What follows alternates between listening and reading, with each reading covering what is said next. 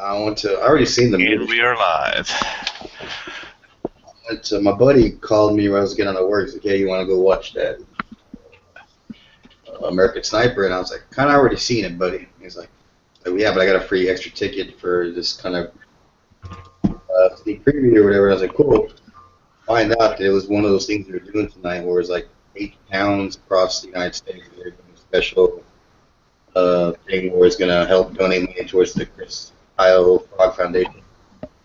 So we get there and it's pretty cool, and they give you they give everybody a medallion for the foundation, and a little pamphlet on what it's about. So it's pretty sweet. I got to watch the movie in 3D, or not 3D, but IMAX style theater, and it's cool seeing it again. Good.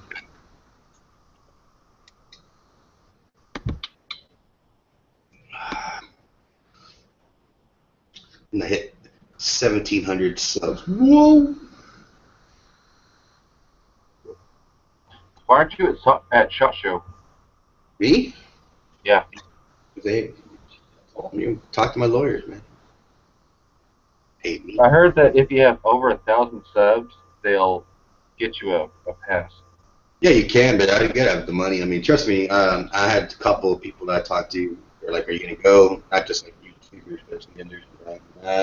I'd love to, man. But I just it's on the card. Once my wife, applies her college work to get in the job, maybe in May, I definitely want to go for at least 2 days, check it out. But this year now, it's not going to happen. It's crap.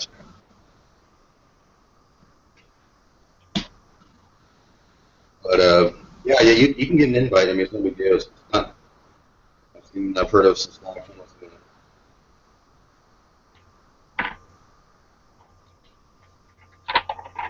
I have a question for you guys. I have a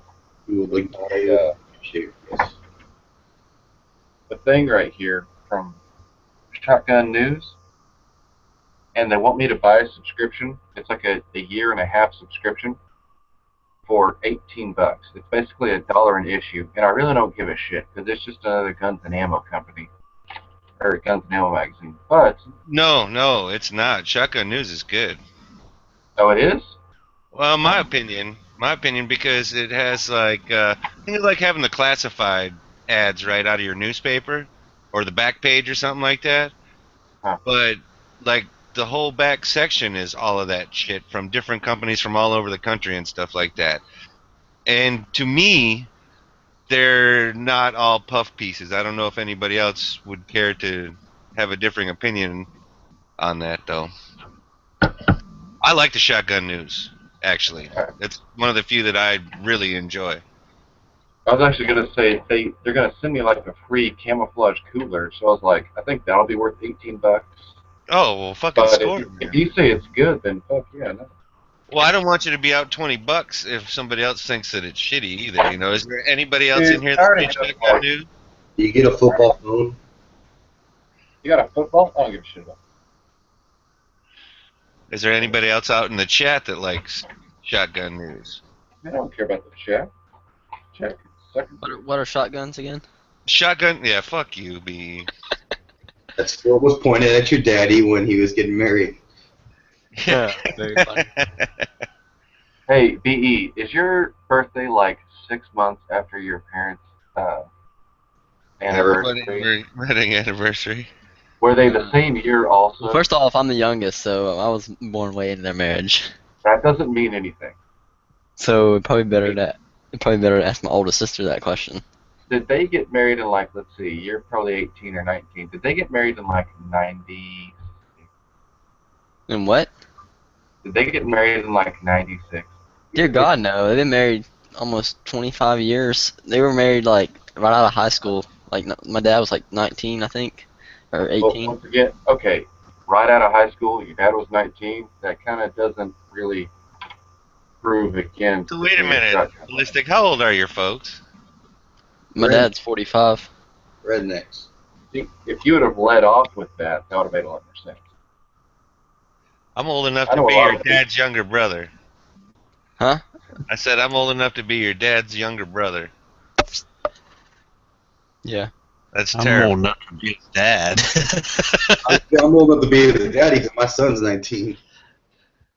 No, man, my parents were pretty young for like compared to the people I went to school with. They'd be like, yeah, like when I was in elementary school, they'd be like, my parents are 40 or 43, or I'd be like, my parents are 36 or something like that. Wasn't there any? So They're barely 30. Dude, What are you yeah, talking about? Yeah. one of my friends, both his parents were like in their early 40s when he was born. It's like, yeah. yeah, People, we're there's, both in college right now, so his parents are like in their 60s. Like, it's That can ridiculous. be. and that's That can what's be weird because tough. my grandparents are like that age. Well, one side of my grandparents is, the other ones are a little bit older, but yeah, they're like I upper mean, 60s, mid his 60s. almost are too. Pink, are those stickers or are those patches, Mr. Panther? Those are the stickers there. I got the patches too. Nice. I only ordered one patch. It's pretty nice. I freaking need more Which gear one to did put you get? patches The on. skinny one or the bigger one? I got the skinnier one. Okay. I got both. Yeah, that's what I ended up with because I couldn't decide at first. I'm like, oh, there's one where I can just take one of each. Click. It was easier than making a decision. I gotta send Quark his every second matters patch. Me and him traded, and his one he sent me already freaking got here. I've been so freaking busy, I hadn't taken the time to go by the post office and drop it off. Cause he had a tan one, and I completely missed the Whoa, buy-in for what the are you tan getting? ones. Huh? What are you getting? I got a tan every second matters patch. I'll turn my camera on. You can see it. Oh Did you well. trade I that bought with? 2 of those, and something fucking happened because But I got mine from they Quark. never got in the mail. They Yeah, never got to my place. well, I was talking to Quark, and I was like, yeah, I completely missed those. I don't even know. The only reason I saw them was because one day I just saw a picture of G-Web's using one on a picture or something. I was like, whoa, where did those come from? And apparently they had a campaign I completely missed. And he's like, oh, I told him I had an extra black one. He's like, oh, I'll send you a tan one if you send me a black one. I'm like, yeah, sure. So I got it mailed up in the uh, in his in the envelope, ready to ship out. I just gotta go get stamps on it and mail it. You trading that with Court? Yeah. Yeah, I got a couple of those tan ones. I bought them off of his Gear Whore patch or page. See, I ended up going for the Indiegogo. I don't like when I got on the first one or whatever that they did with Indiegogo. I think I pressed the little box that said yes for email updates or whatever.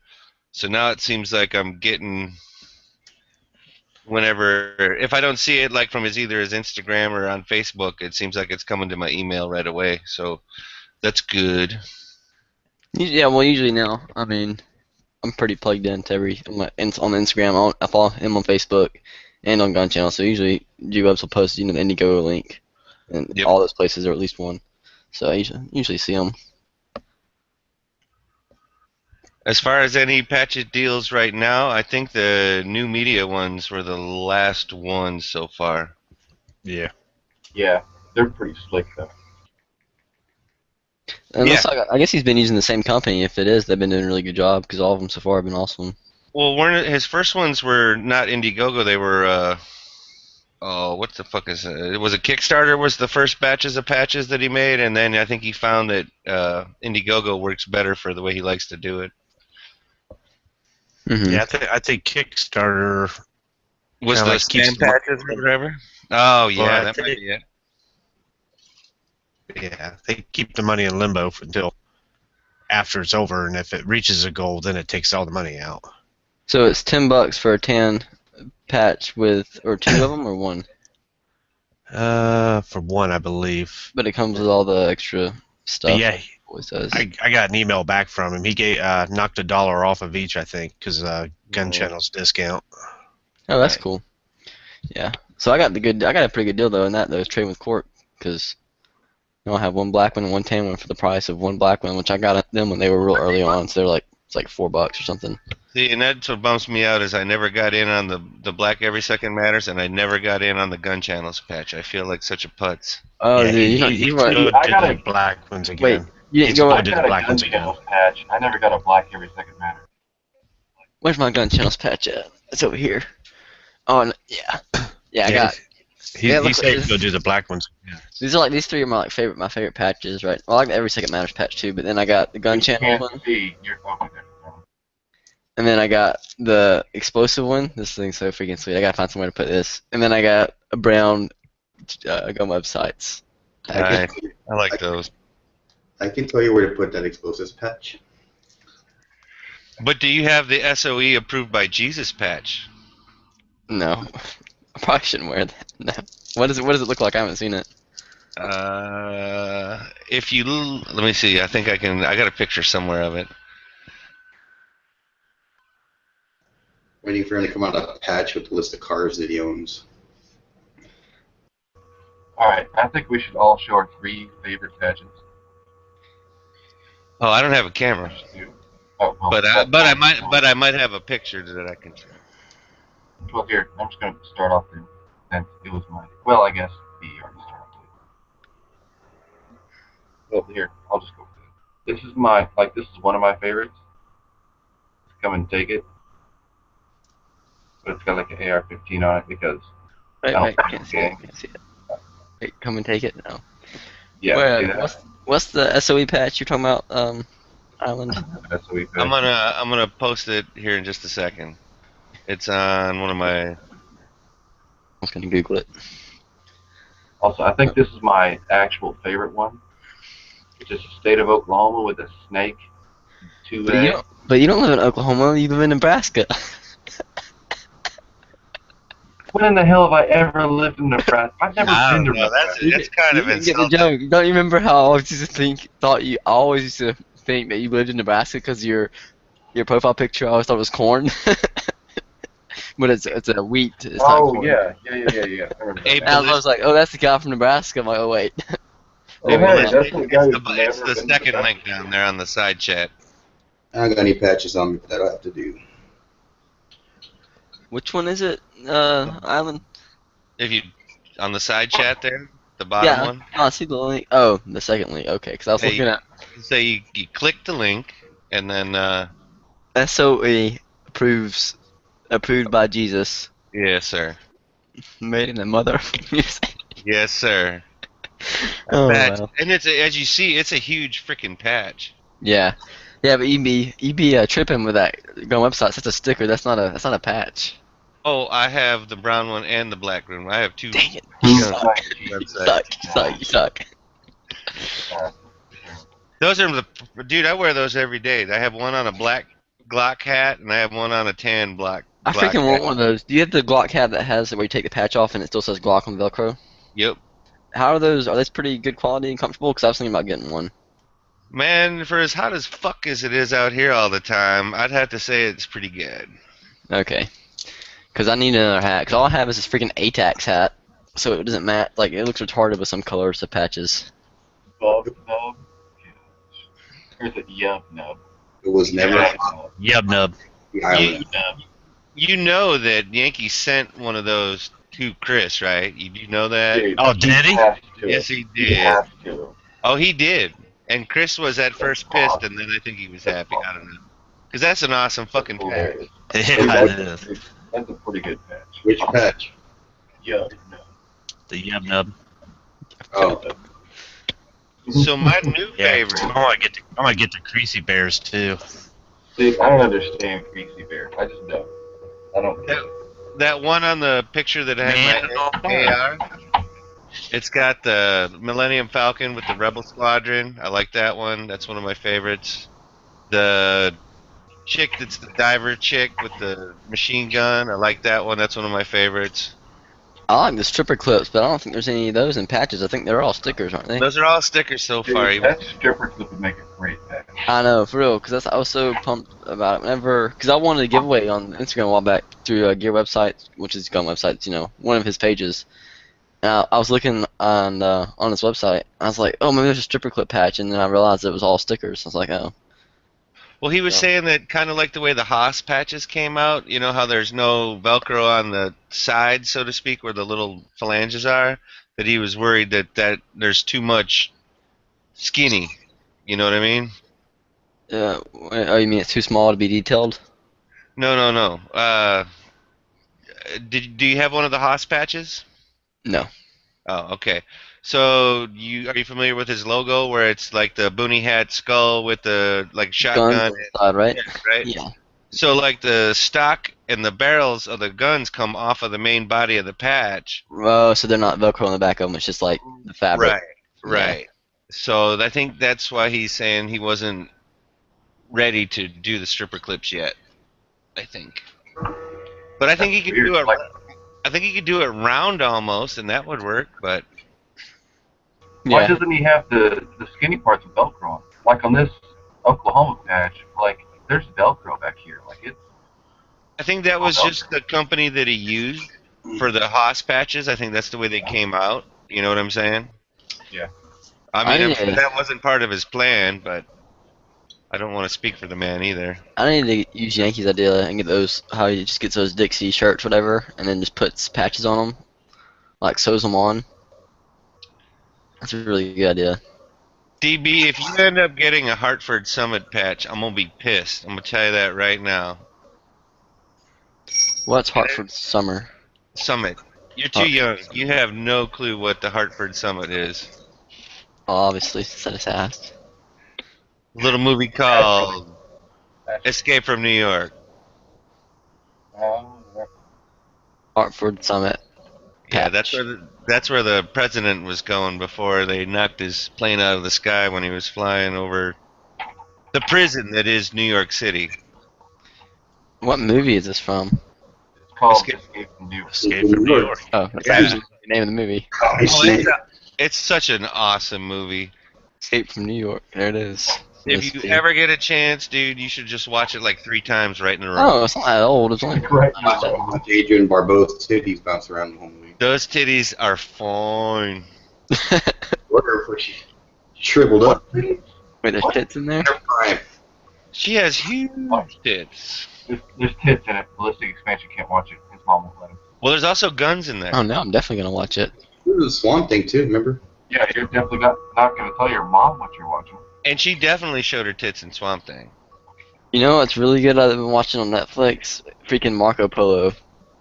I don't Oh, have I need to Netflix, watch man, that. but I want to see that. Dude, it's awesome. It made me freaking not do my homework the other night because I was like, I'm gonna watch this instead. Nice. Way to learn Dude, who something. the hell had homework Monday night of syllabus? I didn't say Monday, I said yesterday. Fine, Tuesday night of syllabus week, whatever. Syllabus week was last week, dude. No, this week is syllabus week. Not for me. This is second week. Oh, hey, DB. I wish it could be syllabus week every week. You think we could make a patch out of that one? Oh, you're not going to hear me for 2 minutes. Never mind. DB, why don't you just fucking jump in here? You too, Moon Food. What the fuck? Make me ask all these questions on delayed time. Time is money. What was time again? What movie was that from? If Uh, time is money and money is time. Castaway. He says that, but I mean that's like very common line. That's in a lot of movies. No, it was the movie Sure. that I'm talking about was Volunteers with Tom Hanks and John Candy. Is the movie I'm talking about. Also, probably too old for you to have any idea what the fuck I'm talking about, but that's all right. yeah. Tom Tuttle from Tacoma, Washington.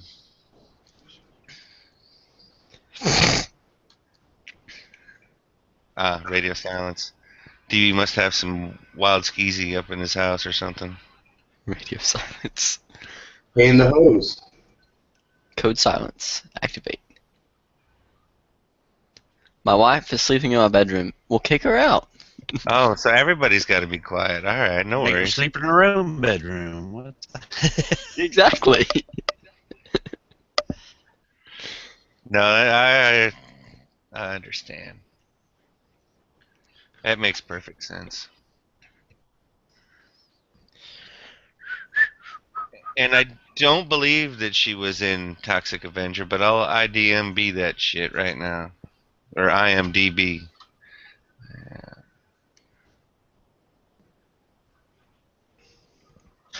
Toxic Avenger. What about Superwoman, huh? What? What do you mean? Movie. What movie? There was no Superwoman. There Yeah. was. It's The Supergirl. Bond? Fool. Supergirl. Okay, my bad. Helen Slater. Ellen Slater, dude. I would put a rock that in the prime. And that had what? Faye Dunaway in it, and some other people that you never heard of. Faye Dunaway, I know Faye Dunaway's. No, I meant the rest of the people in the movie were people that you never heard of.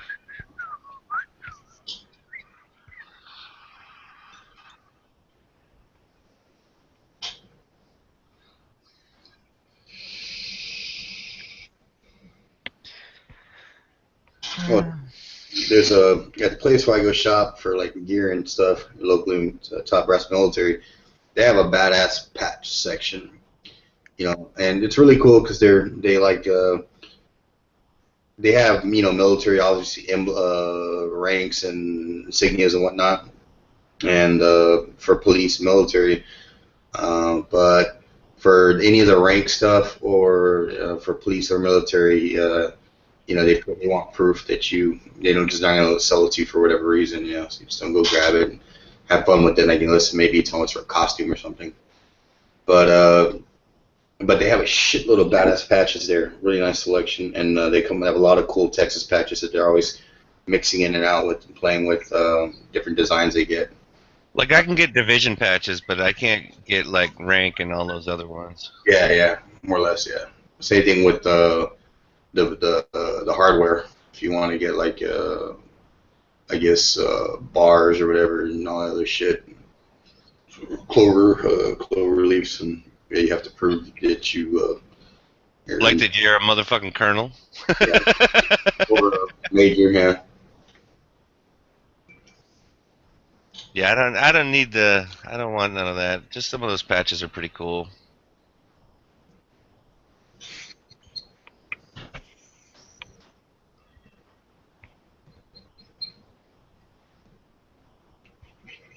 But Dr. No made a point the other night. He was like, "How many guns have you spent on patches?" That's funny. And Couple. up until this point, I had said not even one yet. Depends on what kind of gun. Well, I suppose I don't even think I could have got a high point yet. Keyword there's yet. Yeah. Well, On your way. I just gotta dial it in a little, rein it in a little bit. By the end of 2015, I'll have some patches running off my logo. Well, I might have it redesigned, be more detailed, something coming out. Fortunately, the serpent I originally drew up is just too thin for some people to really produce right. A serpent doesn't have legs, right, or arms? Serpent can have a fucking vagina if I wanted to. Well, they do have that, but they don't have arms or legs. That would be a lizard, No, by the way, no, or a it's reptile. what I want it to be. It's a metaphor. I have no idea. I have no idea what kind of logo I would have if I had one. I came up with that thing like back in like 2000, 2002 or something like that, and it just stuck with me. What logo? His logo. The squiggly line thing. Those people Oh, the one underneath your name on the little shield. Yeah. And I just stuck it. I drew it. It's my original design. I always thought it was cool. It's, for whatever it is. It looks stupid to some people. But yeah, it's mine. Oh, your little doodle. Mm-hmm. Sorry, guys. I had to leave for a second. I heard what sounded like somebody banging on my window, so I went outside and checked on it. My neighbor's parked right next to me, and he was closing his hood. He said he just got done pouring automatic transmission fluid into his truck, and I'm like, okay, that's cool. But he pointed at where he poured it in, and I'm pretty sure he poured it straight into his radiator. Oh. He was like, there was red fluid in there anyway. Isn't it all the same? I'm like, No, it's not quite the same. But you know what? It shouldn't. It's gonna scum it up, but it won't be affected by the temperature. Yeah, it's oil sitting on top of water, so it's probably not going to get sucked. It'll eventually get sucked into the engine. Well, I was gonna say we'll see how strong his water pump is, right? Well, very good point. He's like, how the hell do I get it out? I'm like, I don't know. I can poke a hole in the bottom of it, watch it all run out. No, Well, shit. it's got a drain on it. He could just do it that way, or just deal with it. Fuck it. It's not like I it's mean, the middle of the night there, is it? Oh wait, no, it is. It's dark outside. And shit. it's 11:45 p.m. Yeah, it's fucking Yeah, dark. now But might not be the time to fuck with that. Just well, saying. you like a little sugar in your tank, that's your business. Right? That's worse than the time my dad put a weed killer in his radiator because he had some extra Roundup or something. I wasn't Roundup, it was some cheap weed And killer. it He looked put like it. a Prestone or something. I don't know. He put it in the freaking jug, the antifreeze jug, and What? he forgot that he'd put it in an antifreeze jug. He should have labeled it, but he didn't, like an No idiot. kid. So he picked it up to pour it in his truck. He started pouring it, and he realized it was weed killer. Didn't do anything. It just made the whole inside of the radiator. I mean, it made the whole inside of the radiator turn orange. Hey Z, do you remember that movie, The Wraith? The Wraith with Charlie Sheen Yeah. and Sherilyn Fenn Yeah, with that fucked and up. some other people. Yeah, it sounds like he knows something. Yeah, when Ron Howard's little brother or older brother, that fucked up fucking looking dude. Oh, But- Ben Howard. Yeah, but that part where that fucking dude who's always fucking trying to get high off whatever chemical he grabbed, he's all fucking. Oh yeah. Was he drinking fucking radiator fluid or like that? That shit's got some kick. Got some Yeah, kick. antifreeze. Got some kick, man. Antifreeze will kill you. People, I think there was one case Oh, where a man. wife. That movie was freaking hilarious. That I mean, A lot of people have died from antifreeze. oh yeah. Yeah, you can give it to them. You can give it to them small amounts over time, and it'll chronically make them worse, and they'll Yeah. eventually kill them. Well, the I guy in the actually movie was saw also a drinking show like about that. brake fluid and all sorts of shit. Like he was just trying to Yeah, do everything, you know, whatever. fucked up. And how'd you like yeah. that car? Wasn't it the Ford Probe, basically, before the Ford Probe came out? No, that was a Dodge. You know, yeah, if you noticed in that movie, almost all the vehicles were Dodges, like they were sponsored by Dodge. Probably. That I'm was just saying- Yeah, it was a Dodge The Wraith- Wraith. Oh, because I always thought it looked like the Ford Probe as it was being, you know, each time somebody died, he'd get like a new part for it or whatever. Isn't that how it worked? What no, fucking movie is this? it was some fuck. I don't know, like The Wraith. the race. Every time he died, it like killed a part of him. Yeah. But I was gonna tell you, but no, there were these prototype cars they made. Like, remember Oldsmobile had that Quad Supreme that looked fucking out of this world. This badass looking fucking like track car they made. It looked fucking like almost like that Wraith vehicle. But you know, everybody when you think of Oldsmobile, you think of a big ass fucking 40-foot boat. You know, your grandpa drove. You know, a Delta 88. Isn't that what a Cutlass was? Yeah, I fucking used to drive a Cutlass in high school with my dad. Fucking Cutlass was badass, dude. Especially with like a 350 rocket in that some bitch.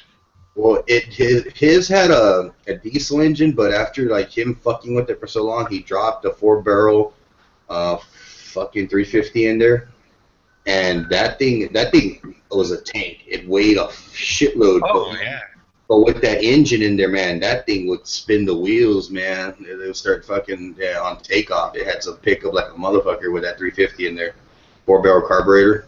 It was like a solid fuel rocket. It took a little while to get going, but once you were going, you were relatively unstoppable. No, once you put that 350, it started peeling out. That's what I'm talking about. When the 350 rocket goes in there, it's like a solid fuel fucking booster. It takes a little bit to get going, but once it's going, it's fucking Yeah, like a juggernaut. Lots it of was- steel. Lots and lots of steel on that car. It was so bad that he finally got sick of it and had somebody cover 2 of the barrels to fucking save some gas. That is not how you do that, but okay. Well, he that car was a whole nother story. How it started off, and he thought he was getting a deal, and ended up fucking a $200 car that he thought he was getting a deal in, turning into like a $2,000 investment. You don't drop $2,000 into a Cutlass Calais. Oh, you didn't say it was a Calais. All right. Yeah. That's like the gold-plated DeLorean. They made like 1 or 2 of them. I've seen one here in San Antonio, or in outskirts of San Antonio. That's We freaking awesome. I think we got 2 on island, but they're not the gold-plated ones. But you want to fuck up the outside of a DeLorean, just get an oil stain on that motherfucker. Go get a what on it? Oil stain? Yeah, they're stainless steel. Uh, What the hell? yeah, stainless, not no stain. You know what I mean? Well, if you pour oil on it, it'll be stainless steel. 'Cause I Okay, was, at some point, couldn't you just send off your entire body to be like Duracoated somewhere or like Cerakoted? You know, just like oh, have I'm them sure you Cerakoted could. like Patriot Brown or like that Patriot Brent Brown. Bras or It'd be have expensive. like Patriot Ozo. Brown. Have you ever seen? I remember going to the gas station once, filling up some gas. Saw And Motorama? a car that had been painted with. You could see the brush marks on it from. They painted it with a hand brush. With a paintbrush? Are you freaking kidding me? Oh, Oh, Yeah. I've definitely seen that. I've definitely seen oh my that. God. I've seen that, but I've seen it like, but it wasn't like they were actually trying to do a good job. It's only been like on trucks that were like camouflage painted, like old trucks people used to hunt in stuff. That's I it. think I seen that about 2 weeks ago. I've recently seen that on a vehicle.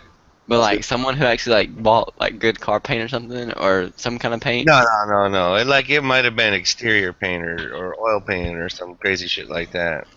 I don't know if it's a true quote or not, but I'm gonna recite it from that movie when that chick asked Kyle, "Are you a redneck?" No, I'm from Texas. Because it's fucking accent. I'm from Texas. There used to, You're talking about the movie American Sniper? there Yeah, used to be a car. I didn't like. The movie's all right. I give it 2 stars.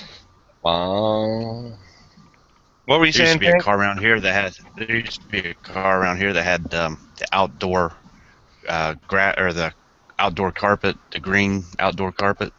Oh God, what? Had that all over. it. Like on the outside of the body? Yeah. What the heck? That's classy. Right there. What is? I've always been I see curious. cats pissing all over that. I was about to say it looks like it's like a giant thing for animals to like rub on and crap and piss on. I've always Yeah, I been see curious that about- happening. You could take the doors off a Jeep and ride around with it. I don't know in your parts, but here in Texas, South Texas, whatever, you drive Jeeps without doors all day. But can you do that without Can you do it with the car? You decide, well, I don't want to fly. I don't want to fix that door anyway. Just cut it off and drive around with the fucking door missing. If you don't want to do what, pay for it? Is that what you said? It's Yeah. not illegal. I'm Like sure a- that you could do it. You would just have like electrical connections like hanging out at the door jamb or like door frame where it used to be connected. Yeah, Well, like as long as out you- here, we have Yeah, safety like- inspections out here. You know what I'm saying? A safety inspection. So if you can't pass your safety inspection, they're not going to let you register your car. Oh, we They're don't have great. safety inspections around here Great. anymore. Thank goodness. But there's guys that'll cut the tops off of their vehicles. Well, in Oklahoma, they got rid of safety inspections. Yep. And then I asked my buddy, because I remember my buddy, he's from Oklahoma City, I think, originally. And he brought his mom's car because his car broke down. I told him, hey, dude, your fucking sticker tag for your inspections fucking expired.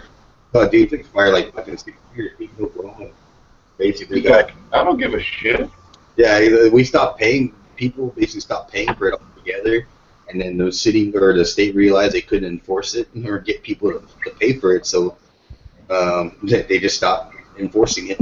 That's Oh funny. man, they'll pull you over for that shit out here, and you get a ticket for it. And then usually what happens is if you haven't kept up your safety, that means you haven't registered, which means that you probably also don't have insurance. So that's like the trifecta. That's like a minimum of like $400 or $500 in tickets, Dear and that's God. if it's your first time getting busted with no insurance. If it's your third time, that's up to a felony. What? I can't imagine how many people get busted that many times. Well, I So, got busted for no. it once, and I've had insurance since then. I I just was gonna decided. say, I'm gonna say a lot of people get busted for that once, and very few get busted a second or third time. No, here Well- I got busted because I was a young Turk that when I was younger, fucking, I didn't give a shit. A young turd? What? Young He said young Turk. Turk. Oh, turd. He used to be on that web show, The Young Turks. That was His I name was is just thinking when he said that. Young Name Turk. is Stink mean- Uyghur. Getting to my point, is that I used to always fucking thwart the law and saying I'm not gonna fucking pay for insurance when I need it. because I drive pretty safely, and now I mean when I finally turned around, about 25, 26, had to get my shit together. I was like, yeah, well, those days are over, man. It's gonna fucking be slave to the grind and buy insurance like everybody has to. Yeah. Shit.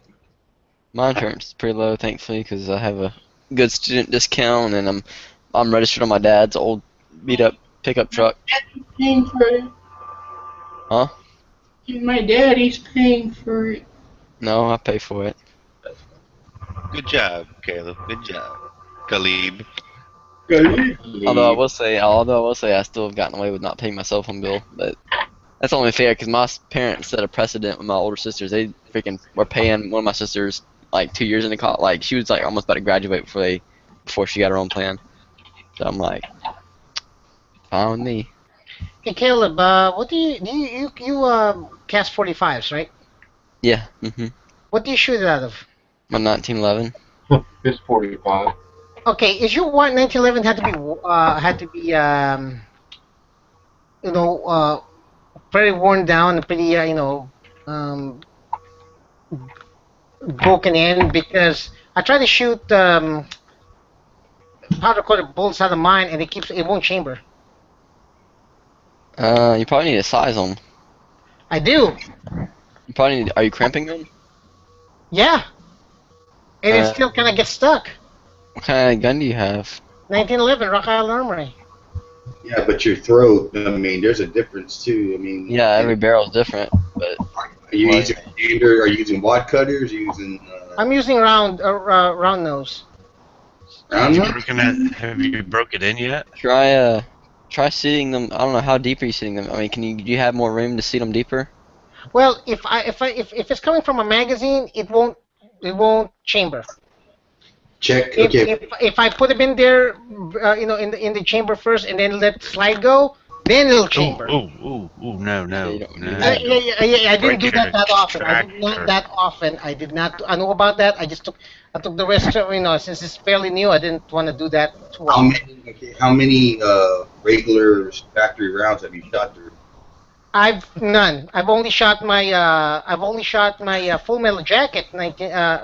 My Full Metal Jacket reloads, which worked perfectly. Okay, that's just going to tell you because one thing about Rias, or at least I have a sister of it, whatever you call it, you need to see that the throat, that's a standard 911, the throat is properly cut to meet the feeding angle of that gun because I had a problem with that and I had to send it back to the Arms Corp. They had to actually, you could tell right away because it was jamming. Plus, I don't care for the magazines they give you with that gun. The ACT mags, in my opinion, sucked. But nevertheless, I had that same issue with jamming quite a bit, and it was the feed angle and the pollet was way off, and they had to recut it, and it was not a problem once I sent it to them. Hey, Edge, what was your break-in period on your Rock Island?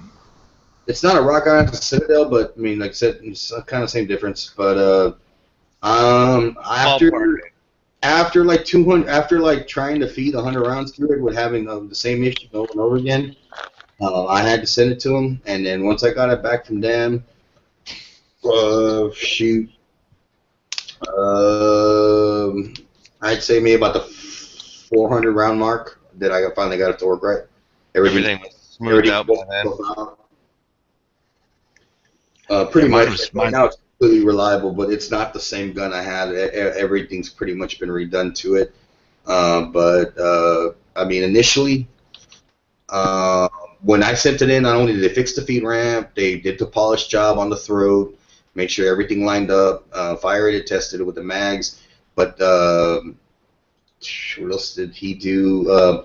Mine also had a problem. They had a 3-pound trigger, a 3-pound trigger on it, and from the factory. That's not normal. So they had to fix that too, and it was something with the sear, and they had to polish or fix it up to get it to run a 4.5 pound. Because if you want to carry a 3-pound trigger, it's cool, but you need to know you're carrying a 3-pound trigger, and it's not normal out of the box. Okay, it's a 1911. You always have the safety on anyway. It's like 3-pound trigger, 4-pound trigger, 4-ounce trigger. It doesn't matter. You have a safety on it.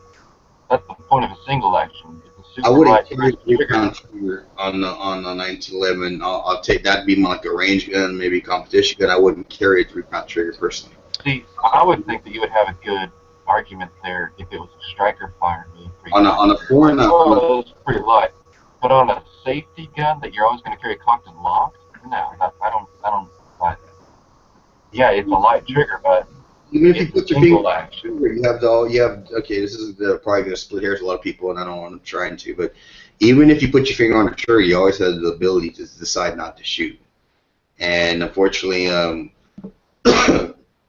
don't know, somebody pat you on the back, or I don't know, it's something that's spook or just distracts you, and you can easily shoot.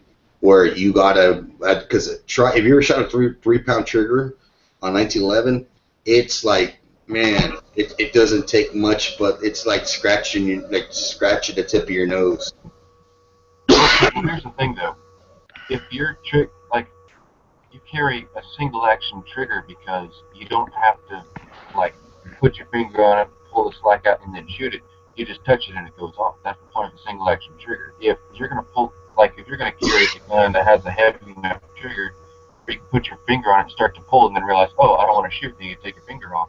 Then 1911. why do you even put the safety on it? 1911. It's like if you've got enough, I just don't understand it. That's the point of the safety. A 1911 trigger is a little different than any other gun, in the respect that you can tune it up to have a 4.5 pound trigger, to have a even heavier trigger if you want to, and with no slop, you can really tune the hell out of the trigger. I've gotten pretty deep at it, but the thing is yeah, you're like you said, you should be the same, but you can customize it to your liking where you feel good about it. For whatever situation. Now, personally, I said on a carry gun 1911, I like to carry around a minimum 4 pound trigger.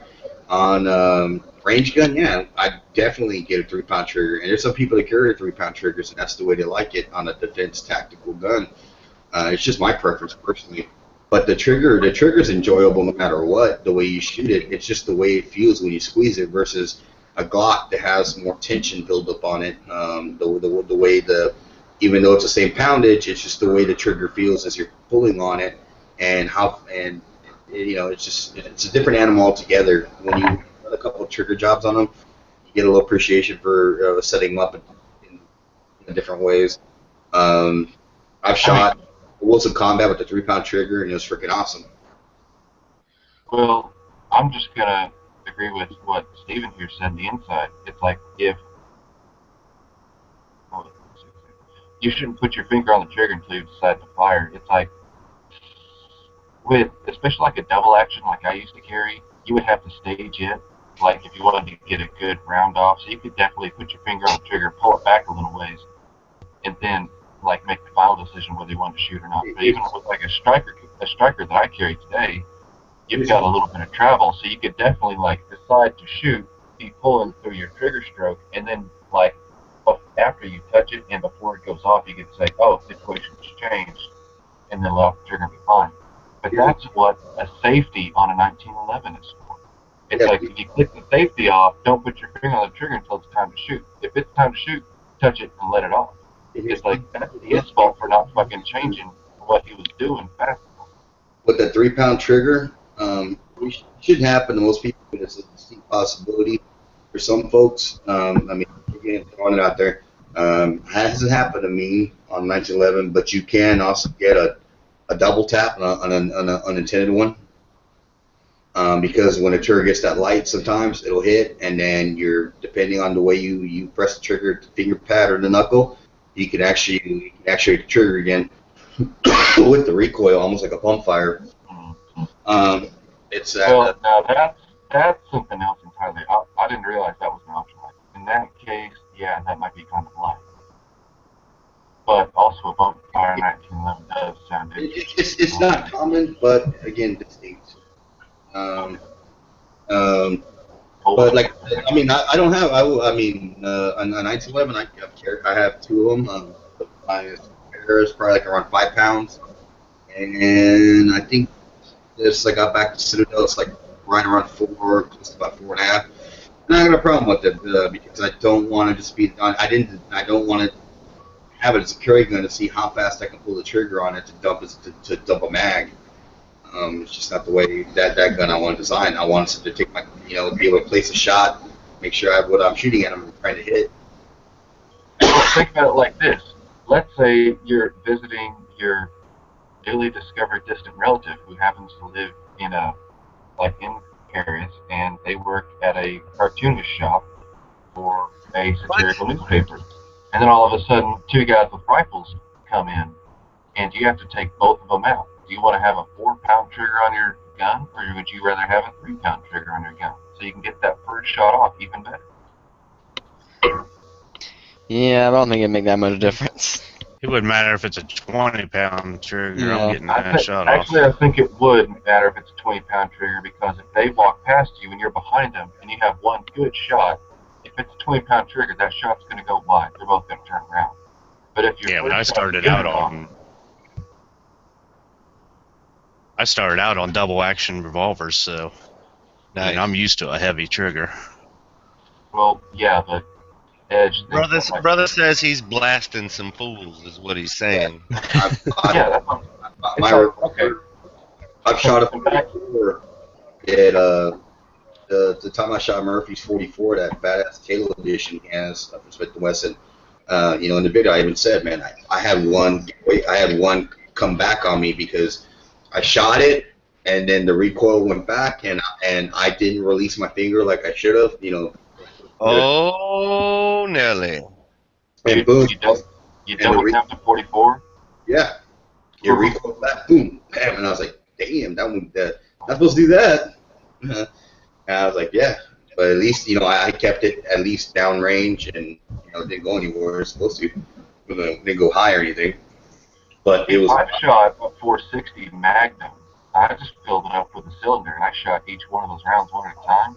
I shot them single action and I never double tapped.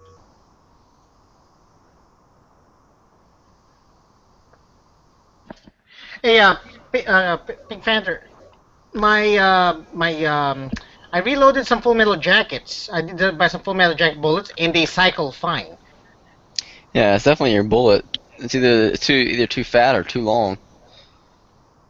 Either your bullets are out of spec or your barrel is fairly out of spec. Well, it shot like the Full Metal Jacket shot beautifully out of it. So I think it's just the bullets too big. Either oversized bullets. I think my sizer's not doing its job right. I could probably get a 451 because they also sell 451 millimeter, size sizers. Let me ask you: when you drop you know how to check your rounds overall length to make sure they're not too long, right? So take the barrel out and drop them in the barrel, make sure it's flush. Yeah, I also have the overall. I usually don't go over 2.255, which is what is listed. Well, they sell that thing too. That little, I forget what device, like $30 that you drop in to make sure the bullet is a perfect fit, like the spec. Case, what do they call it? Case gauge, or I forget what they call it. They make them where you can do like 100 at a time, but they're freaking expensive. I don't know. Yeah, because you're measuring 100 bullets at once down to a thousandth of an inch. Of course, it's going to be expensive. Yeah, and they're like billet aluminum, and they're like really nice. But the good thing about it is you can take your reloads, dump them all in there, and if you have any that are too fat or too long, you'll know it right away. So here's one of my powder coated ones here. I'm gonna go ahead and. Is that chrome powder coat? Chrome powder coat. Yep. This stuff looks pretty nice. Yep. If you're So I'm gonna go ahead and measure the diameter here. See what it says. And it comes out as 452. Perfect. Okay.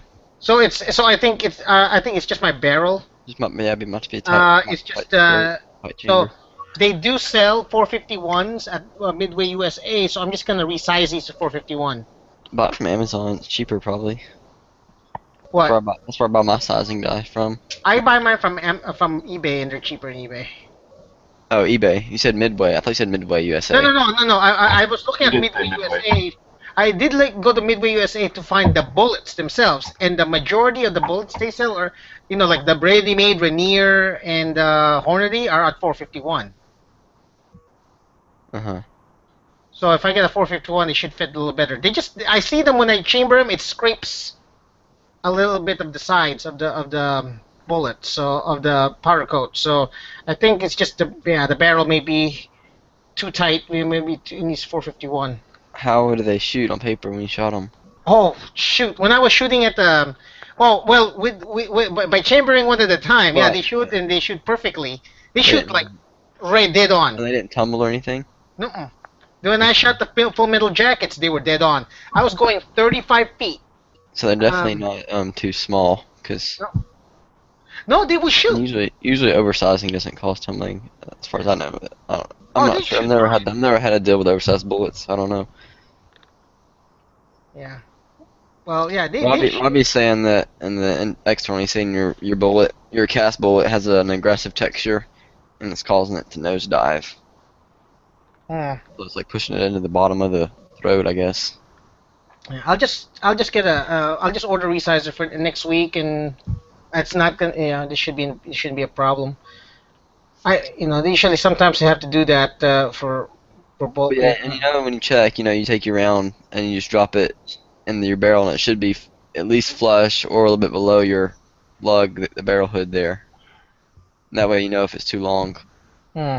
And then if you want to check if it's too fat, you turn it upside down, and if it falls out like that, you know it's not too fat.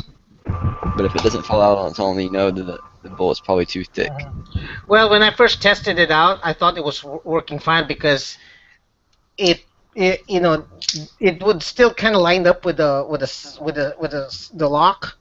Mm-hmm. So I thought it was fine, of course. But then when I took it, took it to the range, it actually did not seat. So when I was trying pulling the trigger, it wouldn't pull, it wouldn't shoot. Hmm. Other than that, though, the 1911 shoots beautifully. Yeah, so I mean, you just have to play around with it and see. That's part of casting your own bullets, And despite the lack of a beaver tail, I didn't get any hammer bite at all. Jacob, did you see that cat wait for the dude to come back inside? Oh no, I didn't see the last part of it. I turned off about 5 or 6 seconds left in. Oh man, the fucking guy, he charges the guy across the room so much so that the guy tries to throw the cat, he runs outside, shuts the door, the cat comes back and stands at the fucking window like, come on in here, you little bitch. Oh, see, I saw that part.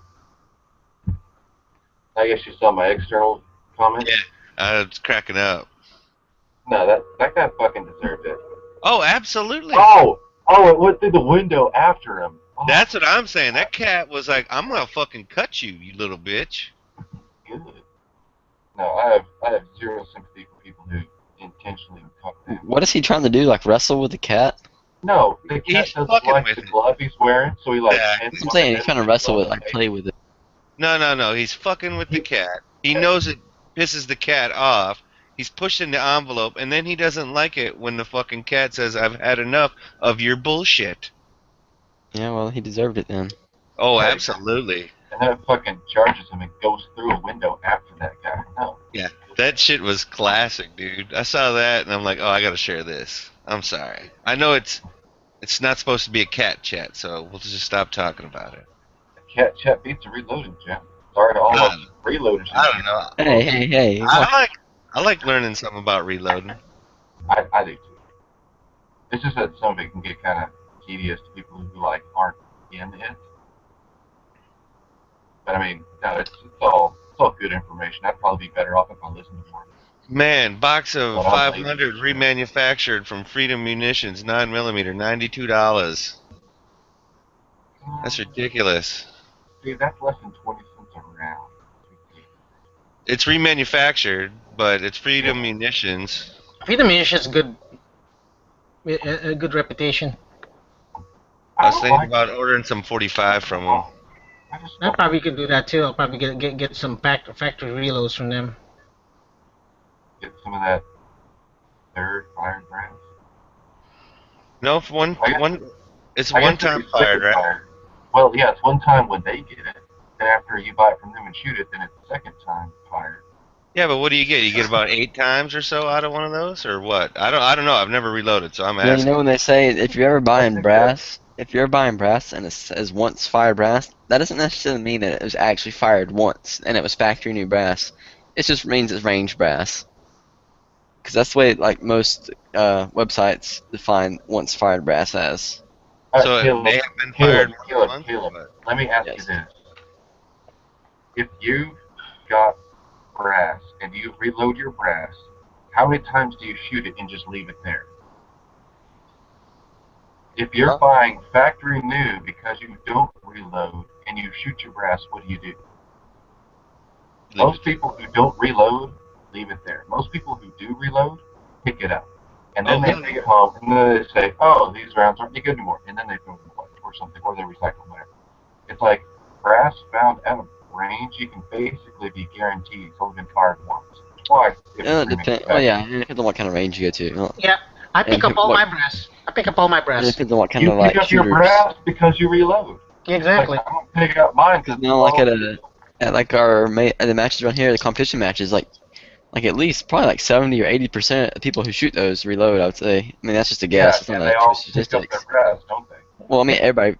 I mean not everybody, but I mean you might have. You can At tell when the brass is new, 80% pick up their brass, don't but Um, what do you call they? this? That's just How I judge if a brass is still good is if there's a, if it, when it cracks, it's no longer good. And no. usually they'll crack like peacefully, like they don't crack and there's a catastrophic failure. They crack, it'll be like a little nip, and then that's it. Then that's it. It's gone. So I don't use them. I'm pretty sure that really low pressure rounds like 45 ACP, you can basically use those rounds forever, or Oh like yeah, until they crack. Like if it's yeah. not cracked, you can still keep using. Whereas like really high pressure rifle rounds, those are the ones you have to use like a half dozen or more times, and then you have to. Oh yeah, you start seeing they start cracking around the neck. yeah. When they crack around the neck, and then and even trimming them doesn't cure it, then that's when it goes. So I've had some 38 specials and 357 Magnum like crack, and those are gone. I've never known a case to crack as it was fired to my gun. I'm sure it's happened. I don't know, but almost every time I pick up range from a match, when I come back home, there's usually at least like I would say around 5 at the most, maybe less, but See, around Caleb's 5 that are problem is cracked. when Caleb goes to the range, he actually sweeps up like some gunpowder that's left. He sweeps up all that extra gunpowder. That How do you what? he cracks so many cases using that range trash. Caleb smokes crack. Oh, it's cracks corn. My bad. What? Good deal. Caleb cracks corn, and I don't care. That's it. So Caleb, I use like for commercial number one, Yeah, I use 5 for 9, 5 for 45 ACP, and 5 for 30 special. So 5 I have grains. 5 grains. Total, all three different rounds are have have three use 5 grains. It's hot for the 9, but it still works. It's actually minimum for the 45, and it's decent for the 30 special. Have you chronoed it for anything? For the 9, it was 1100. For the Oh, do you have 38, like actual numbers like on hand? I want to know like how much it varied. Was it like it was like 1100. I would see like 1050 in there, you know. and So so what was the standard deviation? I guess like what was the biggest deviation you had? You'd say just roughly 1150. from 1150 from 1100. 11 no well no 10 like between 100. So sometimes we get 1050, and sometimes we get 1150. So it's a bit of a little bit of 100. Just And depends. what powder measure were you using to load that? I Or have I use my dispenser. what's your dispenser? Uh, The Lee one where you turn the little handle, the little red one. Hold on, my fucking camera doesn't. Yeah, right here. See those? See those two? So yeah, Yep. it's a flake powder, right? Or Yep. is it more like a pan? Or is it It's more a, like it's a a flake. It's a flake. You've seen pictures? Yeah, I know. the pictures online. Yeah, it's flake. I'm just worried about how it'll meter through my even on the nicer presses and nicer powder measures, they still flake powder does not meter as I check every accurately. 10. I check every 10. It still retains 5. There's like it's either gonna be less or 0.1 grain or more .1 grain, but no more than .1 or .1. No, but no difference .1, and those are acceptable. And you said 5 grains and 9mm was giving you 1100. So I should be For, able to not, load for it. nine, for nine, yes. Yeah. I'll probably be able to load like I'll probably start like at 4.2 or what the minimum and load up.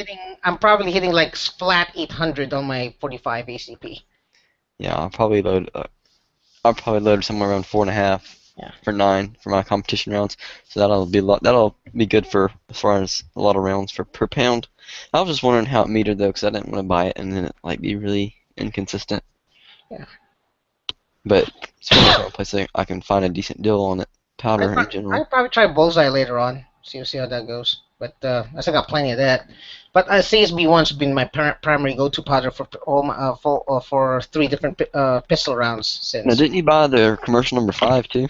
Yes, I haven't touched that. You haven't touched it. It's slower burning, right? No, it's faster burning. What? That's not what it's on the website. Really? I'm pretty sure. I don't know. Hang on, let me look at the description on their page now. Yeah. It says, this is for the description for the number 1. It says, stock up on the high consistent quality commercial 1 powder wad is available. Blah, blah, blah, blah. It's been loaded and tested for these calibers, blah, blah, blah. And then it says, this is like the commercial number 5 we have sold for months, slightly slower burning. Maybe it's supposed to say, maybe there's supposed to be a comma there. Well, it's slightly slower burning. From what I saw, the number 5 is slightly slower burning. Oh, okay. That's what I was wondering. Cause Oh, no, wait. It could be saying that the number 1 is slightly burning. That's what I was trying to figure out. Maybe I was right the first time, so number 5 is faster then. Okay. Maybe it was a grammatical error, or maybe number 5 is slower. I don't know. I can't go to number 5. The number 5's not even on the website anymore, and you can't even see the description for it.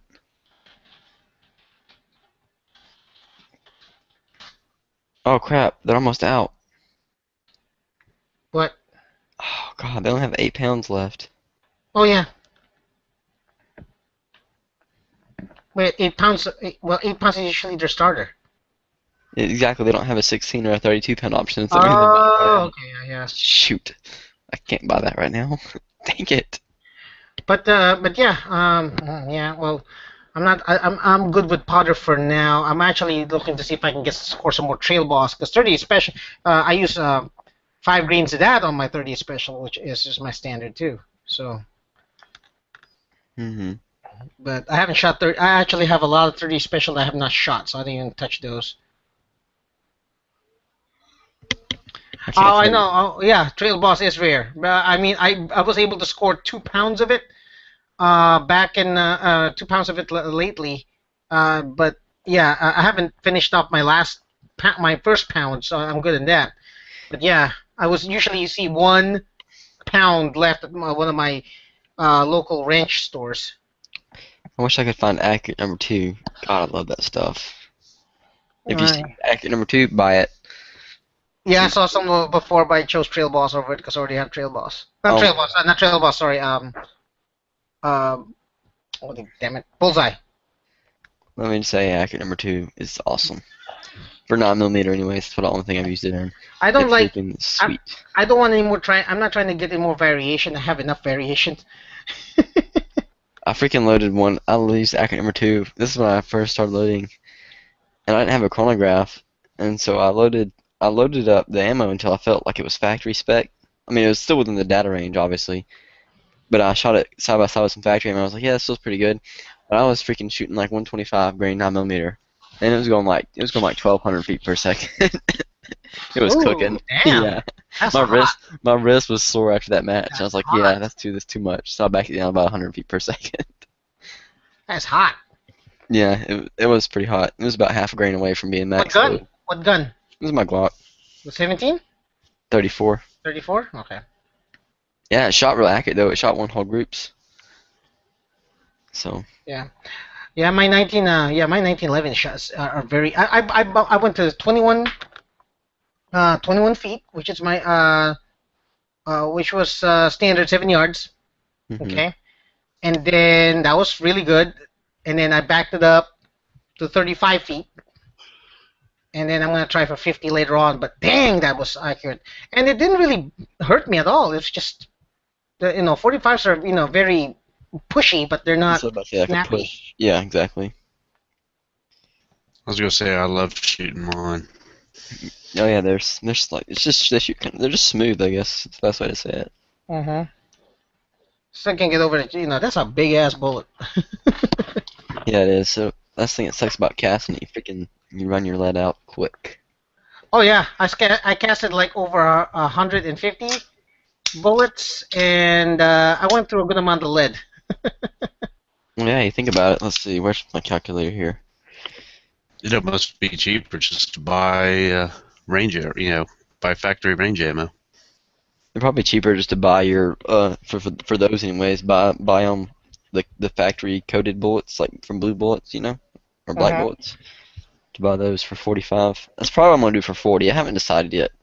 I haven't decided whether or not I want to spend the $80 to reload 40 and plus I'm not, whatever I'm for not, gonna, lead. I'm not gonna touch 40 ever. I am never gonna touch 40 ever. So So let's see. It only takes 30. It only takes 30 45 bullets if you're casting 230 grains to make a pound. 30 of them. That's it. That's not a lot. That's not a lot at all. I'm what do you call this? I don't know if I should get maybe yeah I'll get a resizer see if that works. But I see people with the very very small truncated cone style bullets For what? For what caliber? for 45. I don't know how that's doing in 45, but they're real popular. That's what most everybody shoots in 40, and the truncated cones are really good round bullet designed to feed reliably. One of my 9mm molds is truncated cone. I love it.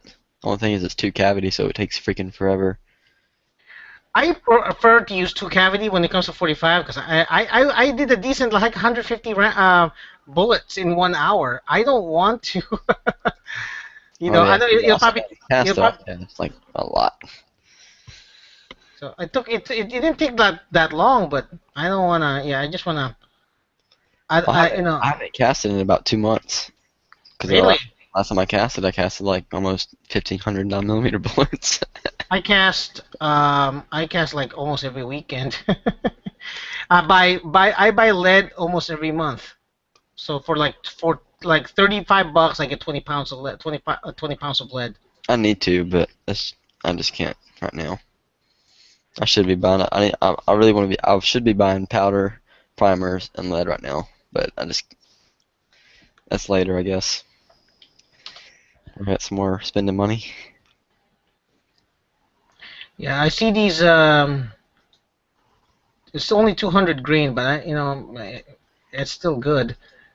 Let's see, like these. These are the shapes right here.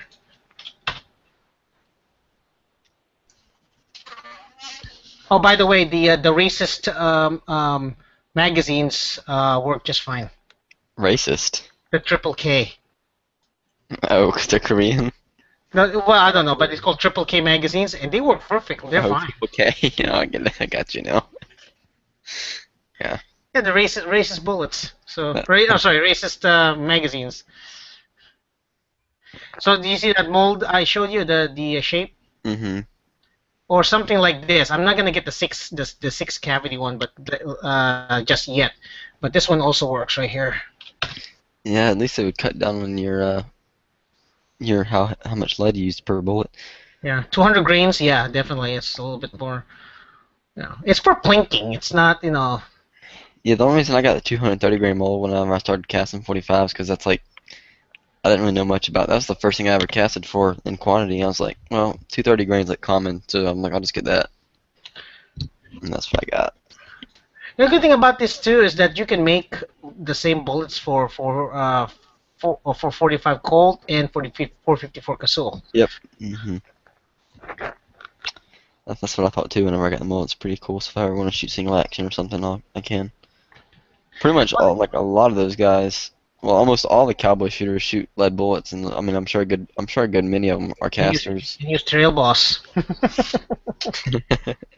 Trail Boss is the powder of the cowboy action shooters. But yeah, the second one I showed you there in just a two cavity mold, I probably want to get that. It looks a little truncated, like it's gonna look fairly small Mhm. What are we listening hell? to? Island Survivor. He's watching porn. I don't know what the fuck this chick is doing, but she's about to beat her kid. While singing? Is that a euphemism? No, I think she actually is gonna beat her kid. Why is she singing to it? Cause she is absolutely batshit crazy. Send. Oh, share the link to that.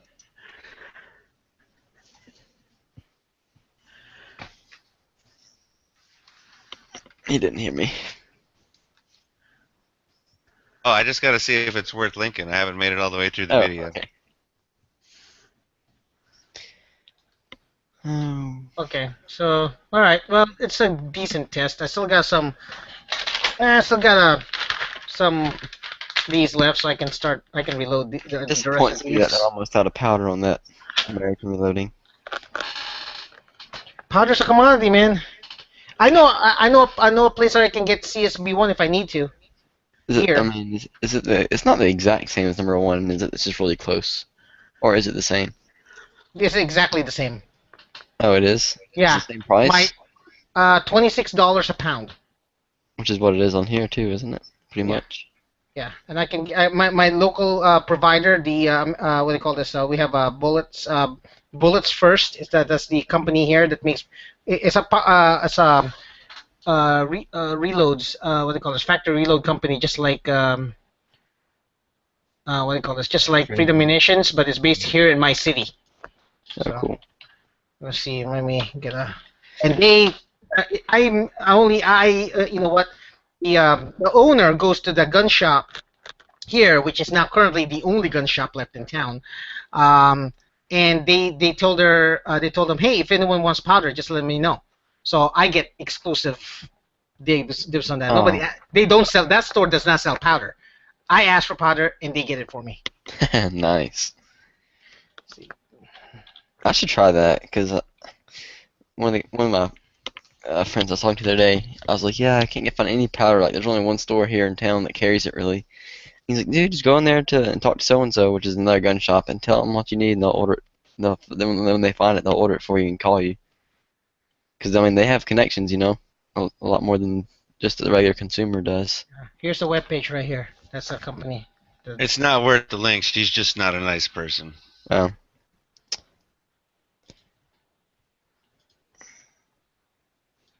Their webpage is very, very simplified. Yes, it is. No, that's It's what I like- should do. I should call the gun shop and be like, hey, like, can you guys find me some accurate number 2? And like, as soon as you find it, order it and let me know. And They just- don't even have 45. Oh, no, yeah, they do. 1,230 grain, 45 ACPs, $330. $330. Dear 1,000. God. Wait, is that too much or too low? We'll just compare to 9mm because you can get the cast bullets that are coated from black bullets. Let me see. Let's see. Their 9mm for 1,000 is 124 grains, 220. Dear God, that's expensive. For 1,000? That's $110. That's not too bad. Well, I'm For an comparing it to average the lead. price. I'm comparing it to the lead bullets that are coated Oh yeah, no. from black bullets. So let's see, from black bullets, if you can get 125 grain 9mm bullets, 1,000 of them for $77. Could you link me, please? Yeah, to this product store. Yeah, black bullets. Yeah. Yeah. There you go. Let's see, it's the 45s are. I don't even know if they sell 45s. Is there a company called Red Bullets? Huh?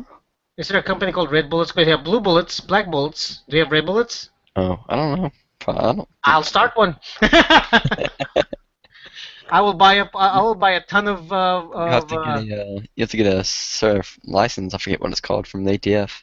Oh, I know. For projectiles, yeah. Yeah. Mm-hmm. $539, $40. Wait, but it's 9mm. Hold on. Look at the 45 ACP. 45 for 1,000 of them is. For $104. Suck my dick. Holy crap. How much was it on the? So that's a third of the price of the other ones you just were looking at. Uh, And they're gonna shoot just as good, if yeah. not better. Well, all I have to do is size mine, and they'll shoot size fine. I mean, I'm cheap. I mean, I'm saving a lot of money now on bullets because of because of what I do. So I got a good amount of 9mm 30 special that I still haven't touched. Typically, the most expensive component, like in order, is usually like primer of the bullet. They're about even, I think. I Yeah. can't remember. It's been a while since I figured it out. And then the case is the next most expensive. The powder is the cheapest component. Typically, no, not in today's market. That's not may not be true. The primers are a little expensive. At least for pistol calibers. Now, if you start reloading rifle calibers, powder is gonna be really expensive because you're gonna put a lot in It there. is, but it's available. That's true too. Yeah. I use the same Magnum powder for my rifle bullets as I use what do they call this 3031 and a 42. I am a 4227 for my rifles. God, I really want to order some of that commercial roll one now. It seems like they only have 8-pound jugs available, so they probably literally only have 8 pounds left. But they get it back in stock every few months. Oh yeah, they get everything in stock like after a couple of months. I mean, they get their shipments from Spain. Okay, I'm just gonna wait then, because I don't really have the money right now. Well, I do have the money, but it would kill me. It would break me. if I They bought were it. out of stock before I bought the number 5 I got. They were out of stock of everything after, and then they came back. And then when I emailed them, the website still says out of stock, but they told me on an email we're in stock, so just wait for the webpage to update. So. You know what everybody has right now? 50 BMG powder. Because it's available and then nobody buys it. Nobody realized 50 BMG. Well, I Almost mean, everybody I know out here that has 50s, they reload it. yeah, but how many percentage of gun owners have 50 BMGs? For out here, a decent amount. Every time that I go to the range, and we're only open 3 times a month to the public, there's at least 3 or 4 guys that have 50s, and it's not always the same 3 guys. Hey, Island, check to see how much the availability of 50 BMG powder there. I will buy some here and I will sell it to those people for for a little bit of a markup. We got to be careful when shipping powder out here. Yeah, it might get dropped in the ocean and get wet. Well, no, you have to have the hazardous materials shipping and all that kind of Yeah, stuff. that's fine. I know how much that costs. That's like $20. That's why I want to mark it up. Rowboat. He'll load up a rowboat and row it over there. That might take a little while. Here's some Russian powder. I'll sell it for $50 flat. That's with the shipping and price. Here's some Russian 223 powder. $180 for 8 pounds. This What's is the name? exact powder. What's the Is name? that a lot or is that cheap? I have no clue. That's decent. Not like pretty crazy prices, but it's decent. It's good. I mean, it's not gouging at all. But Definitely. you can find rifle powder everywhere, though, so it's really only pistol powder that's rare right now. Yeah. I don't even reload rifle in quantity anyway, so I'm screwed until I find.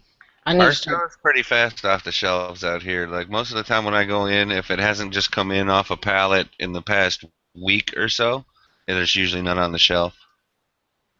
Because a lot of guys out here do reload all sorts of stuff just because it's hard to find stuff on the shelf when you just want it.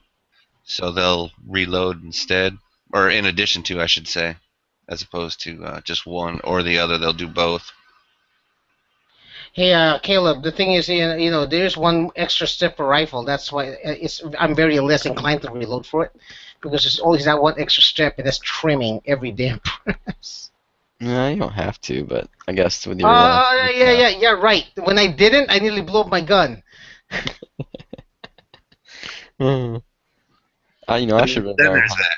Then there's I've never trimmed cases before, but I've never reloaded for a rifle either. Well, I have, but like I've reloaded under 50 rounds probably, or probably about 50 rounds worth total of rifle ammo. So I don't even know how to use our trimmer. I mean, I know it has little inserts. We have one that comes from RCBS. You put little different inserts in it for different cases.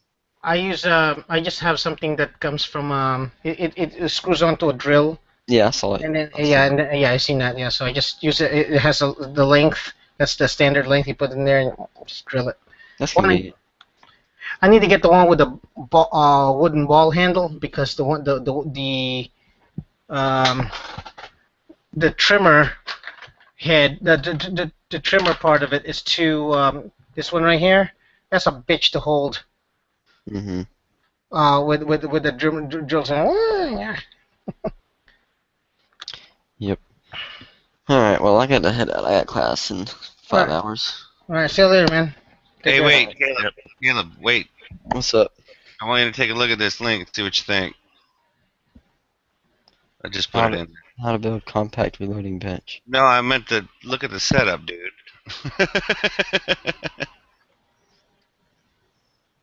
Uh-huh. That pretty much everything, relatively speaking, you need to get set up for a start. That's Uh, tiny. That's a tiny I ass have table. I have a really really small area. I'd probably put shelves up behind it or whatever, but I I had think to I might be expand able my to make table. that big. I had to expand my table, yeah, and I then mean, that would work. I don't like how the table comes way out on the left side. when I started, I had nothing. I had barely a lot of stuff. I had barely any equipment. Now I'm like, I have to put a shelf up on my wall. Have you seen, hang on, let me go to my Instagram page. Ralph posted one earlier. He posted a couple of them. We got kind of in a little back and forth, and he was posting one where it was just like full on all shelves, and it was into the wall. And then Who? there was another Ralph. He was when Yeah, one of the checks. he's got some good pictures of compact setup for presses. Like, some people have them where you can like literally just take them off the table you're using. They'll have them like, they have them mounted to blocks of wood, and they have those blocks of wood like, Sliders. Yeah, yeah.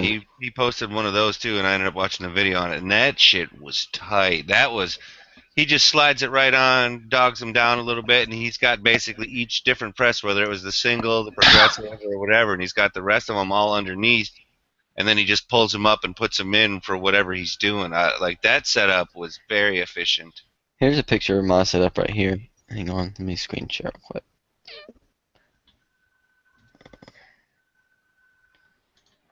Alright, so you see this? Yeah, definitely a tumbler. I had to buy a new tumbler. So RCBS. That's about how big. I have one of those. You see my desk right here? It's like one of those old office desks. It has like a metal drawers on the side. Yep. And the chair just slides right here. And the desk like ends like right on the corner of this picture almost. I use an IKEA particle board table, which is very fucking weak. But I put like 2 pieces of poplar wood in here to support the press. So it worked out. I just had That to make was sure I had to reinforce it. that was one of the things that I liked about that one that I put in there. The dude was using 3/4 inch plywood twice. Mm-hmm. So Just have to make sure that there's enough support for that for the press. oh yeah. Yeah, my press is rock solid. I love it. Especially with that strong mount. It doesn't go anywhere. I love my press. My press is it's a cheap press, but it works. It's Yeah. funny. I checked one of the past couple of times I've been to the range. I'm like, do you reload? Do you reload? And since there's like 30 bays or whatever, and I'm not talking to everybody or anything like that, but each time there's like at least 10 to 15 guys that I am talking to, and most of them that are reloading and stuff like that. I'm like, well, what are you using? What are you using? What's your favorite? And it's like each one hardly had the same one, but they all liked what they used. You know what I'm saying? Yeah. Oh yeah. Press wise or? Yes, press wise. That's what I was getting into them with. And It- they're like, oh, I got a Dillon, I got a RCBS, I got a Lee, I got a Hornady, all this and that. And pretty much when I was talking to one of the range officer guys, he goes, you're going to talk to these guys, and pretty much each one's going to say whichever one they got going on right now is their favorite. I'm like, well, Dillon and I can respect that. Dillon and RCBS are the top, I would say, two. And then I don't Hornady's very close behind them. Hornady's really good too. But I would say Dillon and I like in order of like how well they're made or like how quality wise. I would say Dillon and RCBS could be a trade off, just like personal opinion. Which And then, color do you like? You like green or you like blue? yeah, exactly, and just like a few features that one has and the other doesn't. And then Hornady's like right behind that, or I mean Hornady's dang near close to being like those three tied. And then Lee's like the old standby. Yeah, at least like the begin. Like yeah, I wouldn't get a Lee progressive press. A single stage, yeah, sure. A turret, even their little 4-die turret press, yeah, why not? No. That's what I was looking to get was a turret. Maybe not necessarily a Lee, but But like something that Lee sells that's auto indexing and all that, no, I wouldn't trust it. all right, that's good to know. It's not that it wouldn't work. It's just that you might be a pain in the butt to get it working. The level of accuracy for what you need. What you got to say about that, Steven? So okay, obviously I have a lead turret right here. It was my second press, I guess technically. The Lee hand press is my first press, and it kind of sucks for any kind of massive reloading. I do agree with him in the sense that progressive Lees kind of suck, especially when you can get something like a Dillon, which is going to be great. The progressive Lees actually have, there's like basically websites you can download like pages and pages of tips of how to get them working correctly, which should tell you something about their reliability and their accuracy. They suck, more or less. Okay. You shouldn't have to do that kind of stuff when you get it. I agree. Yeah, So exactly. I think if you're getting into reloading, Lee is a good option for single stage and turret presses, but nothing beyond that. Okay. Oh, yeah, I wouldn't mind still having a Lee turret press. I would like to get that because we have. My dad probably won't let me take it when I move out. I don't want to. We have a RCBS single stage, and then I have my Dillon 550. I'd like something in between that to like do like if I want to do like a somewhat of a high quantity of rifle rounds and still maintain a little bit better accuracy. I was watching the Iraq Veteran 888 do a review on the Lee Progressive, and they say that there's a plastic part there that keeps wearing out. Yeah, I one- saw that same video. I remember watching that. So, And I have a friend local who has one, and he hates it. He tried to sell it to me because he didn't want it. Nice. That's a good friend. Well, he made the price, but still, it wasn't worth the headache. Right.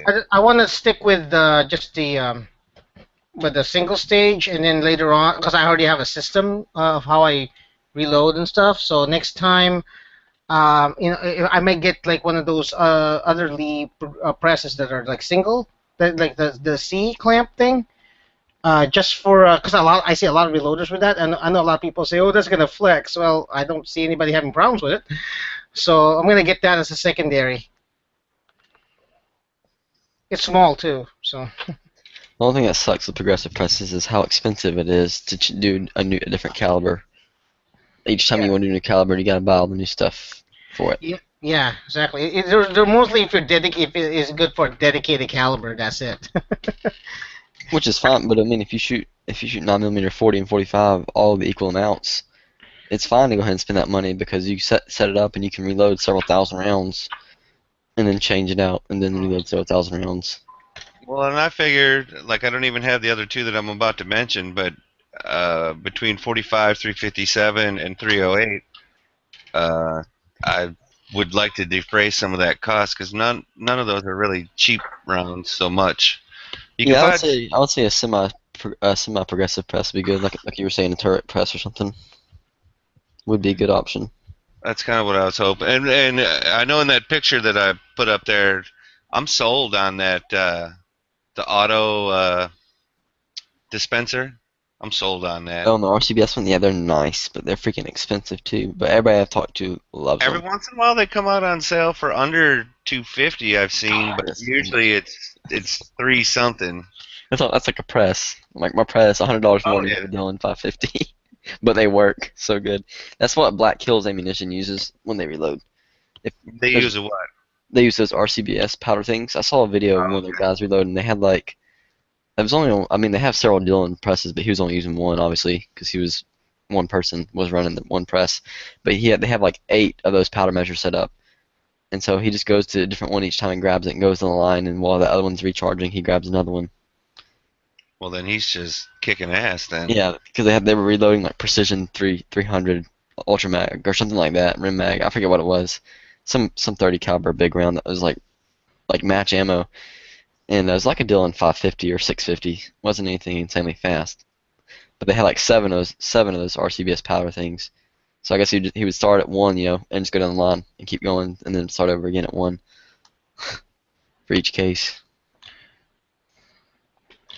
All right, so really quickly, venturing out this topic, what would you guys recommend for 19, no, no, no, a 45 ACP gun that's not a 1911 that's good for carry? Glock 30S I was about or to say. a P227 carry. So I P227? was going to say the XDS 45 just because it's really small and really easy to carry, but you only get 5+1. So I don't mind the capacity. I expect that out of a 45. Well, Well, you can on that, get the extended mag the too. 30S is 10 rounds. yeah, and you get the 36 slide width, which is nice. And Yeah, then there's also the 36, which I think it's 6+1. I But believe you are correct. All right, but I'm out. We've also heard All right, problems. Caleb, you're about to go. See you, Take it. Caleb. Sorry about that, dude. That's right. Well, okay. So, yeah, okay. So, let me take a look in here. I'm at J&G sales to see what they have. 445 ACP of decent price. High point. No. Yeah, that's Oh, Yeah, that'd what? be a light carry gun. Well, son of a bitch! They're selling a Rock Island Army 1911 $369 now. Oh, gee. Son of a bitch! I should have taken the time to drive down there instead of go to Cabela's. that's the ease of convenience, right? Yeah. Actually, I got what do you call this? I had a buddy who wanted to buy it from me too. So, but the good thing is, the buddy of mine, sometimes would loan me the same gun. It's like I need to shoot that gun for a bit. Okay, here you go. I'm not using it for a while, so it's basically much as if I never really lost that gun. He owns it, but he loans it to me. He loans me some guns from time to time.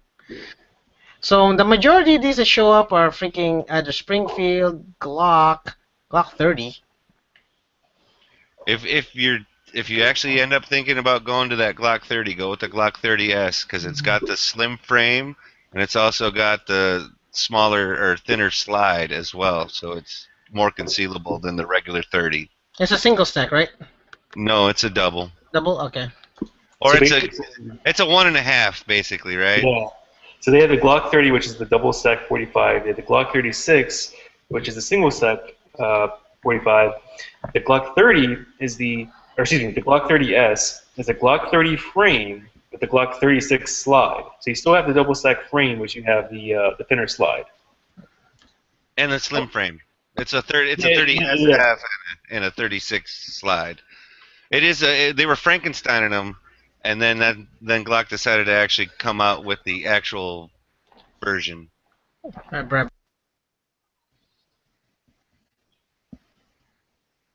It's the only Glock I own currently, but I love it. It's great. Can't hardly say enough good things about it.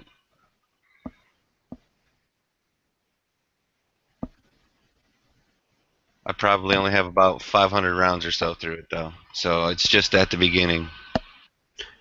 Are you wanting small concealability, Chris? I think he'll be back in a minute, but at first he didn't say anything about capacity, so I don't know. When he comes back, we'll straighten that out. Yeah. Because there's definitely smaller 45s than that if you don't mind the capacity, but if you want like 10 rounds, the P227 carry, the 30S, I'm trying to think what else is small enough. Oh, the Warthog, I guess, from Para. I don't know if anybody would want to send them down that way. There's always Springfield too. Yep. XDs.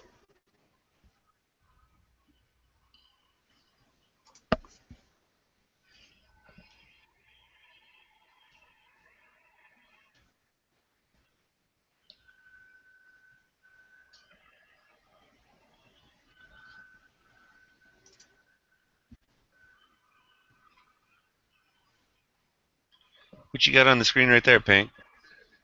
Oh, that's my Rock Island 1911. Nice. Man, that Daytonics that I was putting in the chat earlier when they were still talking about military weapons in Matt's chat, Uh-huh. it's supposed to be able to take STI 2011 magazine, so like, what, 10, 14, or 10, 12, and 14 or something like that. Round mags you're supposed to be able to get for it. But I hadn't seen anything. The MTX, I hadn't seen anything about like reliability. Like, does it? It looked like, I think, an awesome gun. Let me see if I can find a post on that thing.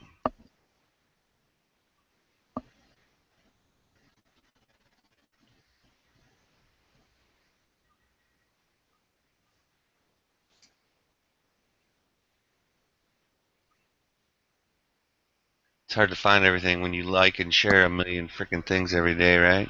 Yeah.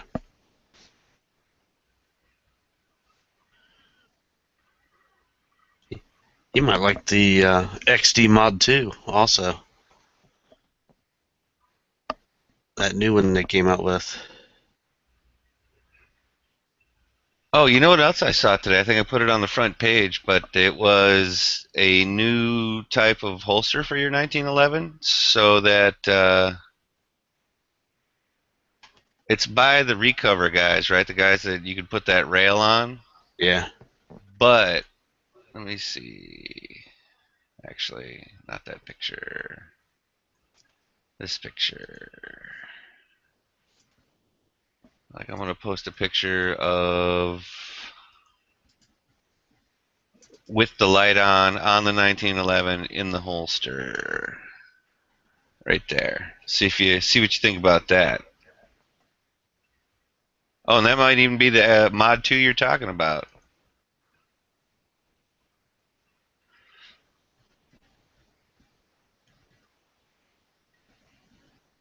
See how That's pretty sweet. see how the barrel comes out the bottom, and I'll put up another picture I got, and it shows you how it comes in and out a little better. Let me see here. Yeah. And here's the thing: they're, in my opinion, for $60, they're cheap.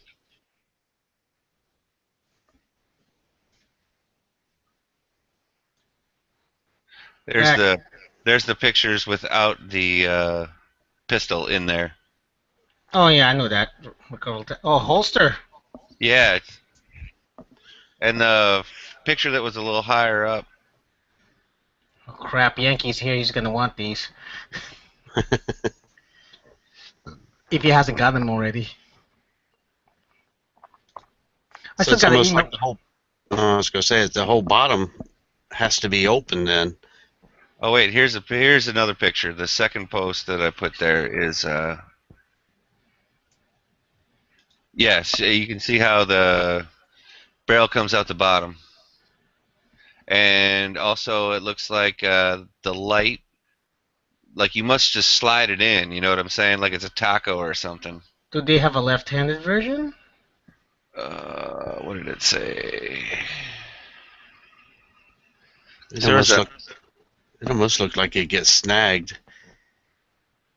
Trying to draw. Oh, there is a left-handed version. They have different types. They have a select color, draw hand, left hand, retention, passive. Okay. And I know, Chris, that this one that I'm posting is not necessarily in your price range, but take a look at it anyway. That MTX is awesome. Which one? Oh, the rail? The one I just put in? The Tontex has their own rail. Yeah. Oh, how much? It's like $1,500. MSR. I'm sorry, what? Yeah, that's why I said it's not. I prefaced it by saying it's not in your price range. That's not, you know, wait, yeah, I understand that, but not my price range. Usually it means will like be $60, $70, but that's a whole gun. Oh yeah, Or that might even be two. That might be two more than you're used to. That's a Kimber. So you buy this and a Kimber, so you pretty much have $3,000 gun. Here's the nice thing though, it's 10 rounder, normal. MTX didn't that wait, this gun? Never mind, it's a gun. Never mind, it's the gun. I thought it was the rail. Never mind. Didn't that win the trials? They were. You know, in the article, it said that it's going to be the choice of it, but it's not the choice of it yet. It's not. Okay. It's just one of the ones that's up for consideration. And to be honest, though, because one of them striker fired, the STX is striker fired, and then the MTX is still hammer fired. I think it has a decent chance if they are serious about getting away from the 9mm. If they're serious about that. Yeah. Because the one for the Marines that they were selling, the Colt, whatever it was for the Marines, that was like $2,300 or something like that per. So this is already cheaper than that. Yeah. Or I should say less expensive. Excuse me. There's no cheap in that gun. What size of gun were you looking at, Chris? Oh, just compact. Oh, I just saw Did you this. see- I just saw an M&P compact in 45. Did you see that link I posted? Hold on. The Springfield? Yeah, the Mod 2. Yeah, I They're saw coming that. out with they're coming out with one in 45. So Okay. If that means a price, I might try out to have a Springfield XD style gun just to as a test. Does that have a pinky extension for that? I believe they do. Let's see. On the extended magazines, though, right? Yeah, Not on the regular mags. That's fine. let's see. It offers 9+1 of 45 or 13 plus rounds with the extension magazine. Yeah. Baller. 13. That 13's for the 9. No, 13 plus ones for the 45. That Really? right there, 13 round capacity for 45? that's a Oh, 14 round. So 13 plus one. So, but see what the Mod 2, I mean, that's just a double stack XDS. That's all that is. It's just a little bit wider grip than XDS. It looks tiny too, man. I mean, that looks Yeah, it very, is. very concealable. Yeah, 3.3 inch barrel. So, Yankee, hey, any thoughts? I mean, they're decent shooters. I will say that. How do you like the grip safety on that thing? It doesn't affect me at all. All right. I mean, you gotta think. You wrap your hands around it to shoot it. You've already you- depressed the safety. And you're gonna slide your hand up in there so you don't get the slide bite anyway. So I can see that. Right. Well, hell, let me go grab it real quick. You have one? Well, I've got the XDS. So. Okay.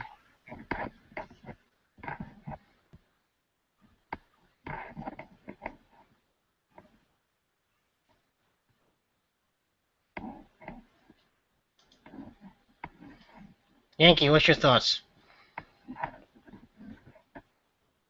Yeah. Yeah, I have an M&P compact as my carry gun right now, 9mm. So I can continue the trend. It'll still fit in some of my holsters.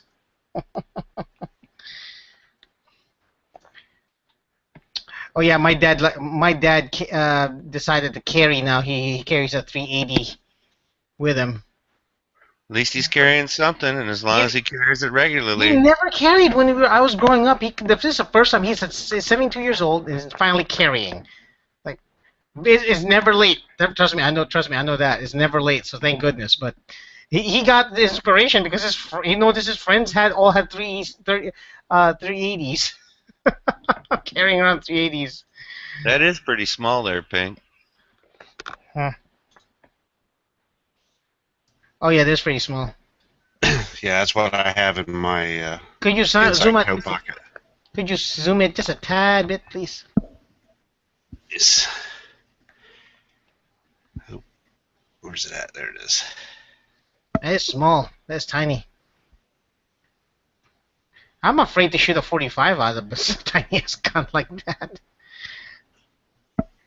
45 That's what I don't was- really kick, man. I mean, that's my opinion, but I don't think 45 really kicks that bad. Oh no, it doesn't kick, but it's still a big ass bullet. I will That say is the part that I do like. that one does have a little kick to it. So, I mean, it's got some snap. There you I go. mean, you definitely know you're shooting it. I mean, it didn't bother me at all when I was shooting it in my 1911. In fact, it was very accurate. I want to try to see if I can go for 50 feet and still hit headshots. Well, that's Yeah, the nice really. thing about a 5-inch all metal gun. You know, it's gonna stay pretty flat or pretty straight. You know. Mm-hmm. And see that's the difference between let me see, 1911 and the XDS. I mean, it's thin. That is. So that Mod 2 XD was it? What did I post? Yeah, the XD Mod 2. It's gonna get you back to about the 1911 grip because it's I think a staggered double stack. Right.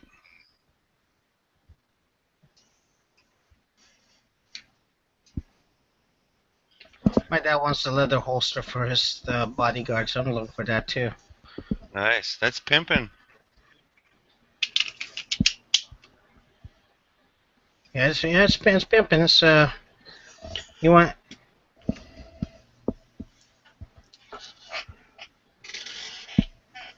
It's like about time he start carrying something. Well, Never too late, I guess. He might just be at the age where he doesn't feel like he needs to whoop somebody's ass anymore. True. I mean, he was having a hard time pulling the slide out of that gun. I had no problems pulling the slide. He was like, I was like, and he's a big guy. He was having a hard time with the 3.8 pulling the slide back on the 380. Yes, Oh boy. I did not. Oh boy. Weren't you trying to talk him into carrying a revolver before, or was he thinking about carrying a revolver before? He was carrying a revolver before. Okay. He was carrying the Taurus that I have now. He gave me that Taurus. Okay. I knew it was. I thought I remembered something like that. I just didn't fully remember the specifics. He has for home defense. He has a Taurus 66 revolver, 7-shot 357 Magnum, and on his and he also has a shotgun, one of the Winchester SPX shotgun. So, but now the 380 that he carries that around him, he carries that around now. Now, do you think he was having a hard time with that slide because it's kind of skinny, or do you think it was the actual spring tension? The spring tension, it's just kind of tight. I mean, it was noticeable when I pulled it, but I'm used to pulling slides, so it never really gave me much of a problem. But I can tell, and I can understand how he would be struggling. Okay. Because I don't know of anything that makes that easier. You know what I mean? Oh yeah, no, I don't think it's any easier. So basically it's either Glock 30, an XD 45, or what's that designation for that? XDS, right? Well, no, mine's an XDS, but they're coming out with an XD Mod 2. Okay. Yeah. And that is. And XDS is not bad price still. The XD is a double stack. I don't mind that. Man, they had the FNX. I know that's not a compact, but they had that on sale at what is it? Something Prepper or man, something Prepper, and it was like just around $500. Like it was super, like $200-300 off a regular price. Let me see. Let me see what Grabigan's got.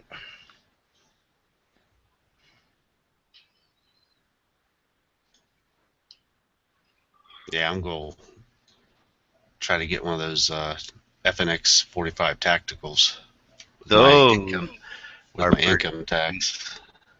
Yeah. No, my income tax will go to fixing my freaking ceiling. You have a leak? Yeah. Shitty. Yeah. After Duct tape. I could fix it myself, but my parents are very close, and they usually they'll tell me, no, we'll get a plumber and a freaking drywall guy, and then just pay us back. Well, they want it done right or what have you, you know, or maybe it's not that it's done right, that it's insurable because it was done by a contracted labor person. I just don't want somebody screaming, okay, we need mold abatement, so that's a few $1,000s. No, shut up. Mold is easy.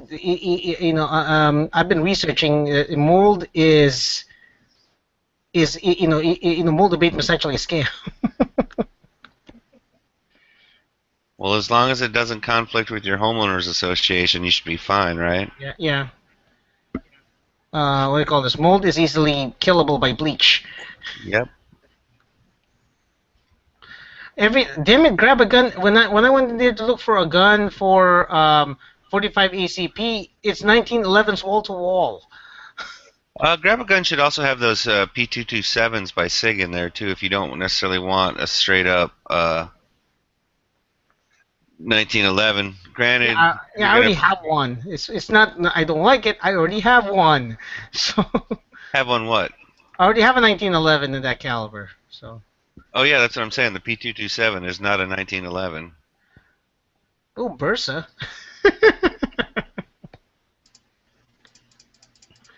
PX4 has one too. Yes, the PX4 isn't so bad either. They have a compact and a subcompact, I believe. For $1,000, I can get a Tommy gun pistol. A rifle, but a Tommy gun pistol. Which, of course, will have to ASBR.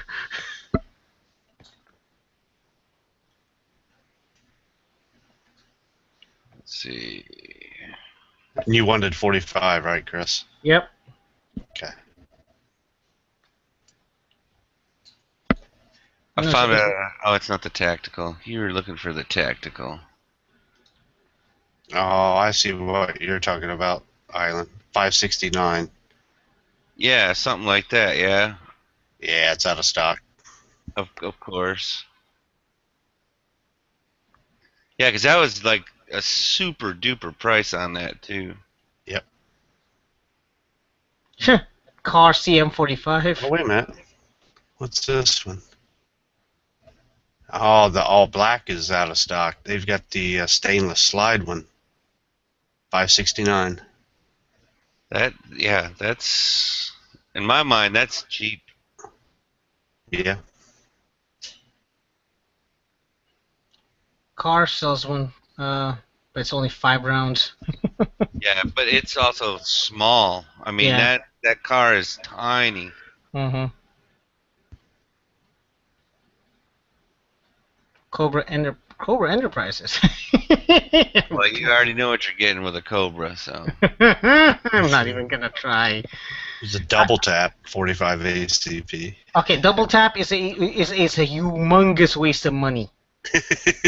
I mean, why would you pay full capacity pistol price for something that shoots 2 motherfucking rounds? Yeah. 234. It's like, good lord, what was like? Who are you trying to sell to? So Somebody that's gonna buy that and put it in their vest pocket. Yeah. Who are you trying to sell to? Californians, New Yorkers?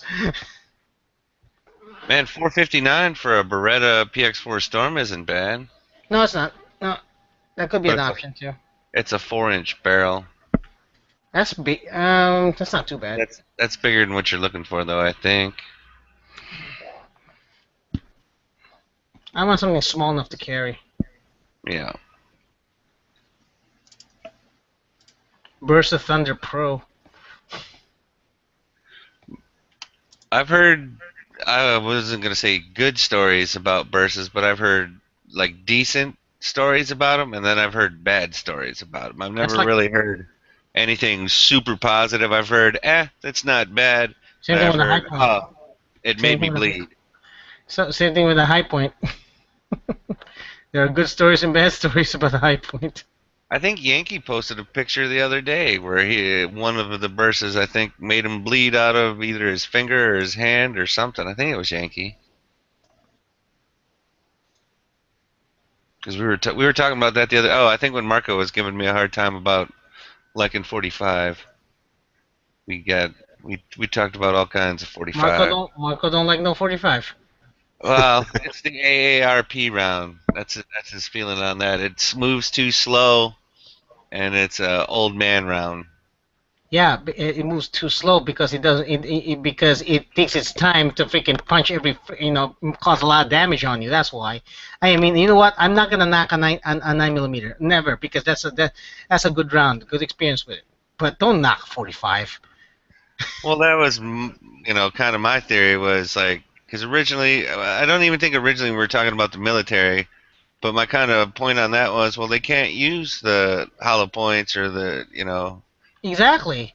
any of that, so they're only being able to use something that puts the hole in. So everybody that says, "Oh, it's got to go fast, it's got to be this, it's got to be that," I'm like, well, then it just over penetrates and it just goes in through and through or whatever.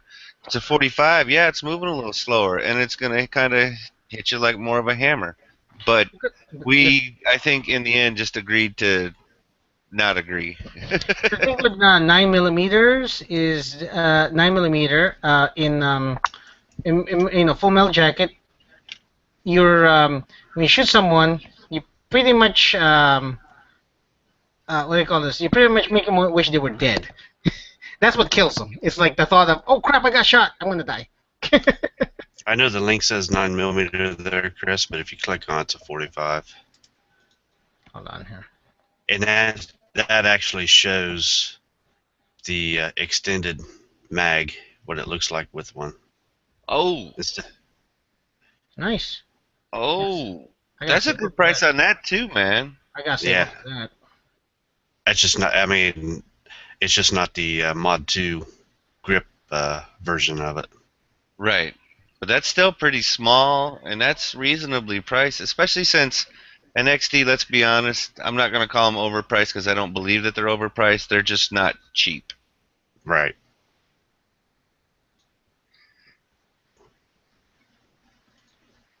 Let's see what Slick Gun's got to say here.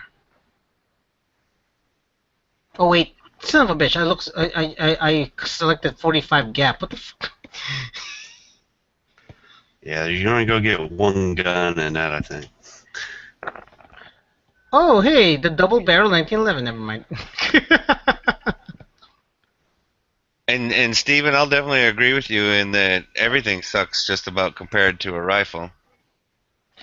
If I ever win, if I ever get some significant amount of money, 6 figures, I'll get me that novelty 1911 that has 2 barrels on it, and carry it. See, if we were talking like lottery money, yeah, I'd have it and I'd probably never shoot it. But if I had like less than that amount of money, I would want one of them Daytonics or something to that effect where, yeah, you're going to blow some money on it, but it's going to be worth it. And you know what I mean? Mm-hmm. Then again, I'm probably also going to have an M1A or... If I carry that, because if I defend myself with that again, the prosecutor will have me, will have my head on a plate. Like, with the double barrel? Yeah, it's like what? Well, so what is your purpose for carrying a gun that shoots 2 bullets at once? I just aim in between them. Right, I thought my glasses are a little messed up, Judge. I thought there were. I have a bad sight. There you go. I can say that I have a bad eyesight, and sometimes I see things double. So this is perfect for that. Figured I was split in the middle. Yep. Because it might be hard to prove stereoscopic vision. I don't know. Yeah. But yeah, that's gonna be hard to defend in court, like while I'm carrying. Be like, just because I can, Judge. Yeah, so right. If you shoot someone in defense and you end up in court, you're probably already screwed anyways. Yeah. In most cases, if someone comes into your house and you shoot them in defense, the cops are going to come. They're going to take your side of the story. They're going to haul away the body, and if they think that you shot in defense, they're going to leave. Oh yeah, that's how it is mostly in Arizona. I'm talking about the streets. I'm saying if you shoot someone in defense and you end up in court over it, not civil court, but criminal court, then you're probably already screwed, to be honest with you. You probably didn't have justification to shoot. So There were too many one questions. barrel Right? or 5 barrels. Uh-oh, we just drew the ire of the master. Hopefully we keep it in line.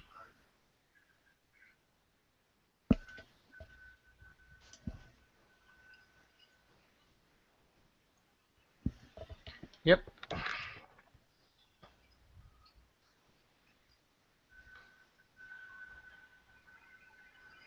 Should be no, what do they call this? Yeah, that's how it is in Arizona most of the time.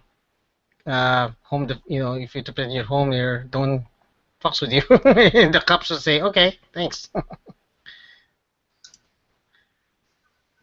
Especially since to get to me, they have to get through the whole house and get on the hallway. So it's not like I freaking and I have alarms on my doors, so it's not like I'm inviting anybody in.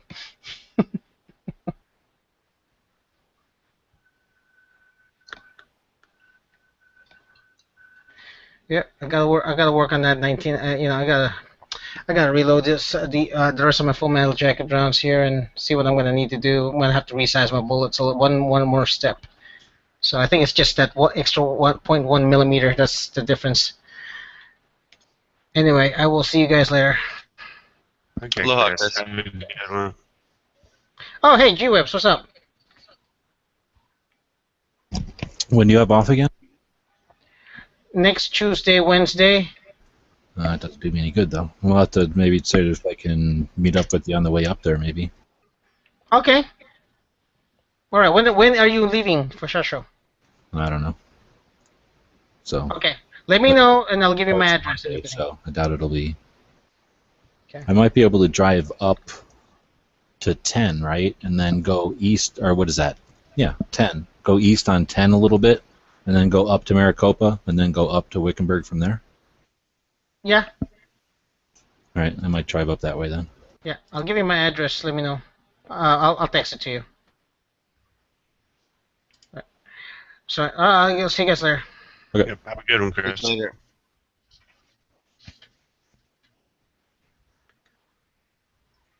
What were you guys talking about? 45s and like the XDS and then the XD Mod 2. I don't know what the Mod 2 is. The XDS is that little 45? Yeah. Yes, sir. They should make some more small 45s.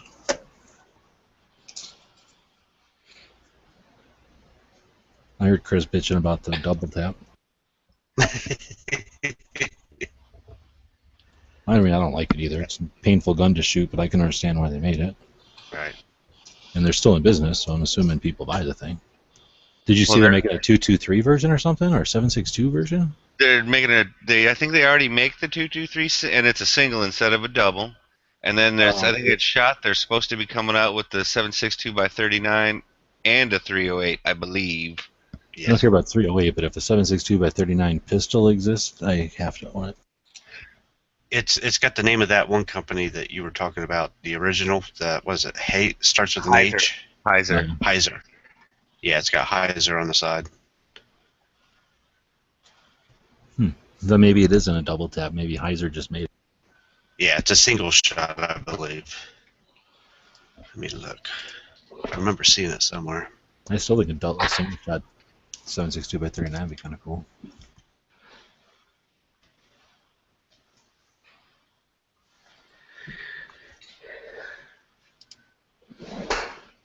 Yeah, the PAR1 is the 223, right? Hold on, all I hear is shit crashing and I don't see a cat, so something bad's happening. Ruh-roh.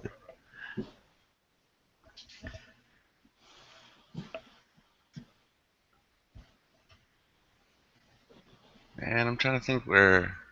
Oh, is that what you're calling it, the PAR1? I think the PAR1 is a. Yeah, the 223. Now, where did I see the. Yeah, because I know I saw it somewhere. Yeah.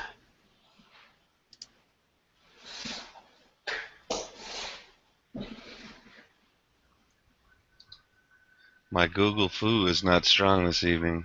I know.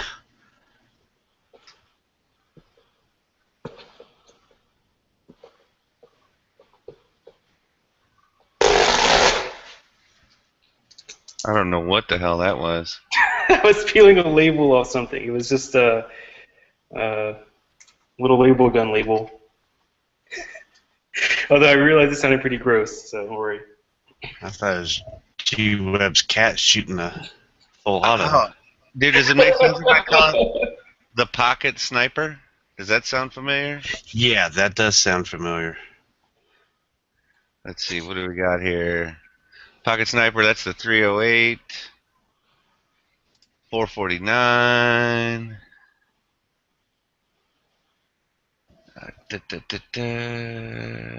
Man, I swear I saw one with the 7.62 by 39 though.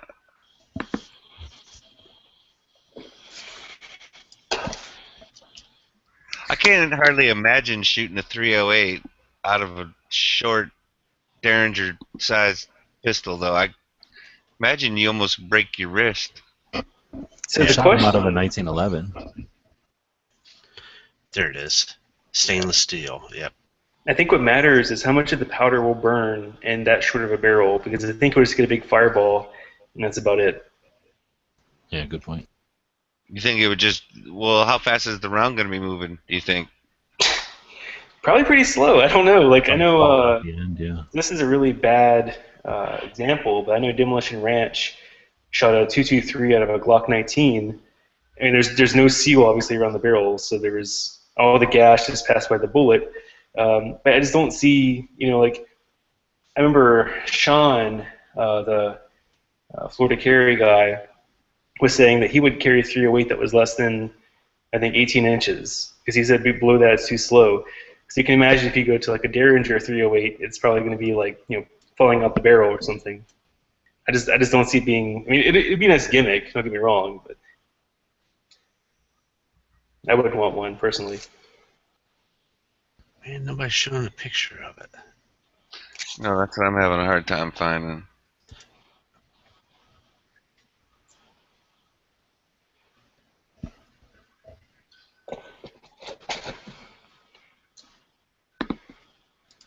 There's that 308 1911 I shot.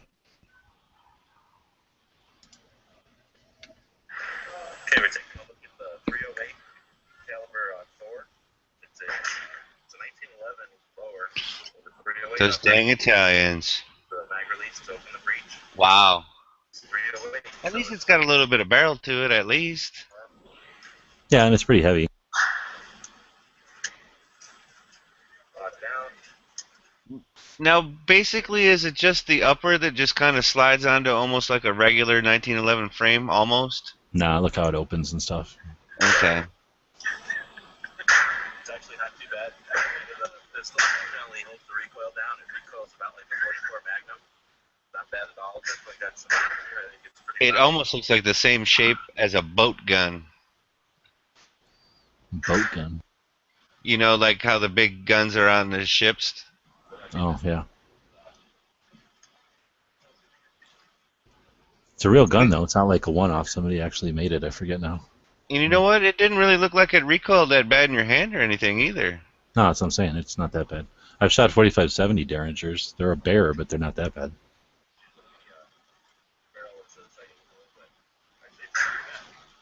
It might have not wanted to eject that round so much, but Shot that 6 years ago. Doesn't seem like that long.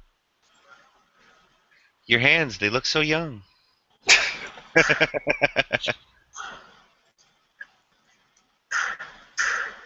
Now, what do they ask for a price tag on one of those? Do you happen to remember? No, it was more than I could afford at the time. Probably $700 or something. All right. Yeah, I feel like with that kind of gun, if you have to ask, you probably can't afford it.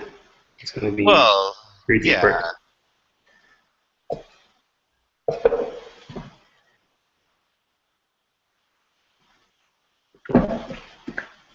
Not saying I could afford it. I'm just saying that's probably the mentality I would have. I'm just trying to think of I what would the wanted it. situation be where I would, what part Oh, of built by what would be Tanfiglio. I put it at the end. Oh, look at all the information I put in there. Shit. Damn. Anyway, yeah, Tanfiglio.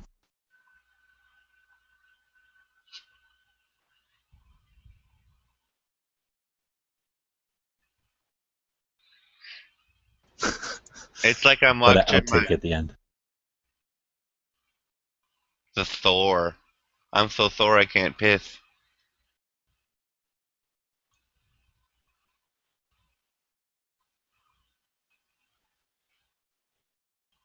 He's in Italy. It's the first time we're shooting it, so we're gonna see how it works. We're dropping in a 380 round. Nice. That's where I saw it. Back then in 2009, I didn't know what any calibers were. I thought that was a 380.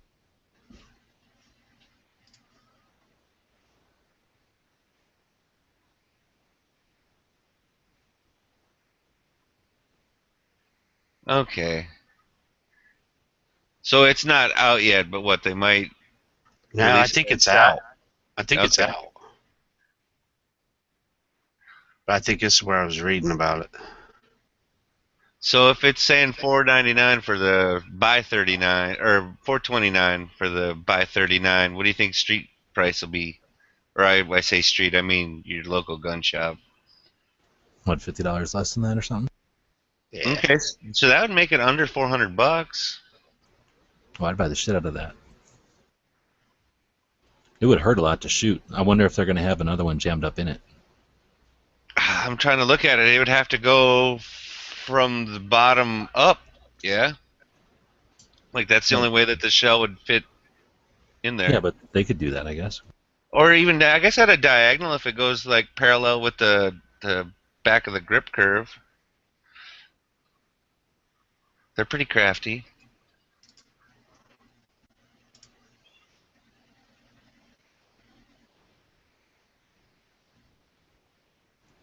What is that? Did you copy and paste that, you're saying? Yeah, it's from the comments in the link. Everyone seems to be hating on it. It's pretty funny. Yeah. People definitely don't like to see new guns. I like this one too. Hold on.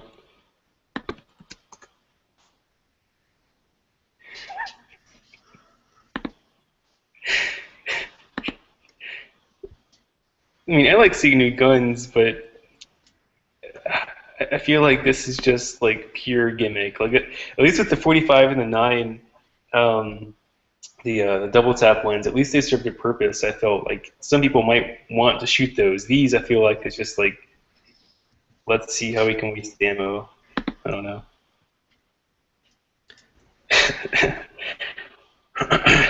Yeah, Island, the Pocket AK is going to be the 7.62 by 39. The Pocket Sniper is the 308.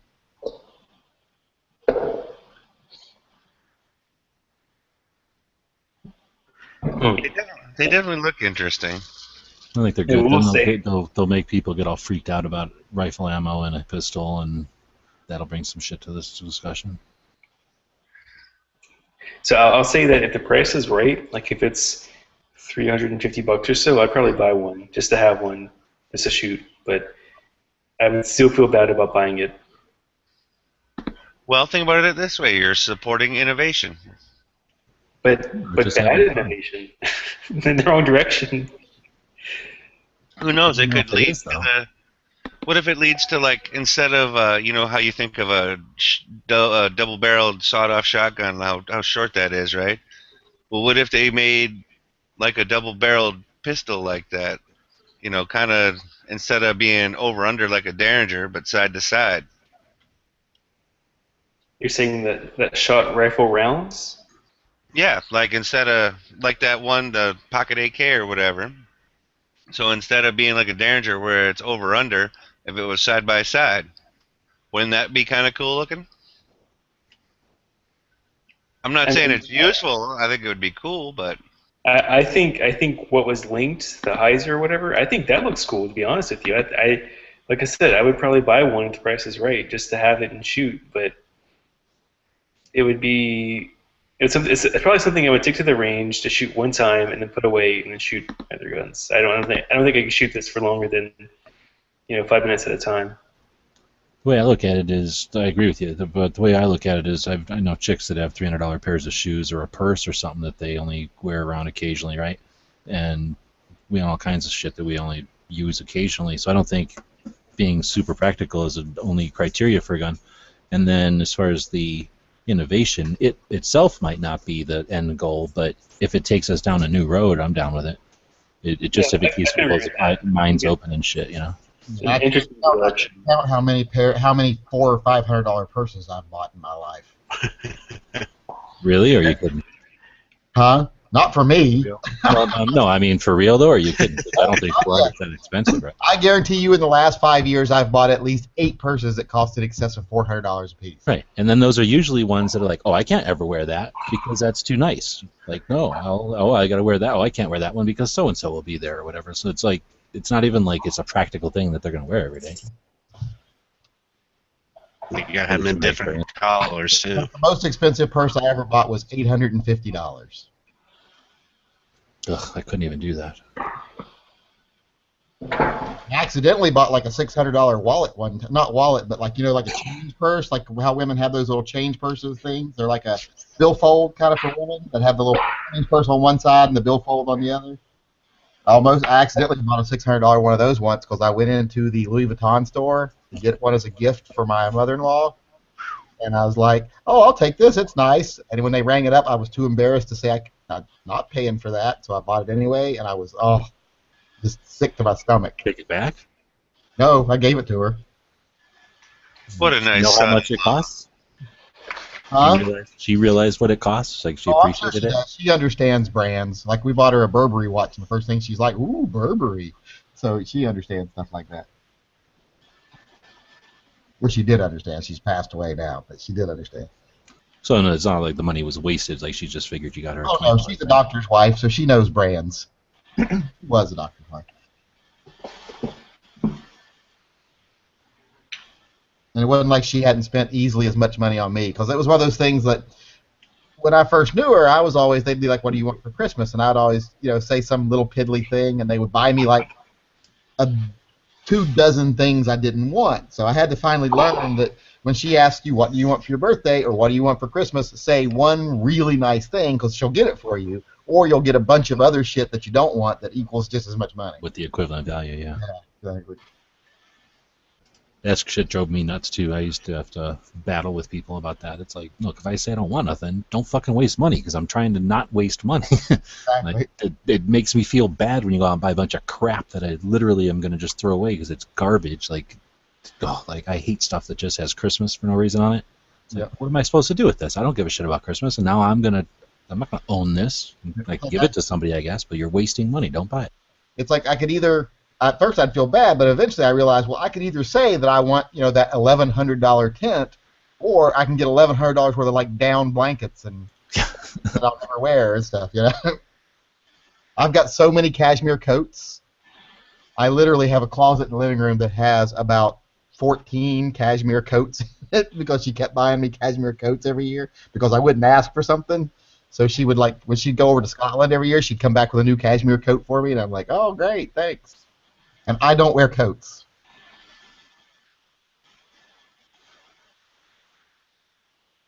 Like ever, or like just if it's snowing, or what? I don't hardly ever. Like, the only time I'll ever wear a coat is like if I know we're going out to go sledding or something. Like when we went to the mountain last week to go sledding, of course I wore a coat. But like in my everyday life, if it's snowing outside, I still don't wear a coat. I just move quickly from the car to or wherever I'm going. Now I keep a coat in the car just in case of an emergency, but I don't wear one. I don't like coats. I feel puffy.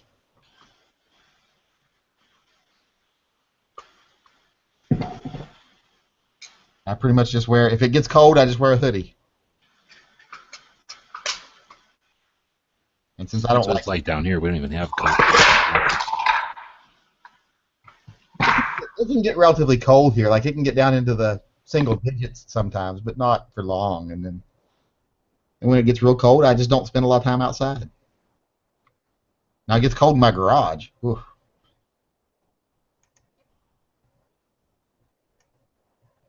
Suppose that is the easiest way to stay warm, is by not going outside if it's cold. Mm-hmm.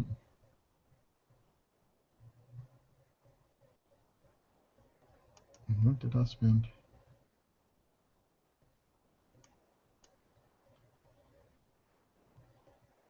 Hey Yankee, do you still have that Detonics that you had in that video from, I don't know, 3 years Oh, ago? I sold that a long time ago.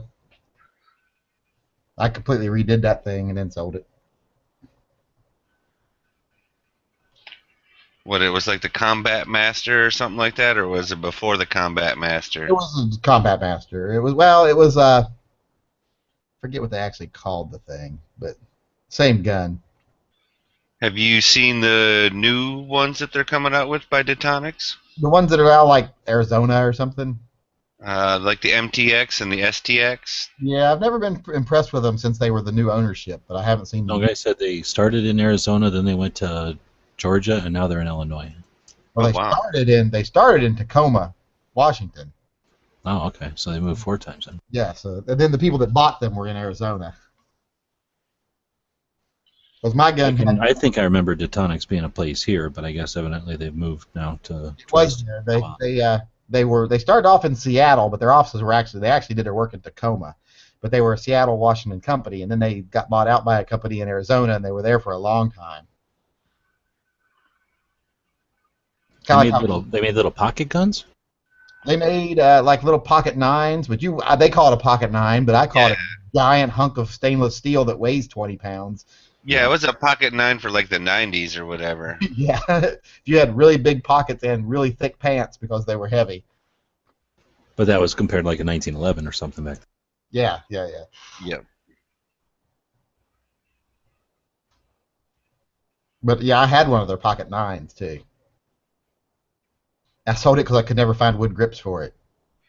Man, when I posted that stuff on the front page, I looked at some of their other stuff that was like on Gunbroker and whatnot, and those Pocket 9s, they're still going for a hefty price tag. Oh yeah.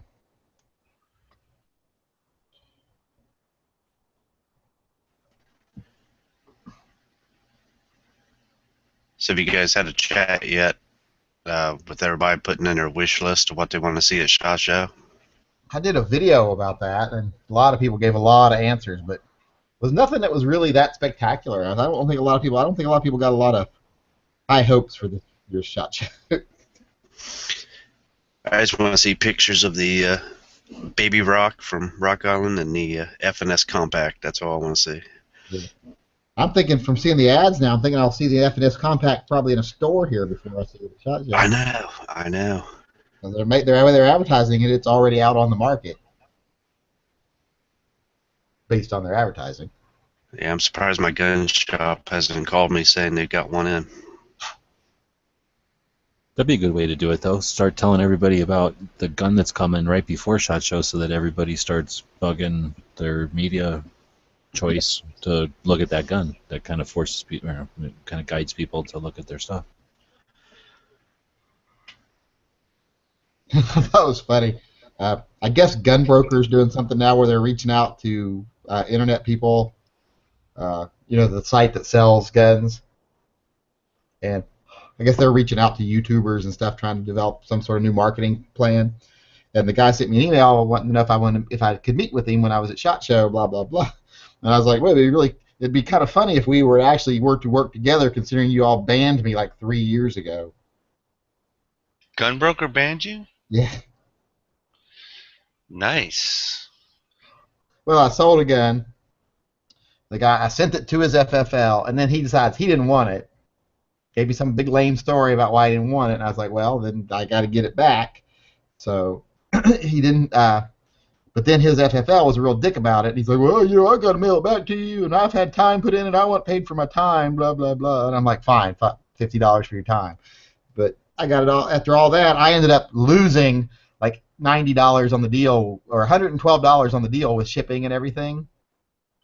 And so I ended up not only not making money off the gun, but paying money to get my own gun back.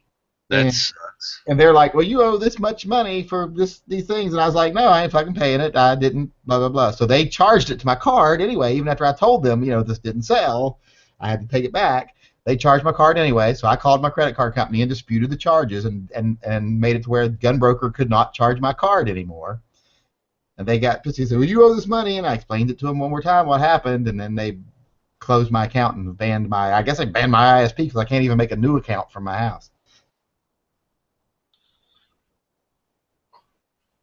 That sucks. And it never hurt me that bad. Whenever I want to buy something from there, I just have somebody contact the seller and have them email me, and I just buy it from them directly. That way, Gunway Broker doesn't even get the commission. I mean, I understand that, but it's just bullshit for them not looking into the facts of the matter, basically. Yeah, they're not the greatest at it. I don't think. Well, it was so hard I could never get to talk to like a real person. Okay, then that's probably the real problem. Then it's not that nobody gave a shit; it's that there was nobody to give a shit. Exactly. So the guy I talked to today, he's like, "Oh, if you got to talk to someone," I'm like, he's like, "I'm sure they'd take care of it," and I'm like, "It's been so long ago now, I don't really give a damn." I talked to some guys from Gunbroker a long time ago. There's much fewer people working there than I would have ever expected. They probably just have a couple IT guys, don't they? It's not a lot more than that, yeah. They have a race car and stuff now, so I'm sure there's more than that. But Really? every year they got something, yeah. Like NASCAR or like different? I don't know. I just know that their booth gets bigger and bigger all the time. It gets bigger and smaller sometimes, but whenever it gets big, they got their cars there, and there's like cars and motorcycles and stuff. I can't tell you. I don't know. I gotcha. What the between cars are, but they're race cars with a bunch of stickers and shit on them. I mean, they may be fake for all I know. I don't know what the fuck I'm looking at. But I think there are. I was gonna say it makes it seem like they got a freaking race team, or at least they sponsor one. I think they do.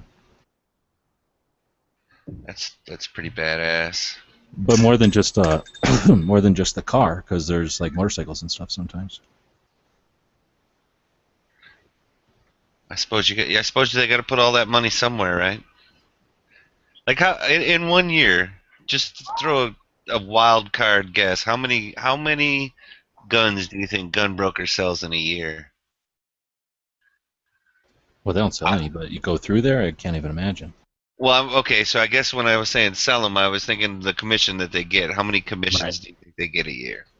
I would think in 1,000. Way more than guns. Way more than guns. Oh, because it's parts and all this, and yeah, that's right. And then there's really expensive guns. Oh yeah, it's whenever you do a search on there, you have to make sure to go over in the little side and click that I just want to see the guns, or you'll have to filter through 80 pages of other things before you see the gun. Yeah, I mean, I like Gunbroker. It's, if you don't even really know what you want, so to speak, or like the model or whatever, and you just start narrowing stuff down, and it just starts kicking out stuff for you to look at, it's great for window shopping. Oh, I've gone on Gunbroker many times and just type in 380 stainless steel, and just see what all pops up. Or see 40 caliber stainless steel and see what all comes up. And like, oh, I hadn't even thought about that gun in a year and a half. I totally forgot about that, or what have you. It especially helped me out when I started because, it's like I shot firearms as I was going to say a child, but like as a teen and whatnot, and then really didn't get back into them till I was older. And to like play catch up, so to speak, it was very, very helpful to learn more makes and models and all that kind of stuff. And to realize that a Dragunov is not necessarily unattainable, but it's going to take a whole lot of work. YouTube never ceases to, or I should say, it never fails to amuse me. It's amazing how many people, that video I posted last night, which is clearly a ridiculous video, so many people are getting butthurt about it. I was reading some of the comments. It's because police aren't trained well. They're horrible shots. Blah, blah. I'm like, oh, shut the fuck up. Did you do that Long Ranger video or something? Yeah. Yeah. But a longer version of it, a little bit more spread out. But I was going to make a comment on that as well. Didn't his bullets shoot better because they were silver? Yeah, a lot of people said that. A lot of people got it, but there's just some people that are all just butthurt about it. It's not the gun, it's the cops. Blah, blah, blah. Yeah, shut up. Well, and doesn't it count that the reason he's called the Lone Ranger is because he was the last Texas Ranger, which is technically a lawman at the time? I mean, I know that's beside the point and all that. That is beside the point. I saw the one comment where they were saying Tonto was the Lone Ranger. Lone Ranger was a figment of his imagination. What the fuck are you What? Really? That is some crazy talk. That's interesting. I never heard that one before. Is that a legitimate thing or somebody just talking out their butt? I don't know. I've never heard anything like that. But I was going to say, if the Long Ranger had Glocks back then, he would have been carrying a Glock for sure. He just would have put silver tips in it. What Tonto is Jay Silverheels. What was And did you ever see the? What was it? I think it was Family Guy.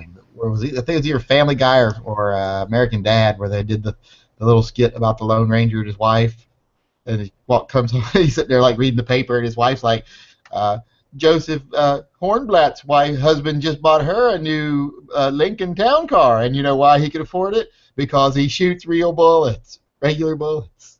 nice. Oh, instead of throwing a silver away. Yeah. Right.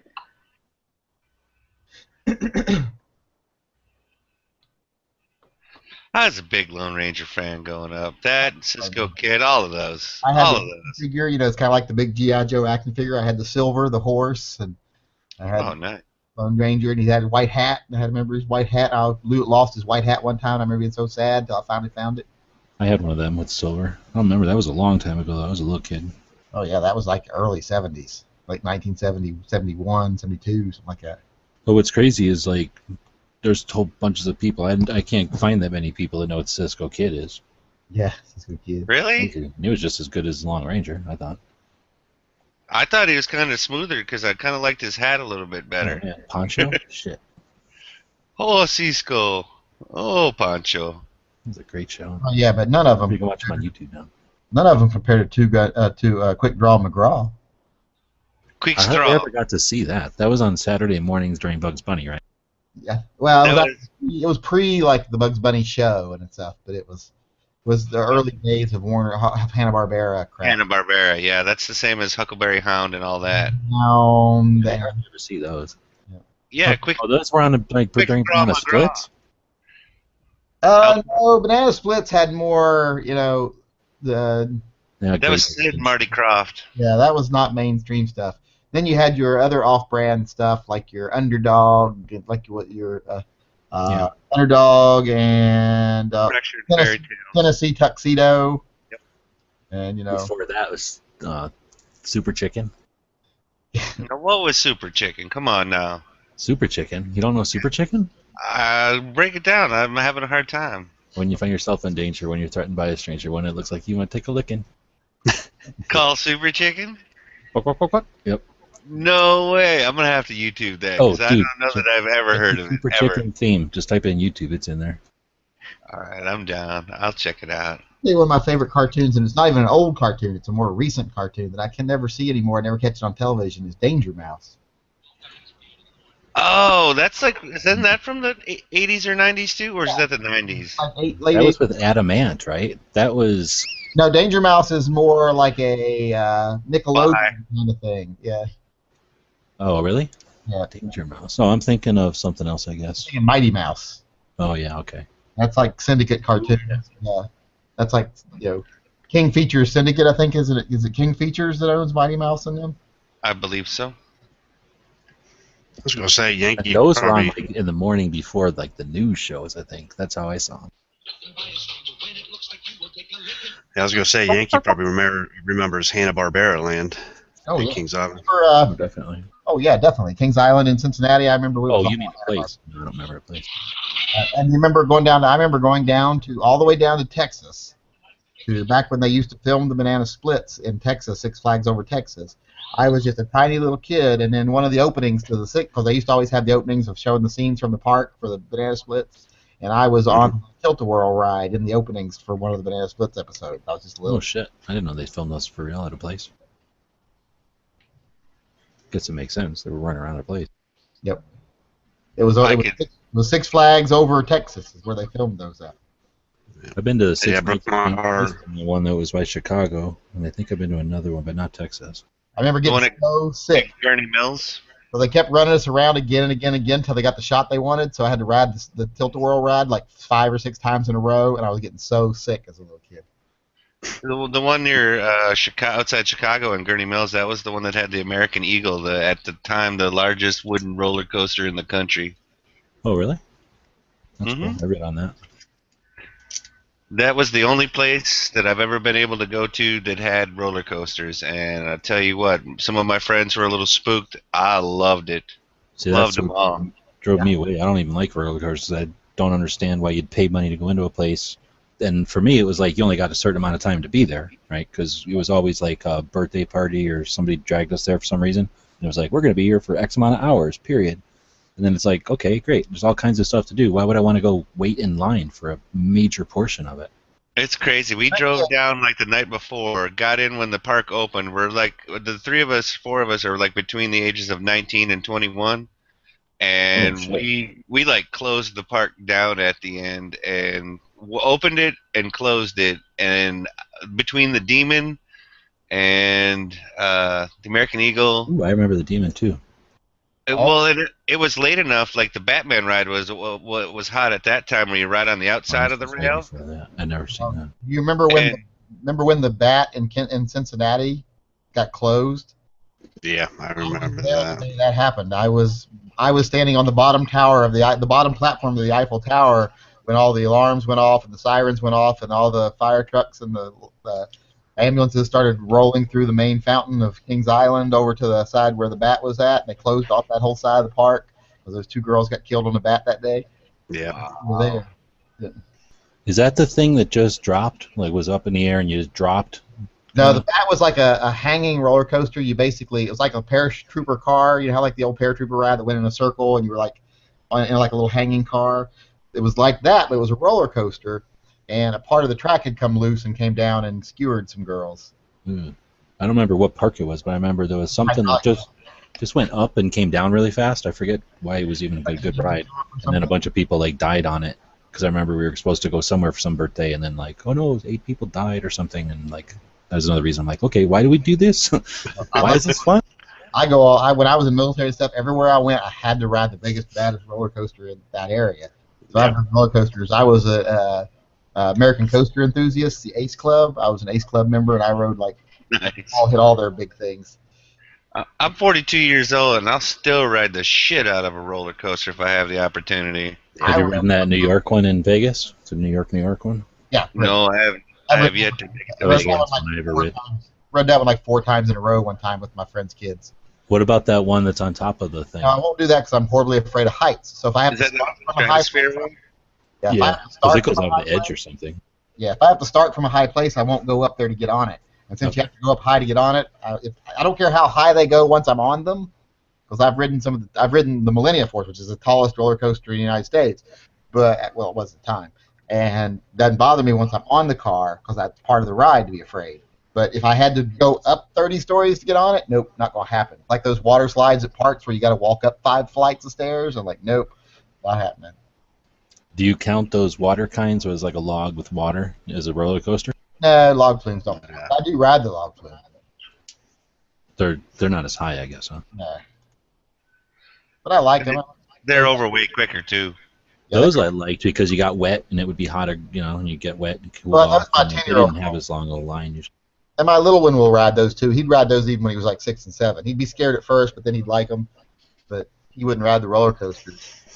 I've got videos up on my site. I got like videos of me riding the Demon, or not the Demon, the Diamondback and the Beast with my son Zyler, and those were the first times he'd ever ridden a roller coaster. And you can tell he's terrified. He was like 12. Oh I seen man, something on Facebook the other day. Somebody posted about either the biggest roller coaster going to happen or something. And dang, does anybody see that? Is it like a skyscraper and it starts at the top floor and you ride that's it what down? is. Yeah, that's what it. No, you go up it and then back down it, and the thing is all around like in and out of a skyscraper. Yeah, it's like a giant tower that you go up in the air and it comes down all weird. I watched the like fake computer video of it just because it was interesting. I was curious like what it would look like. I have no interest in going on it though. Oh, It's like a big metal tube for the rail, and then like it just holds on to that metal tube. Fuck that. No. Hey, If it was like 6 or 8 tracks welded in, then maybe, but not one fucking thing to go wrong. there's a picture for you right there, G-Webs.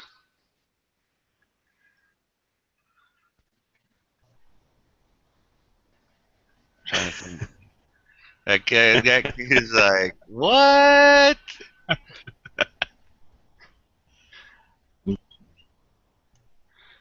I can remember being at one. I wasn't little. I was always big, but I can remember almost falling out. I didn't like the ones that go upside down, and somebody talked me into going on an upside down kind, and I wasn't used to them, I guess, because I don't know, maybe I wasn't falling out, but it sure as hell felt like I was falling out, and I never went on an upside down. Well, except for that New York one. I haven't been on an upside down ride since then. Sometimes I felt like that bar wasn't really holding me in as much as I thought it should be. Oh, fuck no. Those, they won't let you go upside down with that kind of bar, though. Usually when there's a bar, it's coming over your shoulders, right? Right. And Yeah, like, when you're going upside down, yeah, usually like a My shoulder son's strap. here's my son's first time on the Diamondback. If you see my screen right there, he is. How old is he there? He's 12. You'll see him here. Let's see, he looks a lot younger. In front of us right there. I'm looking out in front of us, but and see, these are the ones where you just sit on a chair. You're not really like there's no car around you. You just have something- Screw all of that. And just you're got not that little really even one thing in your lap. Look No how, yeah, kidding. look how steep this drop is. This drop is like straight If down. I was like normal average size or smaller, then sure, but not Oh, being hell yeah. average or bigger would I ever do that. I'll show him here in a second. You'll just see he's not letting go of the rail to say, look at him. Holding on with both hands. I love it. That's awesome. He is not letting go. This is a big coaster. This is the Diamondback in Kings Island. There's a little bit of a smile or a scream, can't quite tell.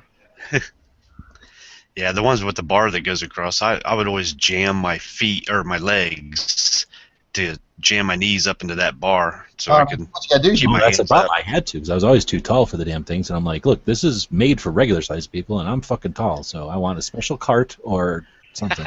I need an extra belt or something the here. bar goes around your waist, and that you sit like on a bicycle seat almost. These ones are kind of like a little chair, and this bar across your waist. Then the front and the cart's completely open. You're on a flat platform, so there's nothing around you. See how the seats are just on a flat platform?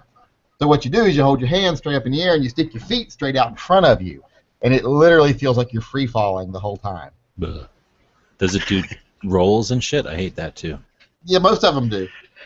But, Have any of you been on the one where, like the one we went to was the Batman, and it was like you're suspended like on that rail that you were just looking at, Yankee. Think Yeah. of it if it was upside down, so you're hanging from it, yeah, we got one like that at the sitting on it, island too. I forget what they call it. It's their Yeah. new one, but it's and so you go along the outside of the rail for the whole thing, right? And Oh. man, I swore I was gonna lose my flip flops like 6 or 7 times during that thing. I don't know how I kept my shoes on. I loved it. Last time we were on that one at Kings Island, which was just last summer. I remember the first thing we were doing, we get on it for the very first time, and literally the first time I'm on it, I'm like, oh, there goes someone's iPhone. And there it went. Oh, smash! And it went all the way down into the water, because it's water down below. So I was like, yeah, there we go. So I'm like, someone's going home unhappy. Yeah, somebody is sad, sad, sad. I always see flip-flops going flying. People losing their flip-flops. Yeah, I lost a Zippo 25 years ago up at Cedar Point like that. Hats are what I usually have lost. Hats, I've lost some sunglasses before. You get on the Beast, there's a sign that says the Beast will steal your sunglasses. Yep. You're around so much that your glasses go flying right off your face, any kind of glasses you wear. Well, it's so old now, it beats you to death.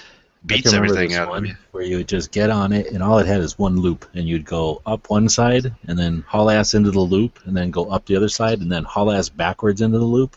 And I think that's why I don't like going on upside down ones, because it was horrible. It was boring as shit, and it was just like it hurt my neck and everything going backwards through a loop. Horrible. Here's his first time on the Beast. I still don't like the zipper from your like regular county fair. How you're just in a cage like a bingo ball. Yeah. I I like hate the it. ones where you're in that circular thing and they wing you all around except with like 6 different axes, so you're getting all dizzy, but it doesn't go anywhere. It just sits on the ground. You're like talking about like that? There's the Well, like the zipper, you Where there's spin like 3 in a things circle. on. Oh, you mean where the floor drops out? No, like the zipper is like think of a little bingo ball cage, right? And then you and one other person usually are sitting in it, and basically it'll go like a Ferris wheel where it'll go on the one big axis, right? But instead of like in a on a Ferris wheel, you just kind of sit there and you hang or whatever.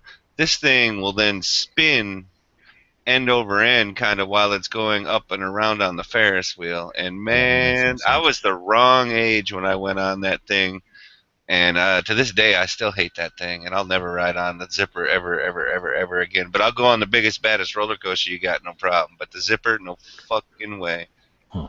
Now that makes me think of one that has nothing to do with it, but is like a bunch of swing sets, kind of, except that you get on it like a swing, and they must have strapped you in more than just a swing, and then they lift that fucking thing way up in the air, and then it's like, I don't forget, like 3 people were on one, I think, and then there was like 3 arms, so it could hold 9 people, and like one person would be getting off, and you'd be up in the air. I don't want to interrupt, but this is coming the best part of the beast right here.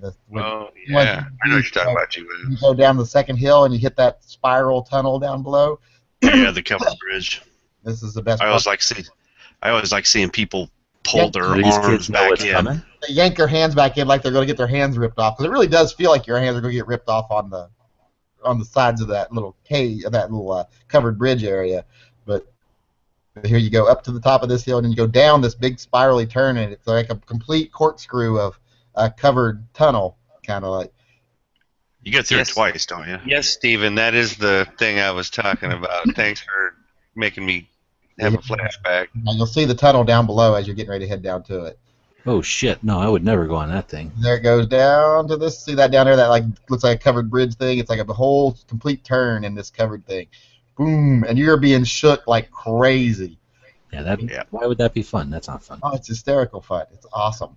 This is like the world's number. This is like the #1 wooden coaster in the country. Crazy. Are you talking the roller coaster or the Zipper G-Webs? No, that roller coaster now. That zipper thing is just abuse. I don't know why you'd want to go on that. Yeah, that was my theory on it after the fact. Especially when it's rickety looking. I mean, I can understand if it's like, okay, a lot of people, engineers put this together, and it's like being maintained and monitored, and it's here so we can monitor it. That's like they build it out of a fucking pickup truck and put it up in a parking lot or something. That's what I always tell people. I'm like, the scariest rides are county fair rides, because those are put together by carnies. Yep, and that They was care where I was less. at. They're on And- wheels. Like literally, when you die, they just leave. Yeah, exactly. And it didn't even look as new as this one in the picture either. You know what I'm saying? Like, this one looks fantastic compared to the one I got. Like, the cages were all rusted and needed paint, and I ride that every time, though. The Zipper, I ride it every time we go to the county fair. I ride it. never, ever, ever again. And those things are just loose. So like, if you have some jerk with you who's like, I'm gonna lean all around, it'll fucking keep flipping and flipping and flipping, right? That's what you're supposed to do. You keep that thing spinning the whole time you're in it. How have you seen these ones that are like human powered? Yeah, I've seen It that. makes me think of those human powered ones. They had a lot of those in. Super dangerous, I guess. They had a lot of those in Korea and in Europe. The ones that are like people powered. That's what I was gonna say. I think I've seen them on TV because I've never seen one in real life. They'd get sued for even thinking about it. How the guys will be able to just climb to the top of it and then ride it down to like on Price is Right, the freaking Yeah, wheel that little thing. ball dropping. Well, I was thinking like when they do the wheel to see if they go into the end part or whatever, where they got the try and get closest to $1 on the. It's not the Wheel of Fortune. I can't remember what the hell it's called right now. But anyway, they climb through the scaffolding on it, and then they stand on the outside of it so that the gravity pulls them down, and then they just hop off at the bottom, and it's just like it ain't no thing but a chicken wing to these guys. I'm like, you guys are nuts. Oh, I thought you were talking about the Price is Right. I'm like, what are you talking about? You're talking about the Ferris wheel thing or the I'm talking about the Ferris wheel human thing, but powered thing. Yeah. but it's similar to the Price is Right wheel thing. That little picture they linked in the chat, that you're tall enough, it'll be fun, she said. That little kid looking terrified on the roller coaster. Isn't that awesome? That looks just like what my 6-year-old looked like in the first picture on the Baby Beast at Kings Island, because we had left him with my mom and the other kids his age to ride rides, and about half hour later, my mom calls me back. She's like, this kid, he won't get on anything, and it's making it hard for the other kids to ride rides because I got to stay with him and I can't go with them, blah, blah, blah. So I walked over to Kittyland. They were standing there in front of the Snoopy ride that he wanted to ride again, this little baby ride. He's 7 at this time. He's not like an infant. He's 7 years old. And these, like the Baby Beast is like a little roller coaster made for kids between the ages of 6 and 12. So, and all the other kids wanted to ride it. So I walk over, I pick him up, I put him on my shoulder. He's like, "Where are we going? What are we doing? Where are we going?" I'm like, "We're getting on the Baby Beast," which was the biggest kids roller coaster there, the biggest ride there for their age group. And he threw a fit. He started wailing and crying, and I put him in the little car to sit down to get on the roller coaster. He's wailing and crying, and the lady that runs the coaster, she walks by, she goes, "Does he need to get out?" And I'm like, "Fuck no. Nice. Riding this coaster." I was like, whether he likes it or not. So we took off. He's wailing and crying. But about halfway through it, he's enjoying it. He's having fun and going, wee, and stuff. And then he wanted to get on it again. And the rest of the day, we were able to leave, and he would ride everything else for the rest of the day. But that first one, I had to put him on my shoulder and carry him kicking and screaming onto it. Nice. That's some good parenting. I was like, Wasn't that the Scrappy coaster or something like that before the baby? They renamed it the Baby Beast. well, it was the Baby Beast first, before it was anything else. Was it? Okay. And then it became something else. And I don't even think they call it the Baby Beast anymore. I think they call it something different now. I thought it was like Beastie or something like that, or Yeah, Beastie is what it was called. But it was the Beastie, because it used to be, that whole area was Hanna-Barbera. It was like right. all the the characters from Hanna-Barbera.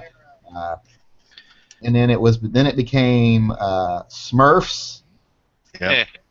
And then it went to like Snoopy, Woodstock, Charlie Brown, Peanuts kind of stuff. And then it went to all that Nickelodeon crap. Yep. And now I forget what it is now. I think it might See, that's why I thought it was like the Scrappy, something to do with Scrappy Doo or something like that when it was Hanna-Barbera. Scrappy Doo wasn't around yet when it was Beastie. He wasn't? Okay. Scrappy Doo was the jumping of the shark for the Scooby Doo franchise, if you ask me. Scrappy Doo was later in life, because Scrappy Doo was not around when I used to go to the island. There was no such thing as Scrappy Doo at that point. That was pre-Fang Face and Scrappy Doo and. Like, I didn't mind Scrappy when I was like in fourth grade maybe, something like that. Like, I like Scooby Doo's cousin, but I did not like Scrappy. Scooby Dum? Yeah, no. Scrappy was a blatant attempt to make it good again, and it was horrible. It's like they kept doing that. They added little versions every time a show got stale. Like Fang Face, they added Baby Fangs. Plastic Man, they added Baby Plaz. Scooby Doo, they added Scrappy Doo. Plastic Man, I forgot about that one. I'm still a big fan of Thundar the Barbarian. I'll occasionally. Yeah, Ookla never had a fucking baby. Ookla the monk? The Mock. Ookla the Mock. That was, I kind of wanted to semi-rip off their, extrapolate their opening. That was how I wanted the opening of my channel to be. Yeah. So you wanted to rave around a rip off of a lightsaber and. No, like when the comet goes by and the Earth upheavals and everything like that. That was going to be kind of part of the opening. Yeah, the moon cracks in pieces and. Yeah. World becomes a place of magic and sorcery and. Wait a minute. Who? Stundar, the guy with the cat and his sword gets bigger? Yeah, he's got the. No, that's the Lion-O. That's the Thundercats. I'm talking. Thundar the Barbarian was the guy, the chick. It was with Shmoo and shit, right? Shmoo? Yeah, a little white blob called Shmoo. Shmoo wasn't. No, that was Gloop and Gleep, and that was the Herculoids. Yeah, they weren't Shmoo. Oh, okay. They called them Shmoos, but they weren't Shmoos. Right. And the Herculoids were awesome as well, and that was Space Ghost. Yeah, I liked Herculoids. I liked the Herculoids. Also Hanna-Barbera. Yeah, I liked they were the best for the longest time. That was the shit. Yeah. Yeah, I was always like, well, who's my favorite Herculoid? I always think it's Zoc, but then I'm like, Tundra's pretty cool, but Zoc's pretty cool too. What was the no way, man? The rock monkey. Igu? Igu. Yeah. That dude was badass. Yeah, big giant obsidian gorilla. Yes, he was clear. Like, I liked them all, but he was clearly my favorite. Zoc could fly and shoot lasers out of his tail and his eyes. Yep, he was super badass. Yep. And Tundro was like the armadillo rhino that could shoot the power pellets out his horn. Eight-legged rhinoceros that could smash through anything and shot like exploding rocks out of his horns. Yeah. And what were the... Okay, so it was like the Space Ghost show, right? So it was Space Ghost and Gene and Jan. Yeah. Or something like that. Everyone always calls them Zan and Jaina. I'm like, that's the Wonder Twins, you moron. Right. A friend who always calls them Zan and Jaina. And then what were the three teens that were... they rode the, like...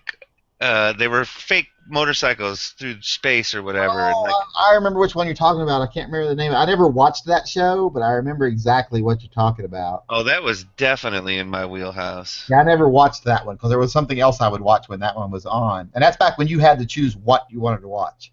Yeah. That's the thing, because I remember some of these shows, but I didn't watch the ones you guys watch, I guess, because I don't vaguely remember them, so I'm sure I was watching a different channel or something.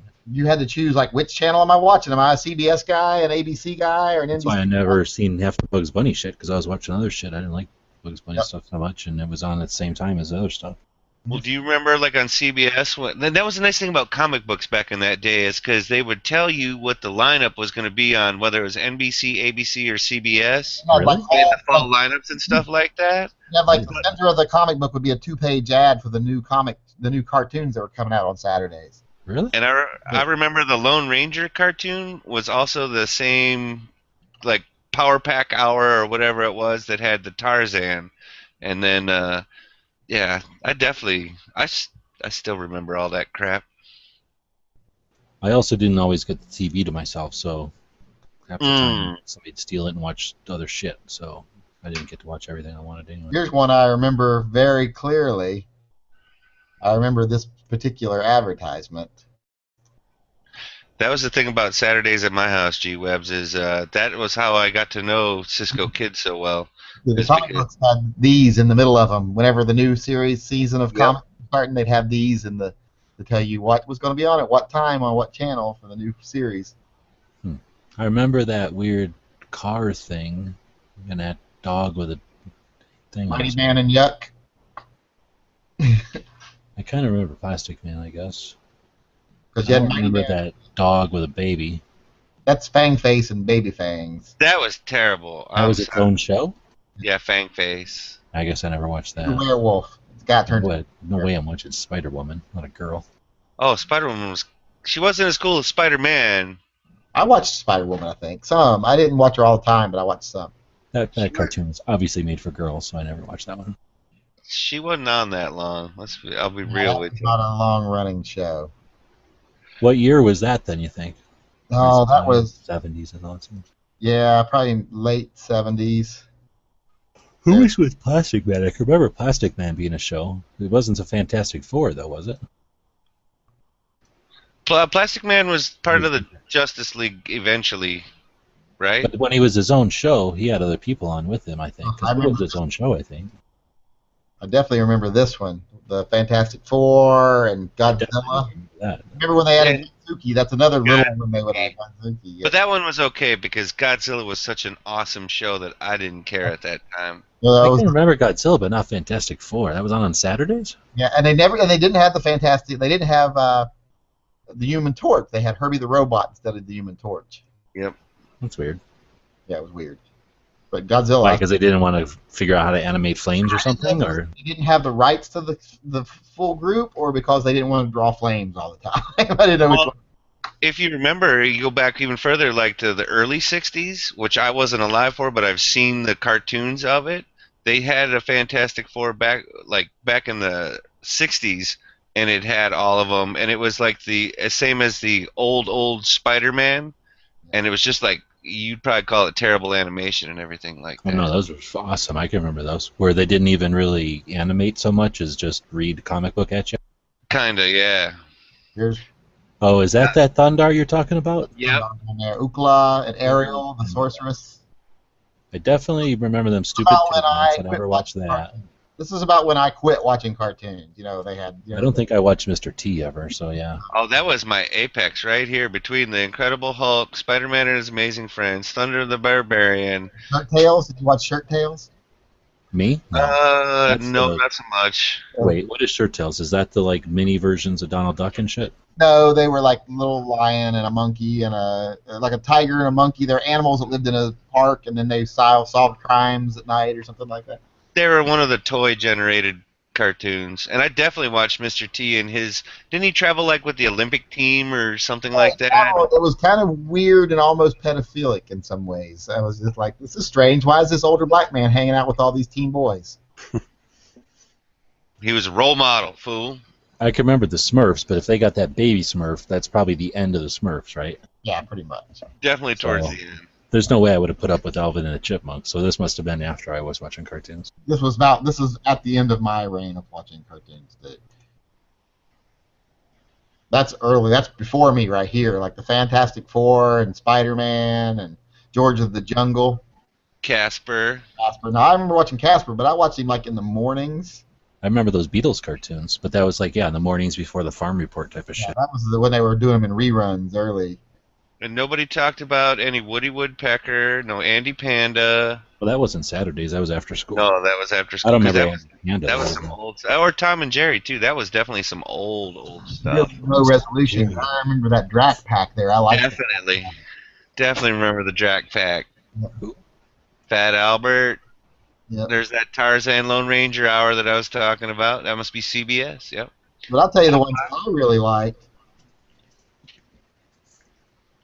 I never watched Tarzan. I've seen Fat Sid Albert. and Marty Krofft. Yeah. They really didn't do much wrong. That's what I like the Land of the Lost and the Bugaloos and Lidsville. And I swear to God, this day, if you ever listen to, I think it was Britney Spears' song "Womanizer," it is fucking the Lidsville theme with just the words changed. Wow. I never would have made that connection. Oh, look here, the Lost Saucer. What was the one that had Gilligan in it, and he pressed Gilligan's launch Island. instead of lunch? No, it was Oh, that was Space Nuts. Space Nuts. Yeah, I think so. Hold on, let me look up Space Nuts. Sid and Marty Krofft. Do you remember the Giggle Snort Hotel? Space Nuts or Space Balls or something like that. You remember the Giggle Snort Hold on, Hotel? Space Nuts right here. Bob Denver, this one. Yep. Yep, that's Space Nuts. 'Cause I love that one. I love the Lost Saucer with Ruth Buzzy and Jim Neighbors, where they're robots that shot lasers out of their elbows. Heh. Yeah, there they are, right there. I still like Land of the Lost, though. I think before the movie came out a few years back, I think I YouTubed like literally almost every episode. I'll tell you, I loved Land of the Lost here, but then you fall into that trap of telling your kids, your shows suck. You should see the good shows they had when I was a kid. And then you make them sit down and watch an episode of Land of the Lost with you, and you're like, this is crap. Did that chick grow up hot or what? Huh? Did that chick from Land of the Lost grow up hot or? I don't know. There's all kinds of rumors about what she did when she grew up. She either became a lesbian, did porn, or died from cocaine overdose. One of the two. I'll take a lesbian. Or some combination of all three. Land of the Lost was cool, but my favorite was... For some reason, every time I watched Land of the Lost, it was like they took all the episodes and then like shuffled them and then just played whatever one they felt like. Because I never knew what the hell was going on. Oh, they never played them in order after like the first time they ran them or whatever. When it was in syndication, they never ran them in any kind of order. You could, it might be 3 weeks apart, and you might be watching the same episode you watched 5 weeks ago. That's what it was like. This looks cool, but I can't follow it, so I quit bothering. And like I said, I used to have to fight for the TV half the time, so it wasn't worth it unless I really liked the show. That's one of my favorites right there, Bigfoot and Wild Boy. Never heard of it. I liked Elektra and Dinah Girl because those chicks were hot. Elektra and Dinah Girl were good, and I was a big fan of Wonder Woman at that time because, I'm sorry, Linda Carter was hot. Oh, this one right here. Too. This one. This was back before ISIS was a bad word. Yeah, no, I totally remember that because that was the Shazam hour or whatever. Because you watched Shazam. That was one too. I couldn't understand it, so I never bothered watching it. I love that. And now it's even worse. If you ever see anything with Shazam in it, he turns into like 100 little kids. Yeah, it's weird. This Shazam's weird now. But like Shazam was good back then when it was just Billy Batson and his that older man he traveled with. So, which I didn't. Yeah, I didn't even think about that. See, and that's the thing as a kid, did you really think about that? How weird or off-putting that is at the time? It's normal that this teenage boy is traveling around with this older man in an RV. Right, Well, right. didn't he like change into some other guy? Like it wasn't even the same guy with a costume on. It was like a different guy. Oh yeah, he turned into an adult. When he turns into Right. Shazam's That's an why I adult. couldn't follow it. I'm like, what the hell is this? And actually, he's not even Shazam so much as what he says is Shazam. He's Captain Marvel. Yeah, he's just some guy. Well, Oh, Captain but Marvel it's like he just lets some other guy happen when he decides to quit existing or something. Actually, what it does is it makes him an adult. It turns him into his adult version of himself. Oh, so I got the impression that it was like, oh, I'm going to bring that other guy along because it didn't seem like he was still like on track with what was going on. It was like, hey, what's going on now? Oh, think of it. He's a juvenile delinquent. Well, not really, but a juvenile delinquent with like Superman type powers. And like when the Justice League ended up meeting him, so to speak, later, they didn't realize that he was like a 10-year-old kid. Yeah, he's 12, I think, 12 or 13, but he's he's just a kid, and he turns into an adult when he turns into using his power. There's Weenie the Genie from Puff and HR Puffin stuff. That can't be another character's name like ever again. She's also Witchy Poo. That's Billy Hayes. She played Witchy Poo too. It can, but it'll be on like Adult Swim or whatever. Right, there you go. I loved HR Puffin stuff. Oh my God, I used to remember getting up early in the morning and throwing a fit for my mom to take me to my grandmother's because they had color television, and I wanted to watch HR Puffin stuff in color. Was HR Puffin stuff the one with the guy with the magic flute? Yes, he had a talking flute. Orange, or that yellow guy right there. Okay, yeah, with the red head. Yeah, that's HR. I always thought of them as like fake McDonald's characters. I guess McDonald's characters are probably fashioned after them. He's like a dragon. But I just mean that like kind of pre-Muppet type wait a of minute. thing. You got Big Mac and Mayor McCheese up there in the scroll. Yeah, Big Mac and Mayor McCheese. Yeah, they look exactly like that guy, except I think they were after. Right there, there's like a versus HR Puffin stuff versus Mayor. Oh yeah. Oh, there you go. Yeah. Yeah. But that's clearly. that was the technology. It was like pre-Muppet, so they were like, well, let's make some, I don't know, put a costume on and then put a big head on. That'll work. Kids like that. And those guys, everybody kind of bags on them now or whatever, but Sid and Marty Krofft, they put out a lot of material for like 2+ decades or so, and their stuff was ahead of the game at the time, for sure. And that's back when people thought it was okay to let. And they talk about nowadays, like, oh, nowadays there's too many gay characters on television. I'm like, what? Did you never watch Lidsville? Have you never seen Charles Nelson Riley? He was like the gayest man ever on television. They just didn't call it that then, but yeah, there was always like that. There was always those characters. Charles Nelson Riley, and what was the Rip, it's not Rip Torn. Rip Taylor? Rip Taylor. Yeah, but Charles Nelson Riley was Hoodoo on Lidsville, and I loved Hoodoo because Hoodoo would take off his top hat and throw it, and it would like go out like a boomerang spinning, but when it came back, it was really big, and it had a steering wheel, and he could fly it. It was a big flying hat then. He's the guy with the green face? Yeah. That's up there? Okay. He's a sorcerer. He's like the male counterpart to Witchy Poo. Why can't I find this? Why isn't there a picture of him flying his hat? I think there'd be a picture of him flying his hat. It was like the first picture, I thought. Where? Well, yeah, but you can't really see the hat. He had like a hat that kind of turns into like a big flying car kind of thing. That's one. Oh, there it is, right there. There you can see. See, it kind of turns into like a big flying car. Like a land speeder before land speeders? Yeah, but it flies. It goes up in the air and flies. And everyone that lives in Lidsville is actually a hat. They're like hat characters, except for Witchy Poo's people. They're not hats. Well, that would make sense since it's called Lidsville. I know that I had never seen Lidsville before. I never have either. I've seen the Banana Splits and stuff.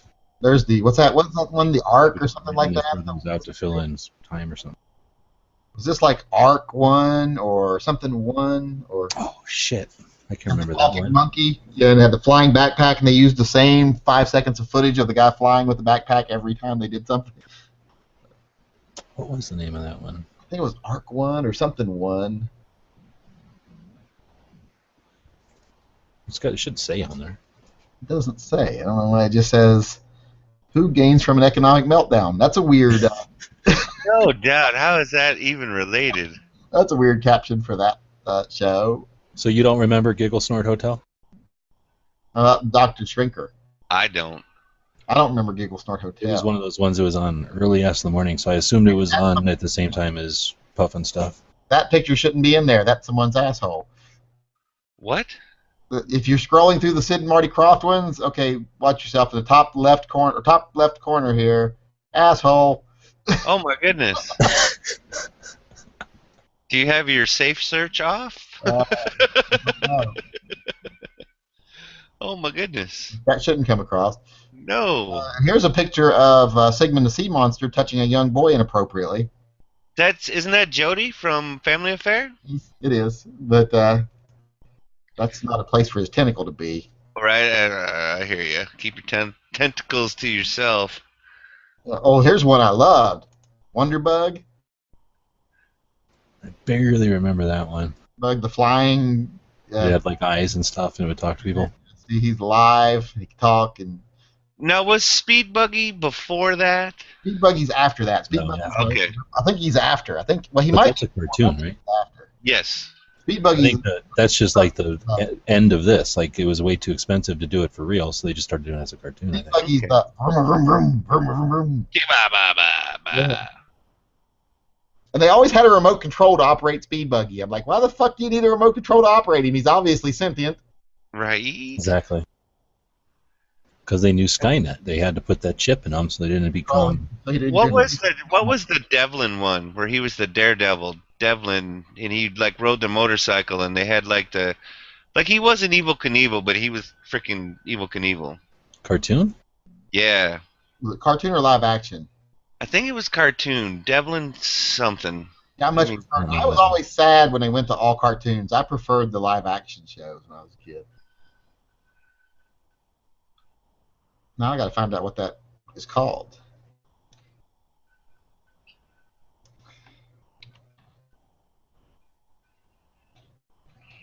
Not Arc 1. That ain't it. Is it the Arc? Just try to type in ARC.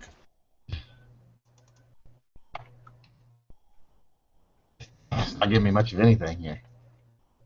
Who gains from economic meltdowns? Fuck, who won?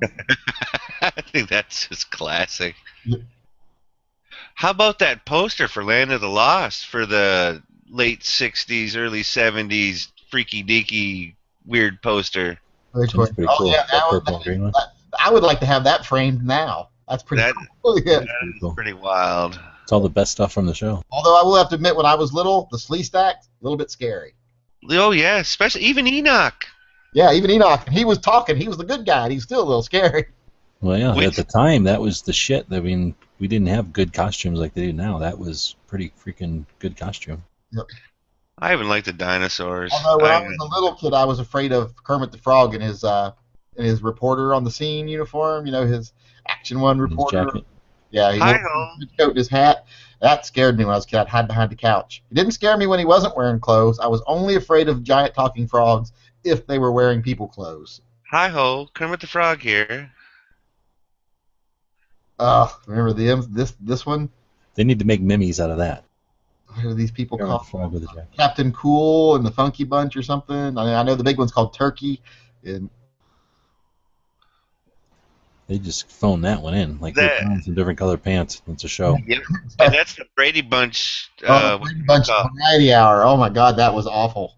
That was only a one-time thing, right? It didn't last long. It was a show, but It was part of a season or whatever, yeah. Now Donnie and Marie, though, however, was awesome. I watched Donnie and Marie all the time. I love Donnie and Marie. Are you a little bit country or are you a little bit rock and roll? Rock and roll. Yes, sir. Never been a little bit country. The remake of Flash Gordon was good. There's Bigfoot and Wild Boy right there. There's Bigfoot and Wild Boy. I love Bigfoot and Wild Boy. I could watch that. Oh, I used to watch this show. Anybody else watch this show? The Captain and Tennille.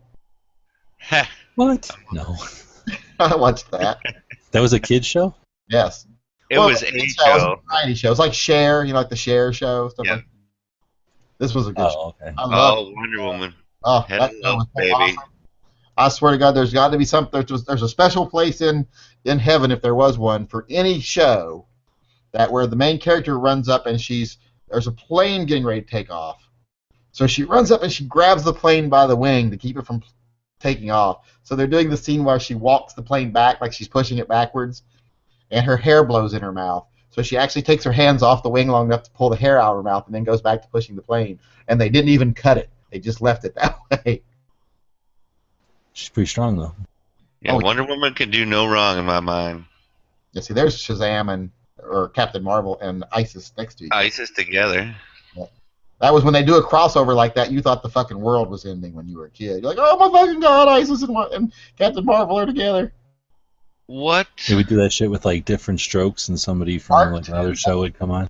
I guess that was the name of it, Arc 2, because here it says Jean-Marie Hahn and Ruth from Arc 2. Did you see Sarah Jane Smith up in the scroll? Where at? I think a little bit up right there. Right next to the left of Land of the Lost. Isn't that her? Oh, yeah. Yeah, I was like, why is there a Doctor Who picture in here? That's my favorite. That from my childhood. That is easily my favorite Doctor and my favorite companion. Well, yeah, of course, he is the Doctor. I'm sorry. Yo, I'm with you. I'm with you, 100%. To my generation, he is Doctor Who. Everyone else is a reincarnation of him. Yep. That's the guy. That's the guy the real Doctor Who turned into. Because he had K9 and all the cool stuff. Tom Baker was the best Doctor Who by far. And he was a big old dude, too. That's the other thing. Like, you didn't know if he was kind of scary sometimes. If Remember this one? When you got going on, Pink? Steve Austin, one of my heroes. Oh, look, the 70s. He's got a mustache. I used to do a mean $6 Million Man run when I was little. I just like making the sound, yeah. When he's doing something strong, like he was really strong. Yep. We used to do that. We'd go like pick something up, like we'd pick up empty milk cartons and go. Yeah, I definitely had one of the Steve Austin $6 Million Man action figures with the bionic eye and the arm skin you could peel up to look at the bionic arm and all that. Be careful though, because that little square piece fell out when you did that. So you had to... Every time. Well, not every time, but after a while, it was every time. Here's your logo. That's crazy. Now that I'm looking at that guy could have walked up and said hello to me, and I wouldn't know that he was a $6 Million Man. Really? He's I also don't know who that actor is. Yeah.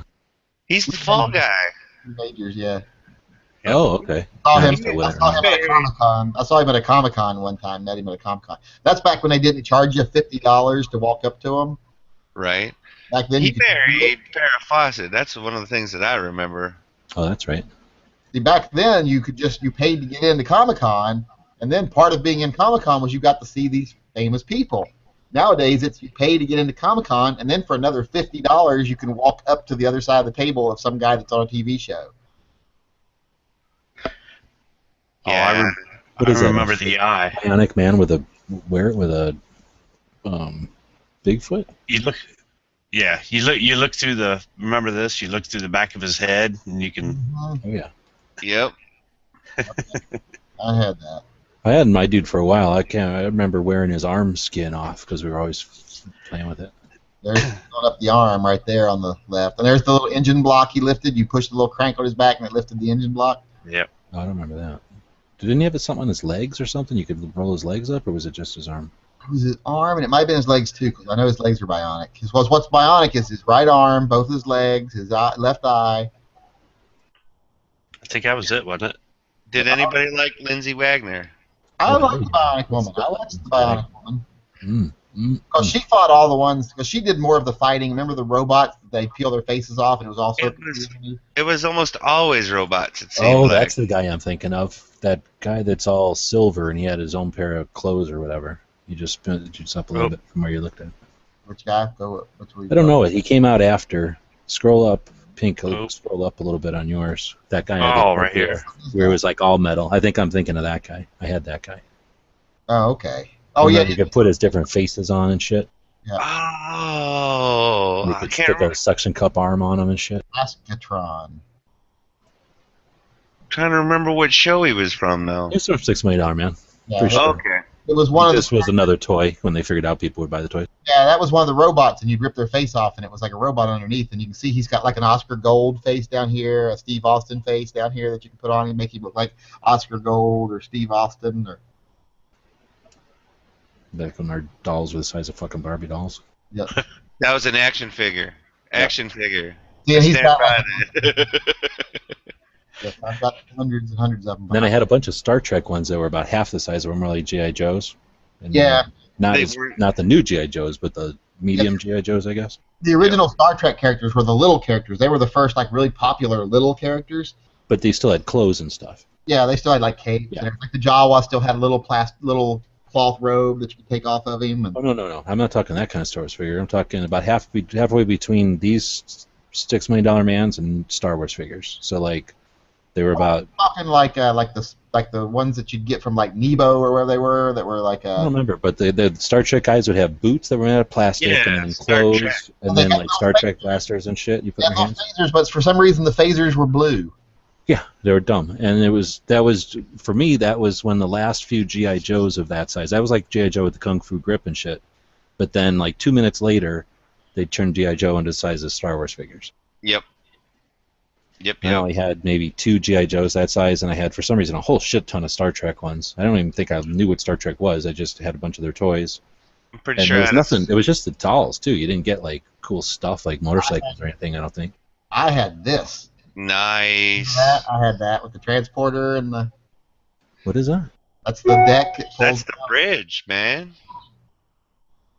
Oh, I'm looking at his. Wait. Oh, Oh, that for Star Trek? No, I didn't have that. I didn't know they made stuff for Star Trek dudes. Yeah, I had that. I had that whole set. So there's like they are sitting on the bridge. I did not have the Uhura doll. My grandfather was not going to buy me a doll of a black person. I think Yeah, I only right. had Spock and the Kirk though. I don't think I had more than that. I had Bones, and I had Spock, and I had Kirk, and I had Scotty, and I had the Gorn. I had that Batman there. I remember that. Batman. I had a lot of those. The Batman, the Aquaman. But he was like, that's when I was like, this is so lame because he was wearing like pantyhose and like all that, and you had to like, I'm like, come on. Yep. Gun. See, like in this one where he's holding the gun. Why are the phasers blue? Oh, but that right there is from one of the best episodes of Star Trek ever. Mirror, mirror. Yep. I'm sorry. I still use Evil Kirk and Evil Spock and when talking to people. Oh yeah. Dude, that makes me I remember always- them little whenever I belts meet that they anybody had. that That was the coolest shit that you could take the guy's gun off of his hand and put it in his little belt holster thing. I thought that was the coolest shit. I always tell anybody that I meet that has a goatee, I'm like, you're obviously the evil version because you have a goatee. That's how you tell when someone's evil, if they have a goatee. Well, I fall into that category currently. yeah, I remember having one of these movie viewers too. Oh, I had one of the whatever those things called. What was that? Like you look through it and you could see something? Oh, I see. You cranked on that thing? Mine Yeah, was different looking than that. Mine was older than that. That's like a newer model. Mine was like Big where you click it, it had a circle. Well, I had that's like the Master Viewer or whatever. it was like a Viewmaster, but this was like one that you stuck cartridges in the end and you cranked them. And mine had Dumbo when he's doing the clown scene, jumping out of the. Oh, wait a minute. Yes, I definitely had one of those. I remember my. yeah. We had a hex store that for a quarter you can get in and watch cartoons and stuff. I remember watching Mighty Mouse and a bunch of different ones like I that. definitely remember one of those. You'd sit in it, and it was almost like it would what a video game would be later, but it was just you sit in there, and it was like a little, almost like photo booth style thing where you just sit in and watch the cartoon. Yep. Did I have these? I love those. The Batman and Robin walkie-talkie. Nice. I definitely didn't. I think I had a communicator though. I think I had the Star Trek. I had the Star Trek one too, like the ones up there. But they had antennas, which kind of pissed me off. I'm like, communicators don't have antennas. My grandmother Yeah, but they were walkie-talkies. Weren't they actual working walkie-talkies or something? I had actually had this old set of walkie-talkies right here too. I had that exact set. Wow. I definitely remember those. I bet you remember could those too. hack- The orange button made like Morse code, right? Yeah. Yep. Yep. It had a little Morse code like thing over here to tell you what to do for Morse code. Man, I bet you could hack those into something useful to these today, I bet. Maybe. Yes, I loved this thing. This thing was so super cool. Is it like the Bat computer or something? It is. It's just a base station for your walkie-talkies, but I love those walkie-talkies. But when I first got them as a kid, I was like, well, why does the gray one have a picture of Robin in it?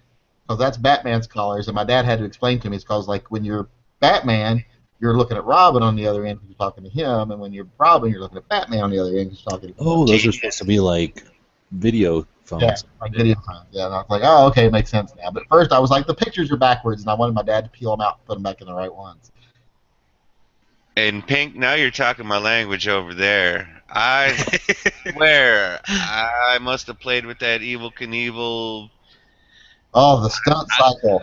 I couldn't even tell you how much. Some of the most trouble I was ever in my life was as my mother was pulling an Evel Knievel stunt cycle out of the drywall at the end of the hall. Oh yeah, that. Yeah. And then even after the Evel Knievel, like when the patent ran out or whatever, I think I had one of the stunt cycles after it wasn't Evel Knievel anymore. Even. Yeah, I loved the stunt cycle. That stunt cycle was awesome. Yeah, At some point they figured out, like, let's not sell something called Evil to kids. Yeah, you crank it. They would always say, crank it 4 times and then push. Oh, whatever 4 times. I would Yeah, say crank it like crank, till it literally would smell like it was starting to smoke, and then you would push the button to let it go. Yep. And that's how I wedged it in the wall. I was going to say they had a toy like this is one. There was one, but it was a car that you put in a thing like the Evel Knievel thing, but instead of cranking it, it had a little gear shift, and you went first gear, second gear, third gear, fourth gear, and then it launched when you went into fourth gear. And I can't remember which one that was. This right here must have been what I had. That's about the only picture I see. I had the Evel Knievel bicycle. That one. The steam rocket or whatever. Yeah, because I would always shoot it over things. The Evel Knievel bicycle there, I had that. Well, there was the kind that you would crank or whatever. That's what you guys are looking at. And I don't know if I even had one of them. But then I had the kind with the rip thing, like a little gear twist tie definitely. thing. You pull like a ripcord on it, yeah? Yeah, like a big-ass twist tie or a zip tie. Yeah, and then that would get it going. And we figured out the same way. You could shove the thing back in there because it had like a clutch or something. So we would yank it and then shove it in and yank it and shove it in and yank it and then let it go. And then break things. Did anybody Remember these? Did anybody else get one of these? Yeah, I had one that was similar to that. Are you talking about the big wheel? The big track? Oh, a big track? Hell yeah, I had the big track and the trailer. I did not. I wanted one. Too. I love that. I remember sitting for like an hour just programming a path in so it would just go through our house. Exactly. We had a house with an island in it, kind of, so you could walk around the like center closets, I guess. Yeah. And hell yeah, dude. Ours was like a circle. You could go into the kitchen, into the dining room, back out into the back hall, then back into the living room and back into the kitchen again. So I would have to sit and work out to where you could go into the kitchen, go around the dining room table, go through the dining room, get back through the doorway into the hallway, then get back. That needs to still be a toy. I don't know why that isn't. That is so creative and makes you think, and it didn't go super fast. Yep, and then you can make it stop and shoot at something. Like occasionally you could program it to stop, turn to your right, and fire 10 times, and then turn back and go. Yeah. They turned it into a Roomba. Kind of. What was that thing in the center with the circle? I know that came out. Was that just the batteries, or was that something? It's like a battery pack or something, because the keypad was back here on the back. Mm-hmm. Yeah, so is that where that might be where the trailer connected somewhere on top of the keypad? It went over and poked into the top of it. I don't know. But, man, that thing. I didn't have the trailer. Yeah, I had the trailer. I had to have the trailer because that's how you get your sodas and shit from the kitchen. Right there. Nice. You'd run it in there, and then you had to like push a button to keep it going, and I'd be like, oh, I forget what the hell, like put drink on there. Like I'd yell it into the kitchen. Assuming someone was in the kitchen. There it is with the trailer on it. That's just awesome. Yep. See, you remember that thing? That thing was the shit, dude. Oh, I never had one. I do remember it. I was about 12 when I got that. I was probably at least 12 years old, but it was still. I was 11 or 12 because it's like my. I was like in 6th grade, maybe, or 5th grade. Yeah. Do you have a gray one or a white one? Mine was gray. Yeah, so was mine. I had never seen a white one before until I just saw it. I didn't know. That must be some German one or something. But seriously, that's a cool toy, dude, man. That thing would make you think, and you have to measure, and it's like programming. Starbird. Starbird, yeah, Starbird. My cousins had those. Man, we had it great growing up. I will say that. Yeah. We were dirt poor, but Pretty my good. grandmother always made sure I had toys. So that was one good thing she did do. We But may we have also not had like to do didn't that. like My get God, creative with the someone's got a- stick or whatever like the generations before. Someone's got a fucking big track army. That'd be Jesus. kind of neat. There you That would take be the over shit. I the never world. thought about it, but if you program two the same, and then they could do stuff in coordination, that'd be neat. The old Have Atari armor on it. 2600.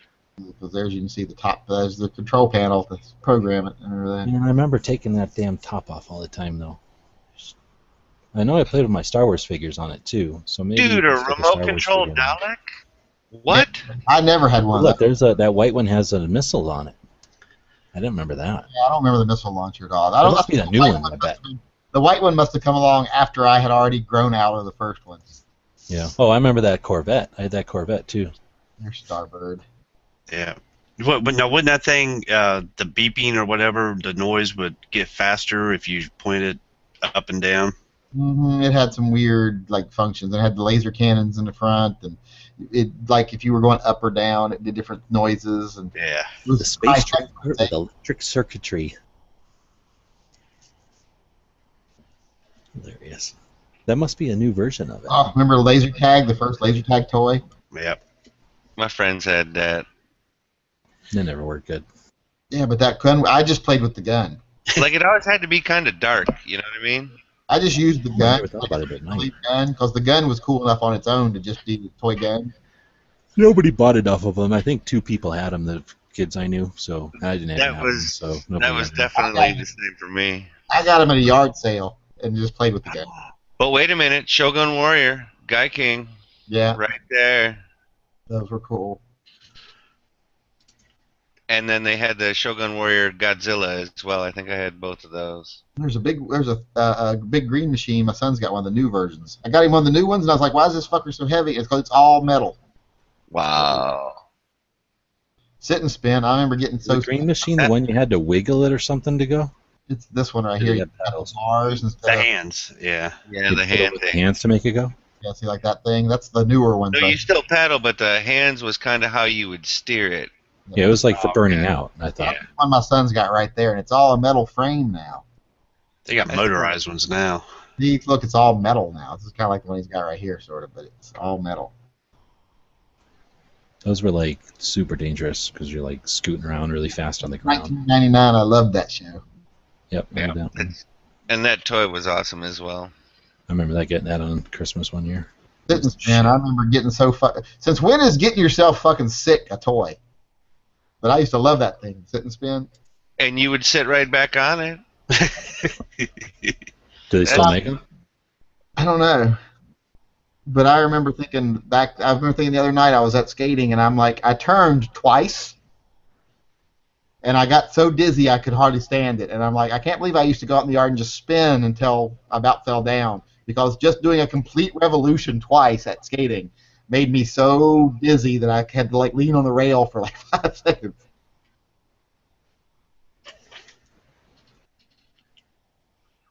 My Little Pony, that's a big one there for Pink Panther. Huh. You're a brony, right? Bosk. Anybody know who I'm talking about when I say that? What was it? Bosk. He's the guy next to the Star Trek Enterprise thing. Oh, no way. I would have died for that. Oh. Man, Oh, killed man.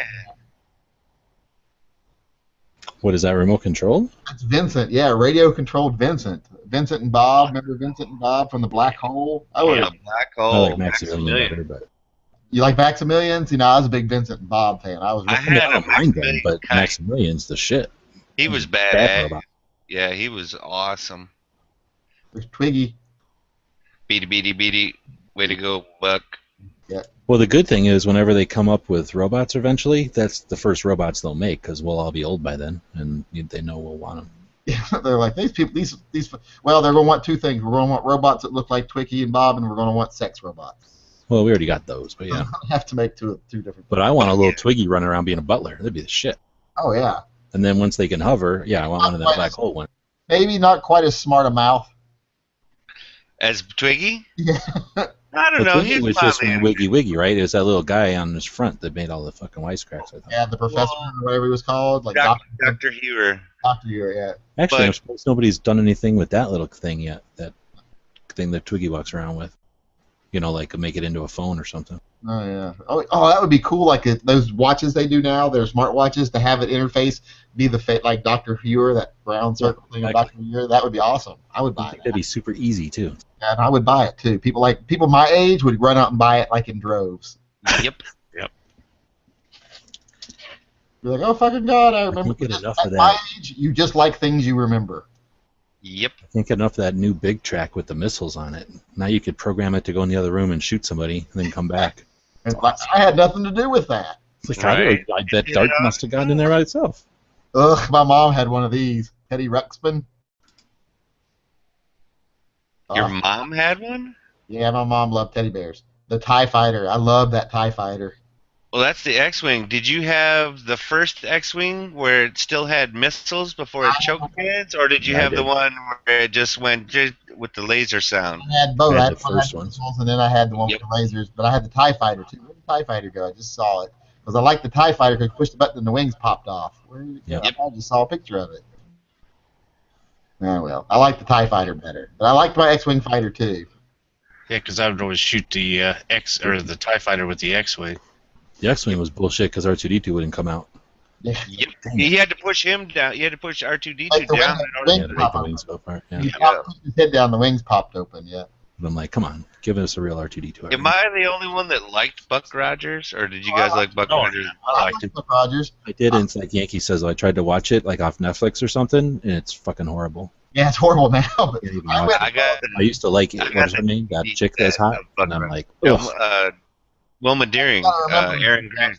You gotta remember, Aaron Gray was only 70s hot, not real life hot. Whatever that helicopter is, I think I had that.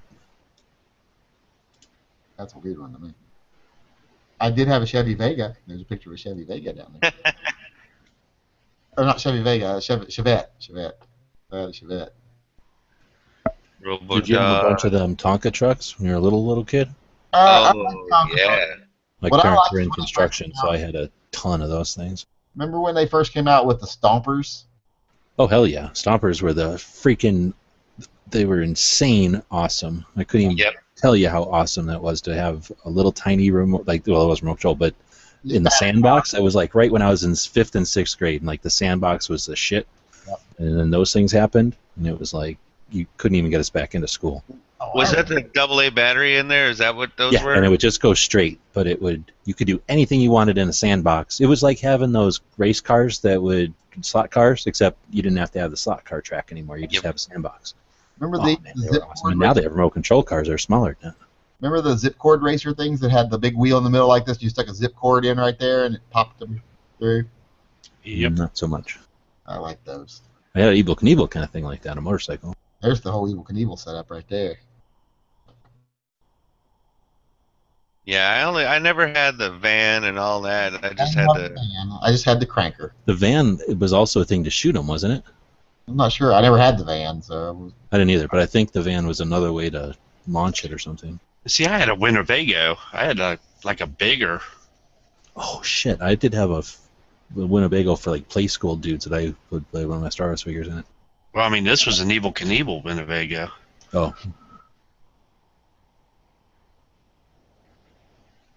Because I think it opened up. We had a Winnebago, yeah, and the top would come off. It was almost like a dollhouse, except it was a Winnebago. Right. oh, I had this. I loved this. Remember this guy? 2XL? No. Oops, I don't know where that went to.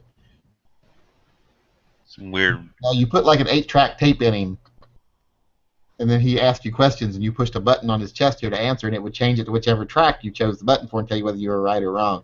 Little eyes lit up and everything when he told you questions. Wow. I kind of remember it. Didn't have one, Like, but I kind of remember learning? it. Or Right, just- put the 8-track tape in down there, and but like actual learning? yeah, actually learning like a giraffe has the same number of vertebrae in its neck as a human being. Press A for yes, B for no. Yeah, Oh, okay. Crazy. That would work though. Then you just have a track of yes and a track of no, and then I guess the thing to keep track of your answers. Yeah, it was cool, and he would tell you you were wrong. Then he'd give you the right answer if you were wrong.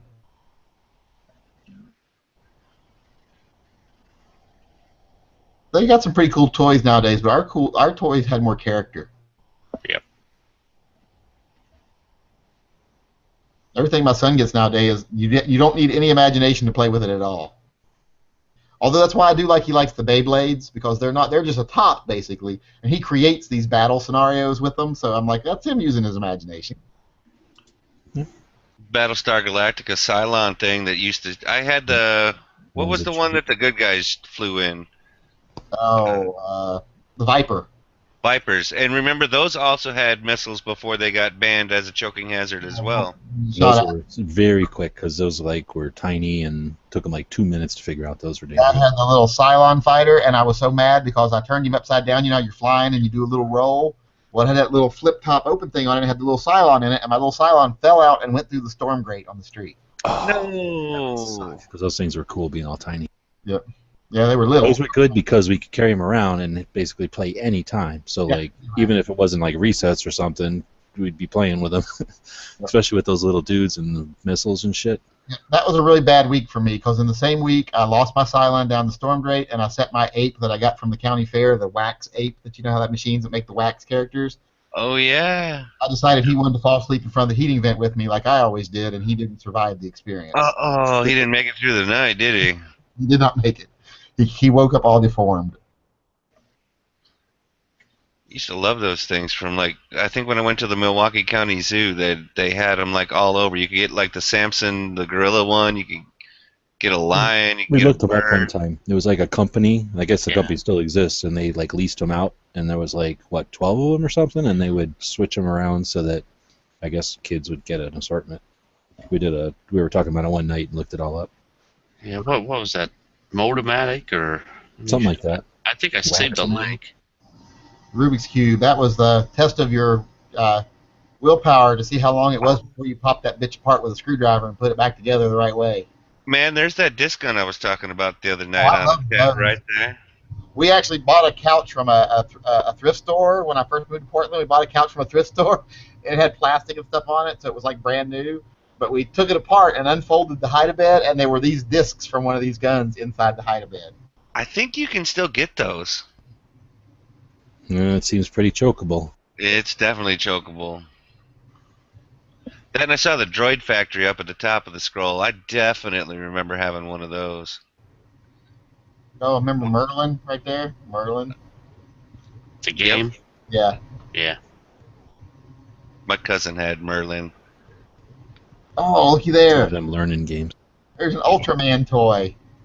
I loved Ultraman. Ultraman, Kikaida, and Kamen Rider. Just about the same thing. And remember when this was actually a cool video game? The football game? Yeah. Where you just drove a little dot across the screen. Even when those games existed, I fucking hated them. That's probably why I don't like video games all that much, because I always couldn't figure them out, and I couldn't understand why people were so into it. I had that Jaws toy there. I had that Jaws too. It was pretty good. Am I the only boy that had an easy bake oven though?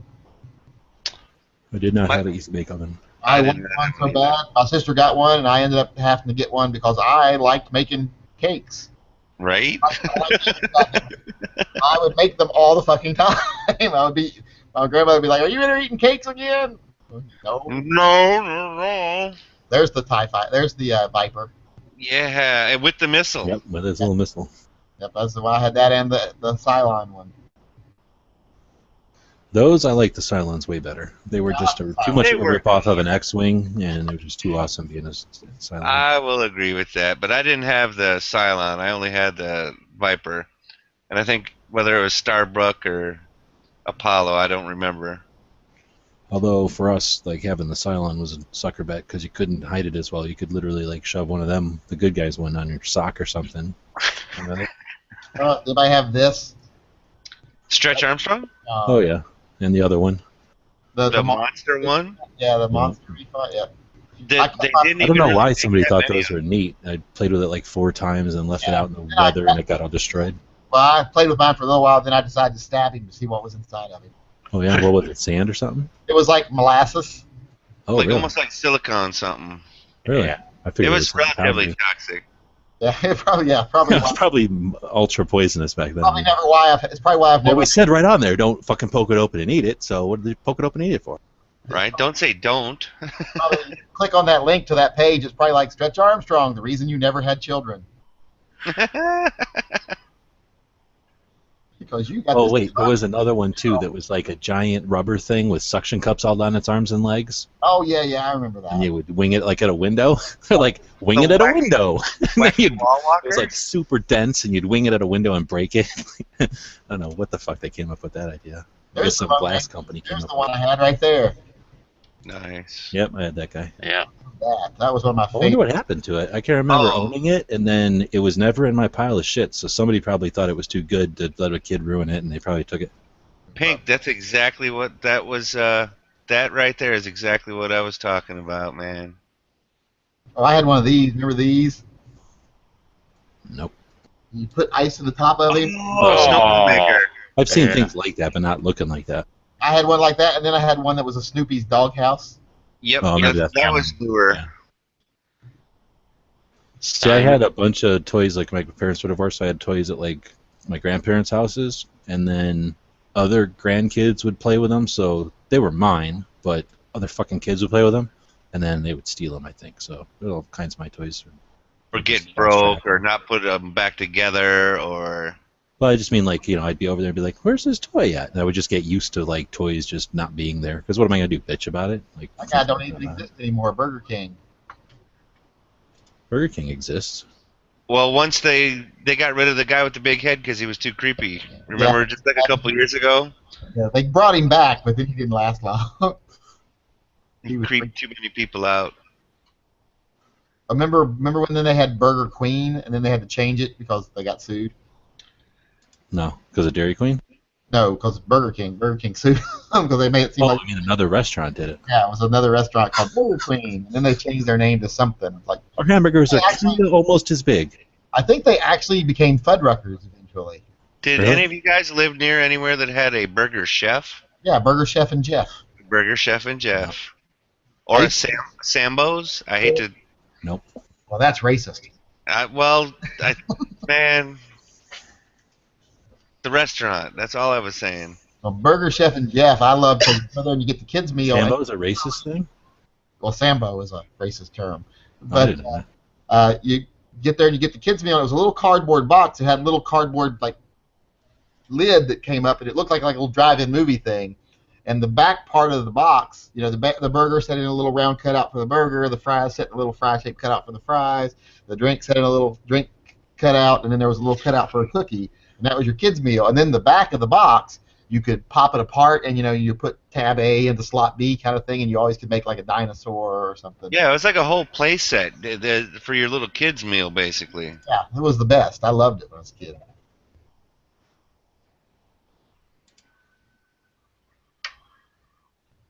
You gotta be careful scrolling through these because you put in kids' toys of the 70s and the occasional asshole picture shows up.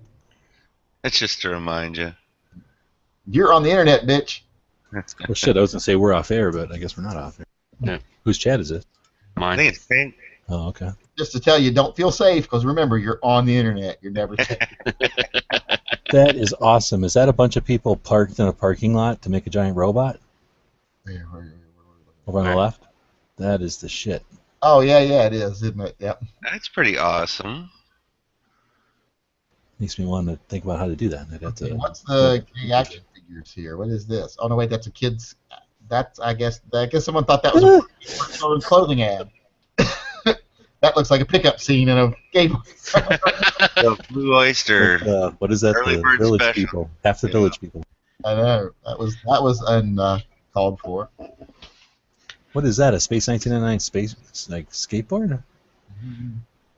What's that right in the middle? Right there? That boat? Yeah. Oh, that's that thing from the Micronauts. I Yeah. had that one and the black one. Yeah, they like had animal parts and stuff. And oh, Yeah. there's what I wanted right there. And was it? Yeah, that was one of the Shogun Warriors right there. I never had that kind.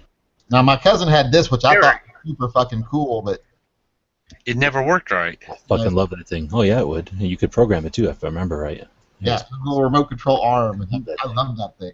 Remember My fantasy would have been to put that on my big track. remember the helicopters that were like on a cord that you flew around in a circle? Oh yeah, I never had them, but I know what you're talking about. Little base station, and you just flew the helicopter around the Oh, base. you mean not where you're standing in the middle, but there's like you put it on the floor? Yeah, it's on the Yeah, floor. I've seen those. I never had one though. Like a little mountain, and it's got a little string, a little wire coming out of it with a helicopter, and the helicopter flies around in circles around the mountain. There was that Godzilla that shot his hand and spit fire. I never had that toy next to the Viewmaster. Hello. That would have been a lot more fun. Is that Pam Grier? That's not a toy. That's from like Shaft. This is the one. Yeah, I had that. That was awesome. I know friends that had that. I never understood though why you pushed a button and his fist shot off at you. I know that's what the Shogun was. Because the Shogun did, yeah. Exactly. I'm like, Godzilla doesn't shoot his fist at people. But you pulled that little red crank on his back down, and his fire came out of his mouth, like a little rubber fire thing. You know? And did you ever notice that the spring tension on those Shogun warriors were like enough to, like, if you literally shot somebody in the face, you could chip a tooth, kind of a thing? Oh yeah, it would hurt. Because it was supposed to be able to go across the room or something. Yeah. And they usually did. I can remember having to like set it all up, like arrange it, and have like grandparents and shit like schedule like to drag it over. Because it'd be like, okay, we're gonna play with your Godzilla on Thursday. Is everybody still down with that? Okay, on Thursday we're gonna be playing with the Godzilla at so and so's house. Okay. And then because somebody had to drive it over, it was so fucking big. I remember the biggest rip-off toy I ever got. There was this big gun that I wanted so bad that shot a compressed ball of air. And it showed it like in the commercial, like things being knocked over and, you know, people doubling over when you shot them in the stomach with it from like 20 feet away and everything. It shot a compressed ball of air. And I got it, and it's basically you just cranked it and it just went poof. Like a fart? Yeah.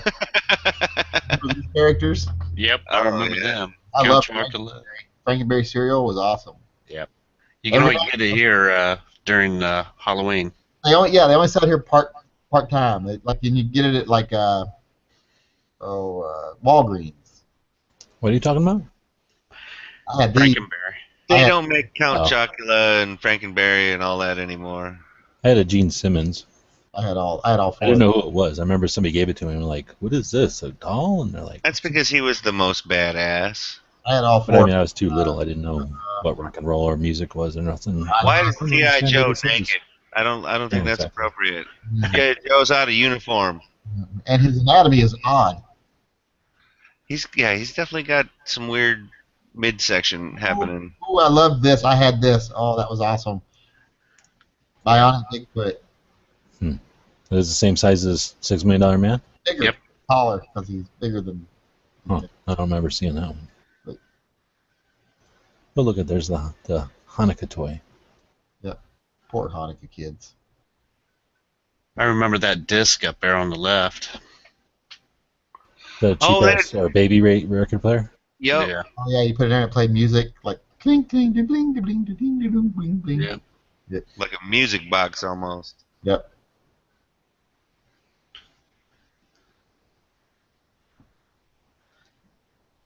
I remember This when I is just like, look at that Sears catalog. Do you remember, like, they'd throw a catalog at you? Okay, who wants Sears Christmas? catalog was Here's the catalog. Bible. When you were a little Oh, kid, the wish book, man. And then they came out with, like, at some point they came out with, like, the whole toy edition. And I'm like, oh my God. I would get that and I'd be like, I want this and this and this and this and this and this. It'd be like, here, I've ripped out the 2 pages of shit that's girl shit that I don't want. Exactly. Everything I'll else just in there take is the good. rest. Yeah, we used to take those big Sears catalogs, like the 2,000-page ones, and make Christmas trees out of them. Well, it was a Really? big blessing when you were a kid when you got the toy only one, when your grandparents would bring you the toy only Christmas catalog. Because I remember my cousin being really upset because it's with the toy one you get more toys and it's only toys, but you didn't have the bra ads either. Well, then, yeah, there They is. probably started doing that because the kids would ruin it. I know I ruined it. Yeah. So that anybody else who wanted to look at the catalog was kind of fucked. And back then you had to like either get the catalog or like order it or something. It wasn't like they just gave them to you, right? And we got it in the mail, and I was always like, when that came, it was like, Yeah, but you only ever got one. That's what I mean. It's not like there was 100 of them. So it's like I would ruin it and then they'd be all mad. I'm sure that at some point it got back to Sears and they're like, tell you what, just make the kid one separate. yeah, exactly. And plus, I don't like how long he's looking at the bra ads. I got in trouble for stealing a bunch of bra ads out of things, and Yeah, see, there's a kid holding a bionic Bigfoot toy. Oh wow, it is pretty big. Yep, see, I had that. Oh, that was awesome. What did his chest do? I forget. Like, did that thing pop open for some reason or something like that? It came open and there was like bionics in there. Okay. I remember the first time I ever saw one of these, a Pac-Man game on like a tabletop, and I was like, oh my god, that's the coolest thing ever. I can sit down? What? Sit down and play video games? That was the worst part about video games, having to stand the whole time. Yeah, my orthodontist had one of those sitting in his office. What? I'm going to the dentist. Orthodontist, you were rich. What's an orthodontist? Eyes or teeth? Teeth. I never saw a dentist till I was like 15, and that was to get 2 teeth pulled that had rotted out of my head. They always had them at like a hot dog place and then a pizza place. I was at barely Pizza ever Hut pay it or 'cause it was Shake. like sitting there eating it. Village Pizza is where I saw it at first. Place School Castle. I will admit to having one of those. Which one? The it's right there next to the green truck or whatever. To the right of it, the Play School Castle with the dragon in the night and the moat and the trap door and Play schools were the guys who had like their feet together, like they were like, so you could put them on a horse, but their legs didn't bend or nothing, and then they would bend at like the waist and the arms, right? they didn't even have feet really. As you look, they're just like circular people, right? Yeah. Oh, this is different than I'm thinking of. Okay. But you could Like a also then Weebo. use that for G.I. Joe or Star Wars as well. You could cross use if you needed a different fort. Well, and the other thing is, you would always have like little kids around, and yeah, you'd steal their baby shit to make forts for GI Joes and stuff. Oh yeah. Oh, you don't need it. You're not playing with You this, don't are even you? know what this is. Yeah, exactly. You're not playing with The this. other day, I was like, do they still make Weebles? And she's like, no, they don't make Weebles anymore. And I was like, what? Weebles wobble, but they don't fall down. You never even see them. They must be worth a shit ton now. She's like, yeah, they don't make those anymore. And I was like, well, they were cool. They weeble, they wobble. She's like, yeah, kids can also chuck at them each other, and they're like made of lead. Yankee. Oh, I figured people were You're the choking on them, but nerdiest yeah, guy people here. probably did throw them at each other. Can you name the red-faced guy from Battlestar Galactica to the right of that puppy? What puppy are you looking at? On your screen, there's the puppy with the brown ears, right? Hold on, I'm not looking at my screen. Oh, Can you name Simon. the Is that Simon? Is that his name? Was his name Simon? Or He was a bad guy, right? He was the guy who hung out with the he was bean the bad head guy. Cylon. He was the one that Baltar was always bowing in front of, and like, oh, please give me another chance. Oh, really? I thought he was like a servant. No, I thought, like his chancellor or something like that. what's his name? I thought his name was Simon or something like that, but I'm not sure. I forget. I'm having a mental block. What is his name? I gotta look it up now. I was gonna say maybe visit the page. Uh, Different screen. $20. Teenage Mutant Ninja Turtles, Transformers, or let me see. Was it Doctor something, or was that the guy? No, that was the different thing. What was it? Always do that visit page, and then I never see what they. No, Oh, yeah, there it that's really is. bad. Oh, but that's not the. Just always wanted Ninja Turtles, Transformers, Doctor Who, She-Ra.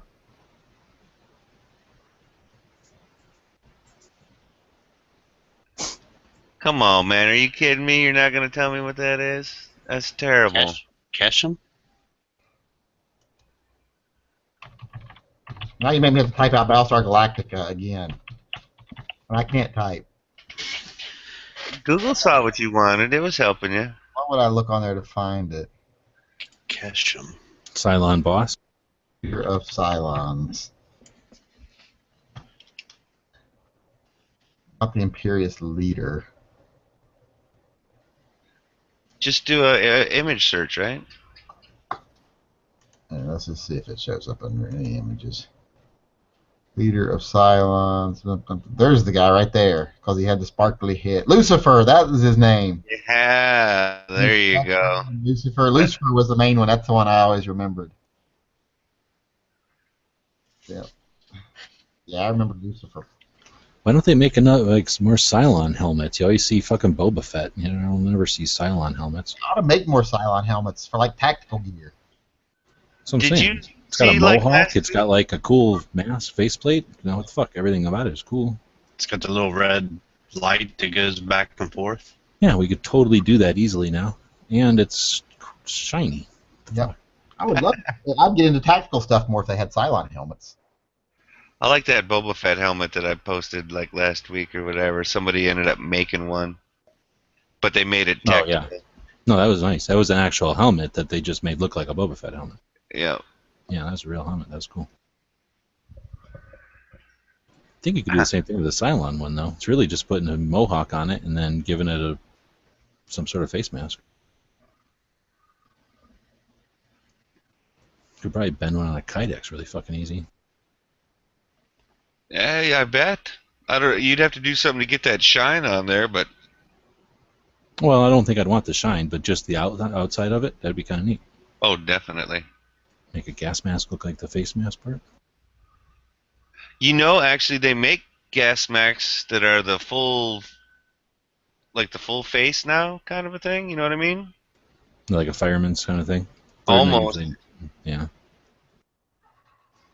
There's like plus and minuses to having a full mask. Otherwise, that's why they don't put them in the military. They're too easy to knock off your face or whatever, I think.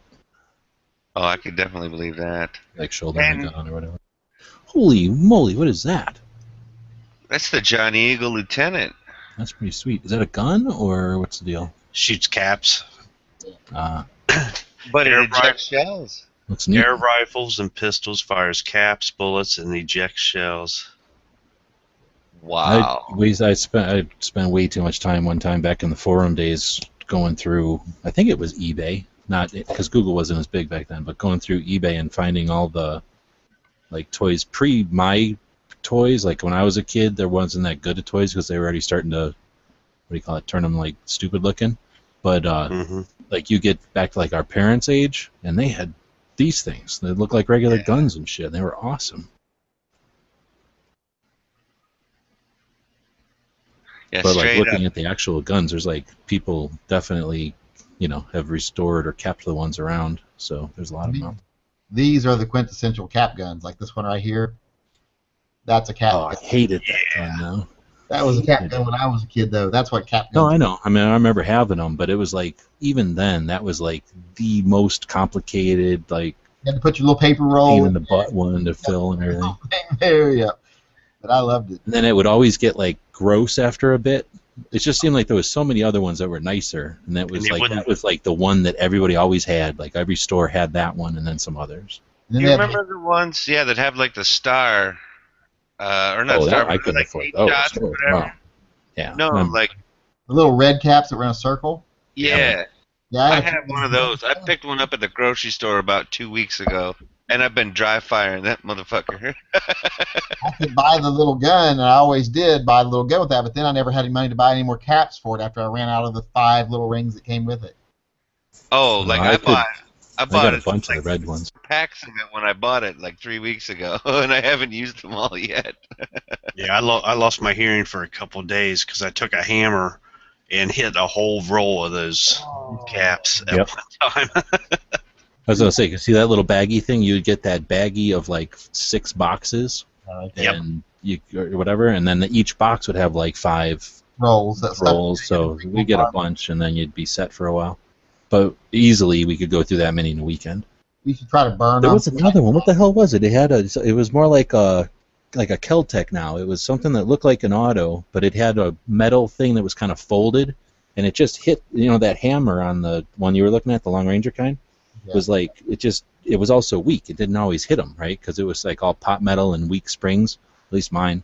So I had this other one that was more like an auto, and it had a much like more well-engineered like strike or hammer or whatever, and it would always go off. Anyway, we could go through tons and tons of those things snapping around in the yard. I had one of those, one of the old like. Arquebus or whatever, blunderbuss. But you put one cap on it, pop. You put one more cap on it, and pop. Oh, and by the way, the cap gun that I was talking about that I got a few weeks back, yeah, it's clear and neon Yeah. green and orange. It is the Did you paint it ugliest. black? I have not yet. Does it look like a gun though, or does it look like a space gun or something? Paint it- Oh no, it looks literally like like a snub nose 38 or something like that. It like literally it looks like, and the little cylinder still rotates and everything like that, and you open it up like a breech. According to Marco, you should paint that thing black, go out and wave it at police officers, and then when they shoot you, you can have the satisfaction of knowing they did it unjustly and illegally. Right. Yeah. Yeah. Yeah. Remember these?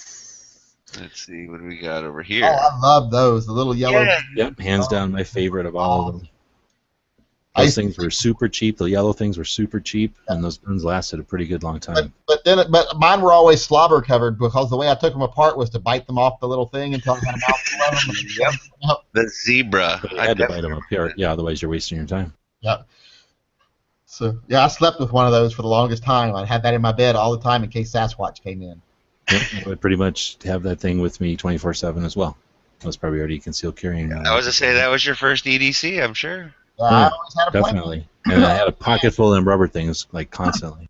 You had a plan. I said, if Sasquatch comes in, I'll shoot him in the eyes and run. There you go. For some reason, when I was a little kid, I was always afraid of Sasquatch coming in. We had this like bar thing in the basement, like a counter kind of thing that I would set up old cans on, just empty cans, and wail on them with that thing. Loved it. Because it was better than a cap gun, and it wasn't a BB gun, so you could shoot it anywhere, basically. And it was better than a dart gun. Like the suction cup dart gun, you know? Oh, yeah. Because you had like, I forget, but you had like a handful in there, like a bunch in there. Oh, you could definitely have more than 5 or 6. Like it was like 10 or something or more even. It was definitely the Glock of the time. It's funny. I made a joke with somebody the other day. I do have one of those little suction cup dart guns. It's a single shot or whatever, but it's a AR, so I make jokes like this is the only legal AR pistol I can have in the state of Hawaii. What I had for a suction cup gun was a sawed-off shotgun that had a suction cup in each barrel. Yep. And I you would definitely break had it to cock it, and then, Yep. oh man, that was awesome. I definitely have one of those, and it's one of those things I kind of wish I still had it. Oh, I do too. I don't know what the hell happened to it again. Some fucking cousin or somebody took it, but man, was that thing fucking awesome. Because we would definitely, when we would have those fights or whatever, that would be like your last resort, and you'd leave the suction cups out of it. But then, like, oh crap, I'm out of like little yellow BBs or whatever. So it's like, all right, well. And that was the best What part of goes that in? is you'd breech break it, and that's what cocked it. That was what made that thing so awesome. Awesome. And those little darts were perfect. They were like the right heft. You could still get some distance, and you couldn't deny you got hit with it because it hit you. You know, it came out and hit you. Everybody's seen it. That was a good one. And I had a ton of those darts too somehow, so I must have got like an extra package of darts. Well, those were a relatively uniform size. No, if I remember, they had like they were a square, like a long thing made out of a square, or like a cross, and then like two halves were covered and the other two were open, so that it had like a Black Widow shaped, like a hourglass shaped slot that it went down. You know, so that the darts would go in the same way all the time. Because that's the thing, they had to be that kind of dart. The other darts were sometimes just round on the bottom. And those were soft darts all the way, right? Whereas they the were like ones that we rubber. had when we were even earlier kids, they had the hard plastic, and then Yeah, for some reason those don't fly as good. Like the density or something was shitty, and those things would always like land funny. And those little solid rubber kind were awesome. Got a picture of me wearing that Long Ranger costume somewhere. I like how they put these little cap guns in here. That one just above to that little keychain one. Which one? Which screen are you looking at? Yankees. You're looking at the Derringer. If it was the real screen, the one left of it. Yeah. That's how much those little things cost. Probably a lot. Yeah, those things are like $85 now. I just got one off a 6-string, and I'm like happy as shit because those things are easily close to $100 sometimes. But Especially if you get one with a barrel that actually shoots. And they were garbage. They were toys back in the day. They were just like, cap guns or whatever. They were nothing, and they're worth a ton now for some reason. I had this little Derringer. I loved it. You put two caps in it, the little red round caps. It was metal, die cast or whatever. Metal, and you broke it open, and that you was put the the cap shit. in it, and it popped twice, pat, when you pulled the trigger. That's the kind of shit we'd want to have for like a backup, like just in case you're still in your fort and somebody gets you, we whip that out. I loved that. That was awesome. It's funny For how us, it was like bushes like around people's houses, like that are maybe chest high, and then you'd go underneath of them bushes, and they were big, all like hollowed out in there. Right? Yep. That's with our forts all the time. Oh, we did it all the time. You had a little clearing inside a. It's funny how you I didn't can understand. imagine nowadays, because now kids aren't even used to like being outside. So if they went back into the 70s and seen like little kids popping out of bushes and shooting at each other all the time, Although Yeah, I would say I was over at my park one day, or down the street from me, and I'm walking through the sidewalk with my dog, and my dog starts to like pull like she's going to go into the bushes, and she's rah, rah, rah, rah. And I'm like, what's going on? And then this kid, about 12 years old, walks out of the bushes in a full ghillie suit with an airsoft gun. cool. Now, did any of these toys have anything to do while we are all pro gun these days? I think. Had to be, because I knew kids when I was a kid that didn't have guns to play with. My friend probably Johnny pussies. Law, his dad wouldn't allow him to play with toy guns. He wasn't allowed to play Really? toy guns with us. His dad was a hippie, and his hippie dad would. Oh, wow. Yeah, I mean, I don't know that I knew. I mean, granted, I grew up in the upper Midwest, and all that, but I don't know that I knew anybody that didn't have some form of either a cap gun, a dart gun, the zebra, the disc. Everybody had something. How much? Now, not everybody had Well, the I'd say not everybody. Well, certainly not girls. And then there was like guys that were into sports, like they didn't ever play nothing good. Like we had people that were in Little League, not Little League. What's it for football? Where they would do football, and for whatever reason, like Pop Warner or whatever. yeah, But they no, didn't call it I that, don't but know whatever, Pop yeah, Warner. like Little League for football. And it Pee-wee. doesn't matter what the fuck time of year it was, they were always fucking with football. So like certain kids just never even played any real fucking shit. They just always were playing sports. I know what you're bitching about. You're bitching about not being any food down, aren't you? Maisie's got to go in for surgery tomorrow, so there's no food down, so she's bothering me. She's all about. Get her nuts checked. Or wait, it's a girl dog or a girl cat? She gets spayed tomorrow. Yeah, I'm taking my cat in probably the week after shot. Chop his nuts off. She went into heat once already early. She's only like 6 months old and already went into heat. What does that mean? She grows all over the house? Well, she just goes around the house like crouched down, going, "Meow, Yep. meow, Okay. meow," She doesn't squirt or do something gross. No, she doesn't do anything. Because this guy, twice today, I went to go pet him because I always rub his belly because he's not like a dog. He's got his Like, oh, yeah, businesses and all that. Oh, yeah. But twice today, I look over and the little fucker's got his dick out. I'm like, I swear I didn't even know cats had dicks until I got this cat. They're He's not always constantly got it out. I posted this cat video earlier on the right here. Now, I know this ain't a cat chat, but if you get a second, watch that cat video. You're going to laugh your ass off, and you probably ain't going to fuck with your cat. I seen this one on Facebook. That's where he chases him out of the house at the end. Oh, fuck yeah. Yeah. No, I Right, never had a waiting cat at for the that window. movie. Waiting at the... Yeah, well, waiting you at the probably window. never fucked with a cat like that dude But he looks did. like he's playing with it. Cat was, he was dicking with the cat, and then he didn't like the way it went, and then it went bad for him. I like the idea of playing with the oven mitt. The cat must love that. But yeah, that cat was a little bit more than just wanting to play. He wanted to kick that guy's ass. There's that fucking blaster that I said they ripped me off on. We're supposed to shoot a ball of air. It just shoots a puff of air. Ugh, that red thing? Yeah, that black and red. Got a red tip on it. But there it is right there. That was it. Wait. What are you playing at? Oh, I'm looking at the wrong screen. The air blaster. Oh, no, I've never seen that one. Yeah, that was a rip-off. Rip-off. There's something nowadays that doesn't look like a gun or anything. It looks more like a thing that you blow bubbles with, and it supposedly does some sort of air. John Willis got one for his birthday. Yeah, it looks like that black they- thing right there. Looks like a big jet engine. Yeah, does that work? They were fucking with each other with it. I don't know to what extent, but they were definitely fucking with each other. It's one of them things where in the ads they always show you blowing out candles, but it could be bullshit. My son, How's that right there? my son asked for one of these tonight. Was that airsoft or just fake? It's the one he asked for was airsoft, and I was like, "No, you can't have it." And he's like, "I want it." I was like, "There's one next to it that's the same gun, but it's all orange." I was like, "You can have the all orange one, but you can't have the black one." He's, "I want the black one." I was like, "No, you can't have it." Man, that's a good Well, looking. I would settle by getting him the orange one and then buying him a real Beretta. Yeah, he got left the store all pissy. So Right, you play your cards right, son, and you might actually get the 92. yeah, he always real. tells everyone though, when I die, he gets all my guns. Oh, nice. As long as he don't try and kill you sooner Yeah, than just later. be careful. Yeah, I got you some special there. No, you eat that one. Okay.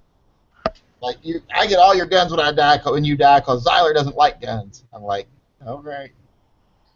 Just put me in a good place.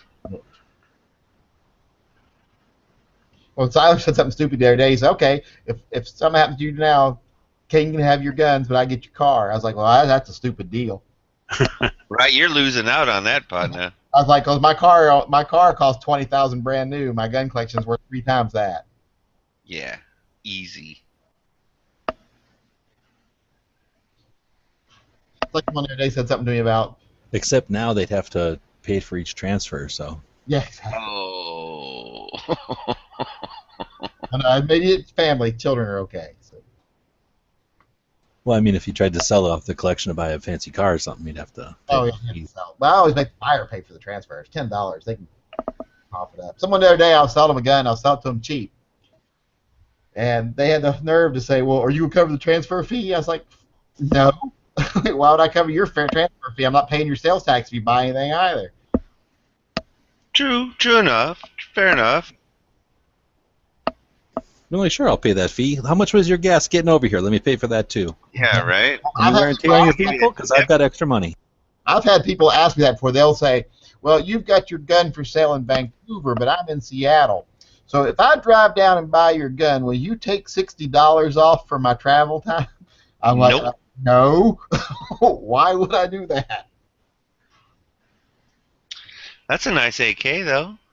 Oh, that. Does it actually shoot those darts? I'd say. I love the name of it. It's the Warmonger. AK-47. Sounds so They're fun. probably like ejecting things or something so that it looks like it ejects shells, maybe. Yeah, it probably doesn't shoot I've them. not You're noticed right. anything anymore. I just love the title. Like, you can't even title a toy that no more. There's no way you could have the Warmonger toy. You know, this whole chat we've been doing could have been one of those shows on True TV. Well, then we need to figure out how to start getting that True TV paycheck. Yeah, because that's what half of those shows on there are like. Remember these toys you had in the '70s? Yeah. Yeah. Now they're all worth X. And then I kind of filter through, and I'm like, what a stupid idea for a show. And then like 20 minutes later, you realize you're still watching it. You're like, oh, that's because all of a sudden you'll see one of the toys, and you're like, oh, I had one of those. It's worth how much? What? Yeah.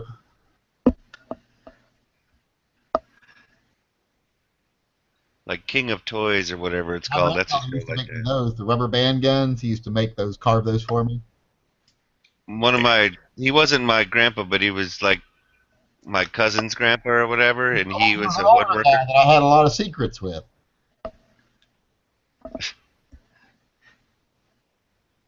Man, I saw He's YouTube like a second video. grandpa. Yeah. I saw a YouTube video where they make like Gatling guns and everything with those rubber bands. Shoots hundreds of rubber bands. Yeah, I think there's a channel that's all they do, right? All kinds Yeah. of crazy, like, Well, the ingenious Slingshot ways of channel. shooting. Oh, maybe I'm Slingshot. thinking of that. The Jorg Sprave or whatever his name is, the Slingshot channel. He's awesome. That one almost looks Fucking like a steel liquidator. ball bearings and stuff like that, dude. Putting holes through shit. Oh, I didn't see that part. That'd be cool. Machete launcher. He had one where he weaponized a toilet brush. That one I did see. Where you just like sharpen the end or whatever, and it flies Sharpen off. the at end, and it goes through the wood or whatever. Yeah, it goes through plywood or some shit. Yeah. Yeah, that dude's the German But he's dude, right? using we're like talking surgical tubing and like big machines. Oh, yeah. So, yeah. about. Yeah. It's pretty cool though. I like how that's the kind of shit that I like watching on YouTube now because it's like just creative and spurs imagination and tells kids they can do shit with materials instead of waiting for somebody else to make it and throw it out. Yep. Teaches kids how to make their own shank. Exactly. Yeah, sorta. Yeah. Shiv, right? You get shanked with a shiv, right? Not shivved with a shank. So it's a shiv. Shanking is the actual action, right? Yeah. I'm getting my jailhouse Your link. prison. Is that potato though so much or? I think it's pretty much a shiv is the actual blade, and you shank someone with a shiv. You shank somebody with the shiv. Okay. Feel like I got into an argument with someone. What is this? Like I got into an argument with someone yesterday about imply and infer. And he's like, I'm sure you weren't meaning to infer that I'm like, well, I can't infer anything. I can imply that you're a big dumbass, but only you can infer from what I said that you're a dumbass because you're using it backwards. Oh, the Where do motive you just order makes one it of spin those? around. Yeah, but where do you get one of those? He Well, made he it. made it, but I thought it was a shooting thing. It's just so that on the airplane or model or whatever, it would spin around. The Do you barrels would guys? spin. That makes me think. Back when we were kids, did you ever have the little cannons? You know what I I'm still got saying? And they were those. like, you know There's what I'm kind of 3 of saying? them, I think. Yeah. You mean the ones we made? No, No, they're like, like for signaling boats actually, but No. people shoot stuff out of them. well, I was thinking like the smaller ones even. You know, Yeah, and it I had think they're like just for boats. That's why they make them. At least that's what they sell them for noisemakers. I was going to say, because I remember making them back out of pop cans when they were real metal back then. well, it had like a brass. The actual cannon was brass or bronze, and it was like They look wrought kind of like a small iron or cannon. whatever. See, I was lucky as a kid because we had an actual, like, right after the Civil War cannon on our property back home. It's mounted on Wow, a concrete pad out by the barn. And what a dick! every 4th of July, my grandfather would go out there and load up a ball, and we would, boom, fire it into the hillside every 4th of July. That's pretty sweet. No problem with the RoboCop. I love RoboCop. Either way, dead or alive, you're coming with me. You know, I was thinking the other night, I was like, we got all these soldiers coming back and have artificial legs. I was like, why are the fuck are they not making like artificial legs and have places to hold guns inside the like you just reach down and it like pops out of the artificial leg and then every soldier that comes back missing a leg should get one of these with the gun of their choice in it. I'm down for that. Right? I'd If support they that. want it, they can have it. Yeah, I'm like that would be sorry you lost your leg, but here's the least we could do for you. Now you got a cool robot leg that pops a gun out whenever you need it. Ammo on the other side. Yeah, exactly. They're saying that's a Star Trek gun. I don't remember that thing being Star Trek. I remember when it was called Star Trek. Yeah, I remember that very distinctly. I remember shooting the hell out of them. I know that. Yes, sir. I didn't know there was 100 in those little things. I lost a shit ton then. Oh, I'm with you on that, G-Webs.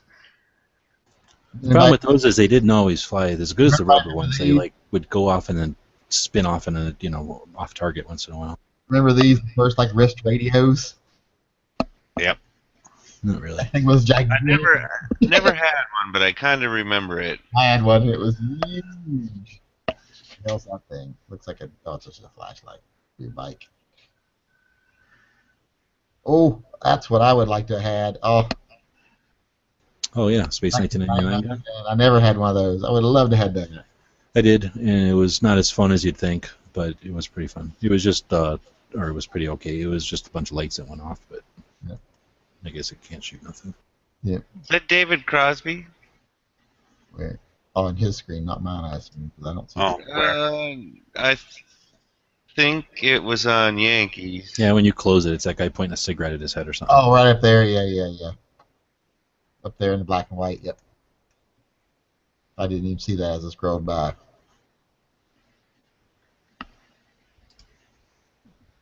I think some of these toy guns are toys. A kid playing with a pig.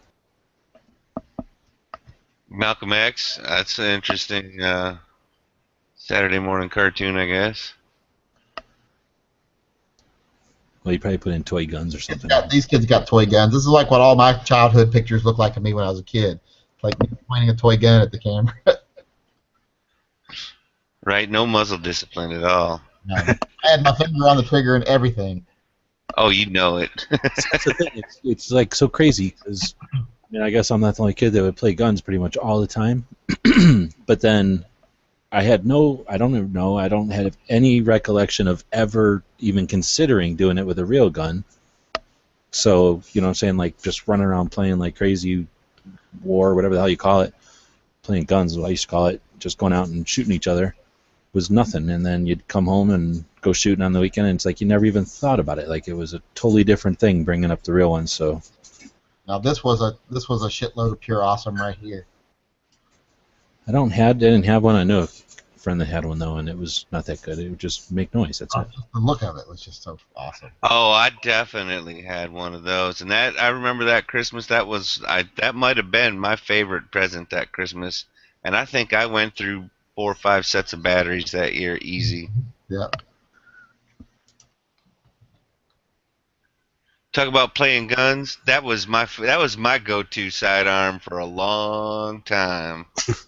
Well, we always played with ones that shot though. I mean, I'm trying to think. We had neither. Were just like I say, the ones that lit up or whatever. We didn't play with those. And I'd have to say that probably is its only shortcoming, is that it didn't shoot anything actually. Noise. It's just only because you couldn't, you'd have to fake that you hit somebody. So with the stuff, it was actual verified, like somebody could see you get hit and you'd be out or whatever. I don't know, I guess that's why we did it. You're dead. What are you talking about? You can't shoot me. You're dead. Exactly. Like, I zapped you. Like, bullshit. The bush was in the way. No, with the laser. Nice. James Bond. Yeah. I wouldn't mind one of those ones on the left Oh, today. shit, those are probably worth a bunch of money, huh? Yeah. But that's Sean Connery? Yeah. Or no, That that's isn't even that old. Or Roger Moore. Roger Moore. That's even not that old then. That's a very old picture of me right there. That's you? That's me. My grandma showed me how to hold a rifle. Damn, we got a ton of. I don't even think I have this many pictures of me when I was a little kid, let alone with a gun. I don't think I have any with a gun, honestly. That's me, little fat-faced me. I've got tons of pictures, just not digitized. That was actually a still from a home movie.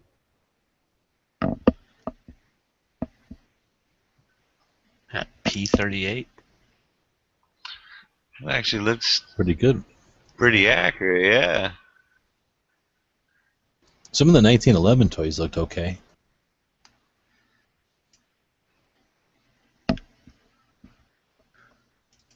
Okay, now how cool is this one? Let me get it back up on the screen here. Now, how cool is that? I'm actually doing the finger twirl with my little toy PPK while wearing my little hat. Then there's me pointing to the right. There's me pointing the gun at the camera. See, bad finger, just putting my finger on the trigger and everything. And then there's me in my cowboy outfit. Back then, though, they'd be like, "What are you doing holding the gun that way? Put your finger on the trigger." Exactly. Point it How right you at gonna the shoot anybody if you're not putting the finger on the trigger? This is cute. Wasn't that your avatar before, Yankee? The one in the middle, I think? What's that? That was your avatar, like a year or two ago? For a while, yeah. I've been pointing that gun at the camera. But the video of this one's cute because I'm spinning that little PPK around my finger. Oh, no, wait, that's the revolver. That's the revolver I have there. The PPK's in the other one. But I've got a little black revolver like I'm a detective, and I'm spinning that around my finger. So your brothers and sisters played guns with you, or friends, or what? Brothers, sisters, friends, etc.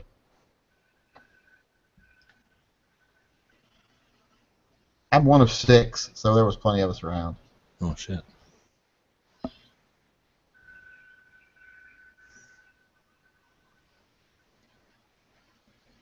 And then there's lots of older pictures of me here of me of an adult holding guns.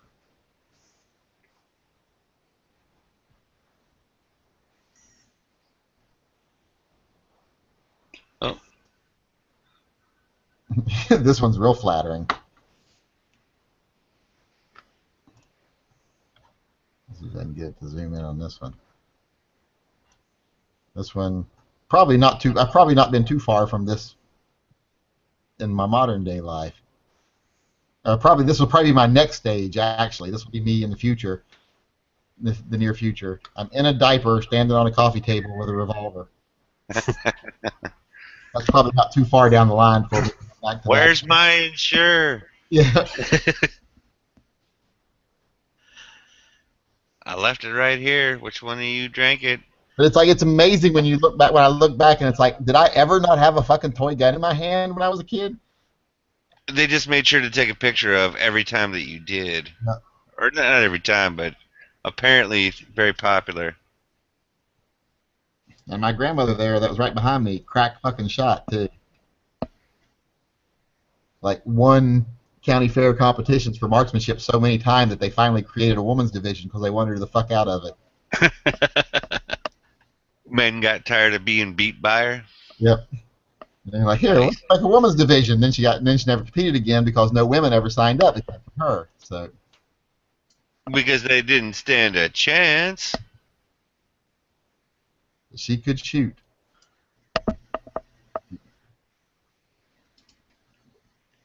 She's the one that I decided that when I was a kid, that this is right before she died, that I would shoot better with her revolver than I would mine because hers had a longer barrel. And then did not take into compensation the longer barrel makes for a different draw out of your holster, and shot myself in the top of the foot. That's the gun you used to do that. That's interesting. And it was a 22 or it wasn't? 22, little 4-inch barrel 22. I definitely remember part of that story. I just didn't remember the part where it was your grandma's gun. She was already long dead when that happened, but it was her gun that I shot myself in the foot with. Well, it was just in a chat one time, and you had mentioned after somebody else had mentioned how much it actually hurts to be shot, even when you just shoot yourself in the foot with a 22. Oh, it hurt like fucking hell. I cried like a baby. Like of course, I was just a kid, but still. You could relate to old ticks. And it wasn't any of that whole. It wasn't any of that like, oh, I didn't even know I'd been shot. You know how people say that all the time. I'm like, no, I knew the second it happened. But it, like, the second it happened. The intense pain and the seething fire. Yes, I could My leg definitely. bruised. My foot bruised all the way from my foot up halfway up to my knee. Really? Yep.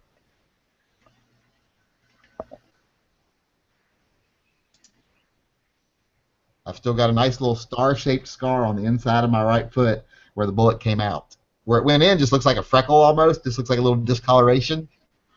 But where it came out, there's like a big, like a 4-point star that came out.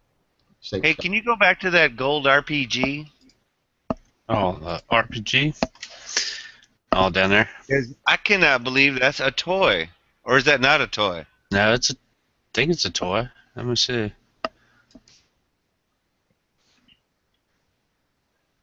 Because, I mean, everything else is cool. The SKS, that's cool. The Tommy gun, that's cool. But I don't know that I've ever seen a toy RPG, like, ever. Ever. No, this might be a reproduction or something. I don't know. That is one of the things that I do hate. Yeah, I hate that when it says go to the page and then what you looked up just isn't like literally right there. I hate when you go and it doesn't exist anymore. I'm like, well, then why did it show up in my search if it doesn't exist anymore? Yeah, exactly. I didn't say search for things that don't exist. I said search for this. Damn it. Yeah. Sorry about that, Pink. It's not me. It's this damn site, whatever it is. Pinterest, yeah, Pinterest when it wants to get in your face. Oh, crap. Yeah. Now I've got where I had that page open and I was clicking through links all the time. I've got like about 50,000 other pages open behind it that are like. Oh. That sucks. And I got to go through and close them all. That. Are you sure you want to leave this page? You didn't. Yeah. Yes, I'm sure I want to leave this page. Right, I'm all good.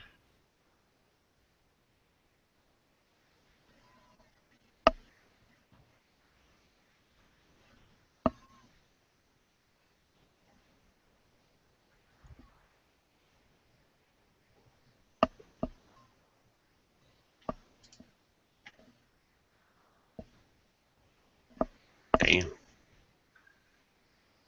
That looks like trouble. Yeah. Looks like somebody's getting shot over that one.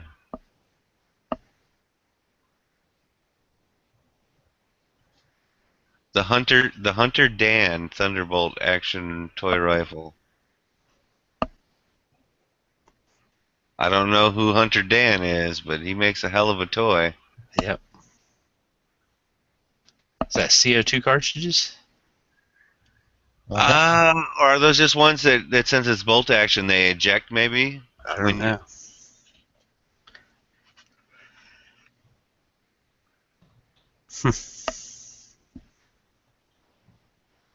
So you can have the fun of ejecting rounds.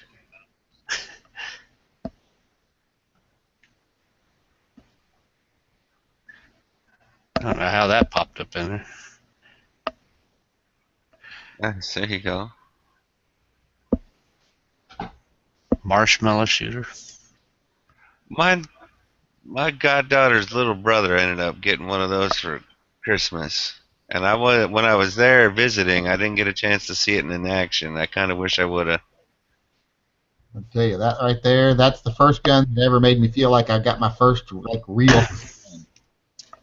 Oh, that right there will shoot your eye out, Yankee. The CO2 Powerline pellet gun. That thing would put a pellet through a 2-inch oak door. Yeah, that's what I'm saying. You shoot somebody's eye out with that thing. Yeah, I've got the 357 revolver version of those. I could never afford the CO2 cartridges for it very often because they were expensive and they only fired a few times each. But it's so cool. I also have the 357 version Crossman or whatever the hell it is. Yeah. It's like a 400 feet per second or something like that. It's really not that much. Yeah. But I do have one of the break action rifles that's not CO2, and that thing shoots that little .177 pellet out of there at like 1,200 feet per second. It makes a little crack every time it breaks that sound barrier when I shoot that sucker. Yeah, my revolvers are so old that the rubber that's in there that's underneath the lever to break it open is all dry rotted. Oh. The little clasp doesn't spring back up. That sounded a little too concerned for what we're talking about. Oh man. Well, I'm just thinking about mine, and mine's only like a couple of years old, and I'm like, oh man, I don't want to hear about shit breaking. Thing was like 60, 70 bucks, 60 bucks, 50 bucks, something like that. Yes, that was actual genuine concern. Now, there can't be a Glock. Where? Oh yeah. There can't be anybody watching this chat anymore, is there? There's no way anybody sat and watched a bunch of old guys talk about toys from 40 There's eight viewers. Yeah. Nice.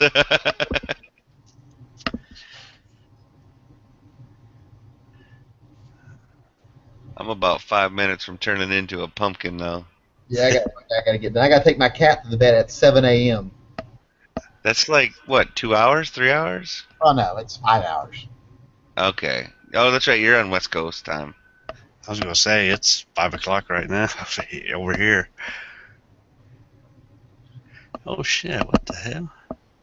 That definitely looks like trouble. That Glock. Yeah. Oh, it's airsoft though, right? My son's not interested in the Glocks for the airsoft. He likes the Beretta, the SIG P229s, and that one. That Beretta you put up earlier, Yankee, that was a nice looking airsoft. Oh, I've seen them in the case before. I've seen some of the airsoft guns at the Sportsman's shop over here, or the Big Five Sports. They go in and I'd be like, "Was that a real gun or an airsoft?" And you have to get up real close where you need to tell. Well, and then because the price tag's up there too on some of those, right? A couple $100.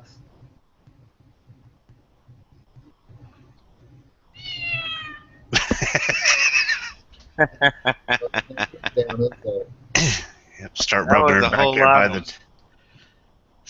her back here by the tail. She'll go nuts. She's not happy because there's no food down. She keeps going over to where the food bowl is and looking back at me. No! You can't have any food. You're going to surgery tomorrow.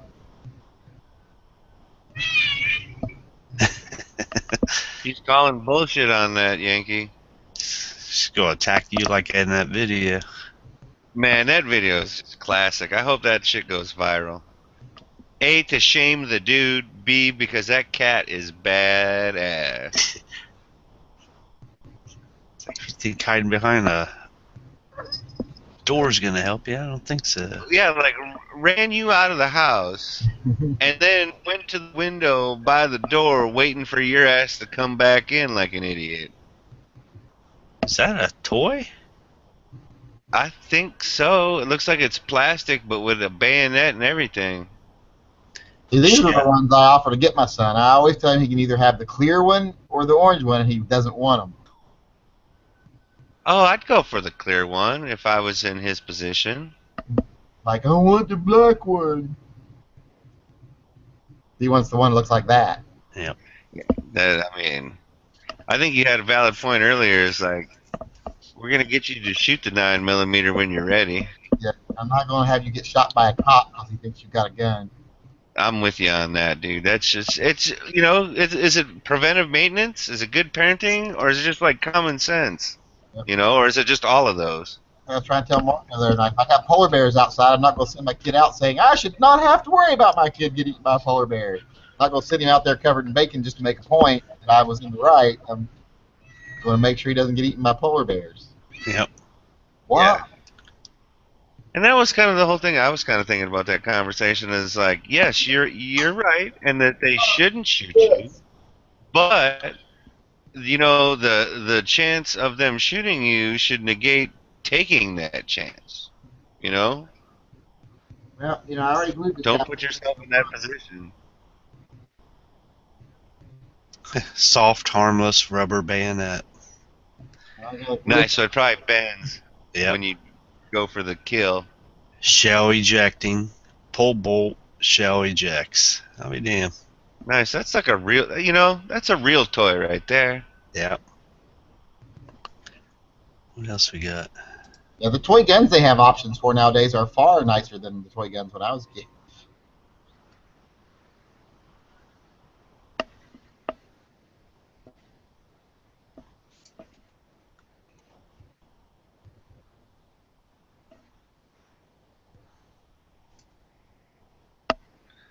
Gotta remember, one I'm looking at toy guns, and the other one I'm looking at air pellet guns. M1 Grand rifle platoon. Nice. That's sweet.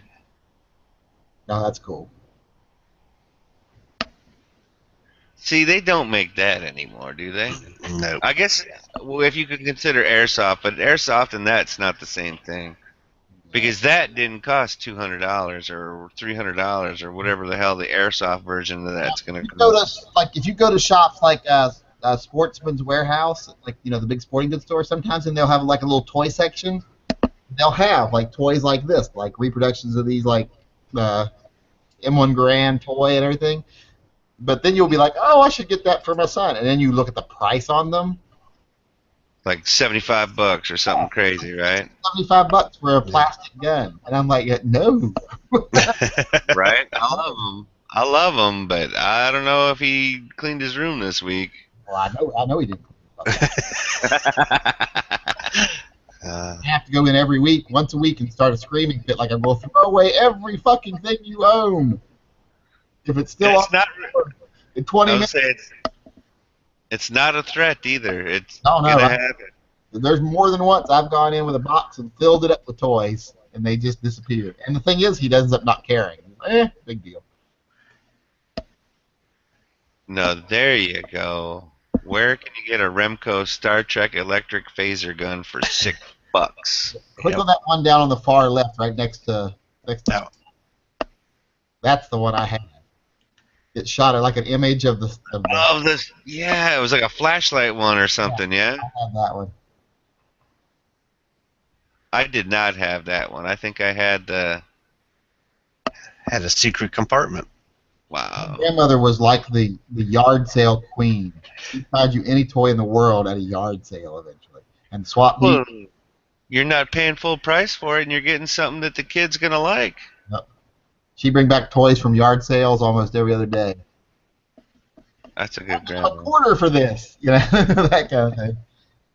Oh, I remember this. $10 or what? Whoa! Yeah, I definitely had that walkie-talkie that's on there for sure. The only thing that bothered me is it had an antenna. See how I said earlier it has an antenna? Yeah. They don't have an antenna on the show. Yeah, but it was like a working walkie-talkie, wasn't it? It was working walkie-talkie. It's just like the Batman thing. It was the same thing. Had the base station and everything. The only difference is it was Star Trek instead of Batman. And it made that sound when you went to. I don't think it was when you went to flip it up, but you could make that DVD. Yeah, button. When you push the button there, it made the call button, like when you could call the other guy. or gal, whoever you gave it to, I guess.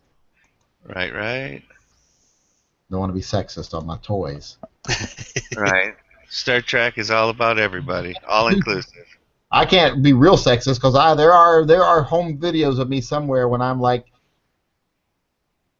10, 11 years old, running around with tinfoil bracelets because I'm watching Wonder Woman. Yeah, you make yourself bracelets out of, you staple together strips of cardboard and then wrap them in aluminum foil so that they look like Wonder Woman's magic bracelets. Be like, I'm Wonder Man or Wonder There Woman. you go. Yeah. 'Cause I thought the idea of deflecting bullets with your bracelet was like the coolest fucking thing in the world, and why should just she be the only one to get to do it? I don't know how old I was at the time, but Wonder Woman's rack was awesome.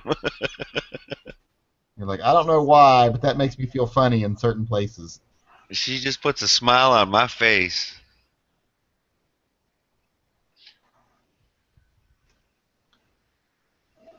Back then, it wasn't as easy to come by sexy stuff as it is nowadays. Right now, it's in your face everywhere, whereas that was relatively subtle. Well, I mean, like when you were like we were kids and we would see real porn. Like when I was like 13 and we found some hustlers under one of the outbuildings in the school when I was a kid. When you're like 13 years old in 1978 or something like that, 79, and you find hustlers. That's not Playboy. You're like, oh my God, this is the most amazing thing in the world. And you hide that shit in your basement for like 10 years. Oh, because it's like gold. Yep. And you only tell a select few of your friends about it because you don't want anybody that's going to snitch knowing about it. Oh yeah, because then it goes away. I remember this thing too. And it's like, with the Starship or the Enterprise. Yeah, on the wire. Yep. I remember I was already in enough trouble for playing show and tell with little girl Jenny that lived across the street from us. So. Oh, not Doctor. It was show and tell, huh? Show and tell. You show me yours, I'll show you mine. We may not even be all that interested in them at this age, but might as well see what they look like.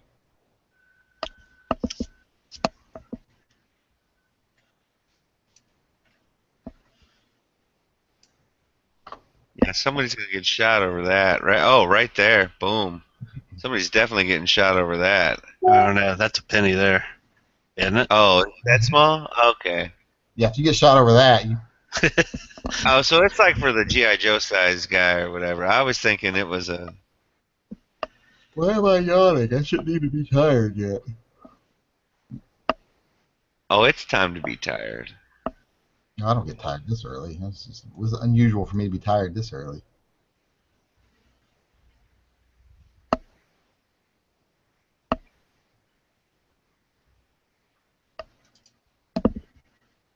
Gentlemen, I'll definitely catch you at another point in time. Thanks for the great evening. Yep. Yeah, I'm gonna get out of here too. I gotta get some sleep before I take this cat to the vet.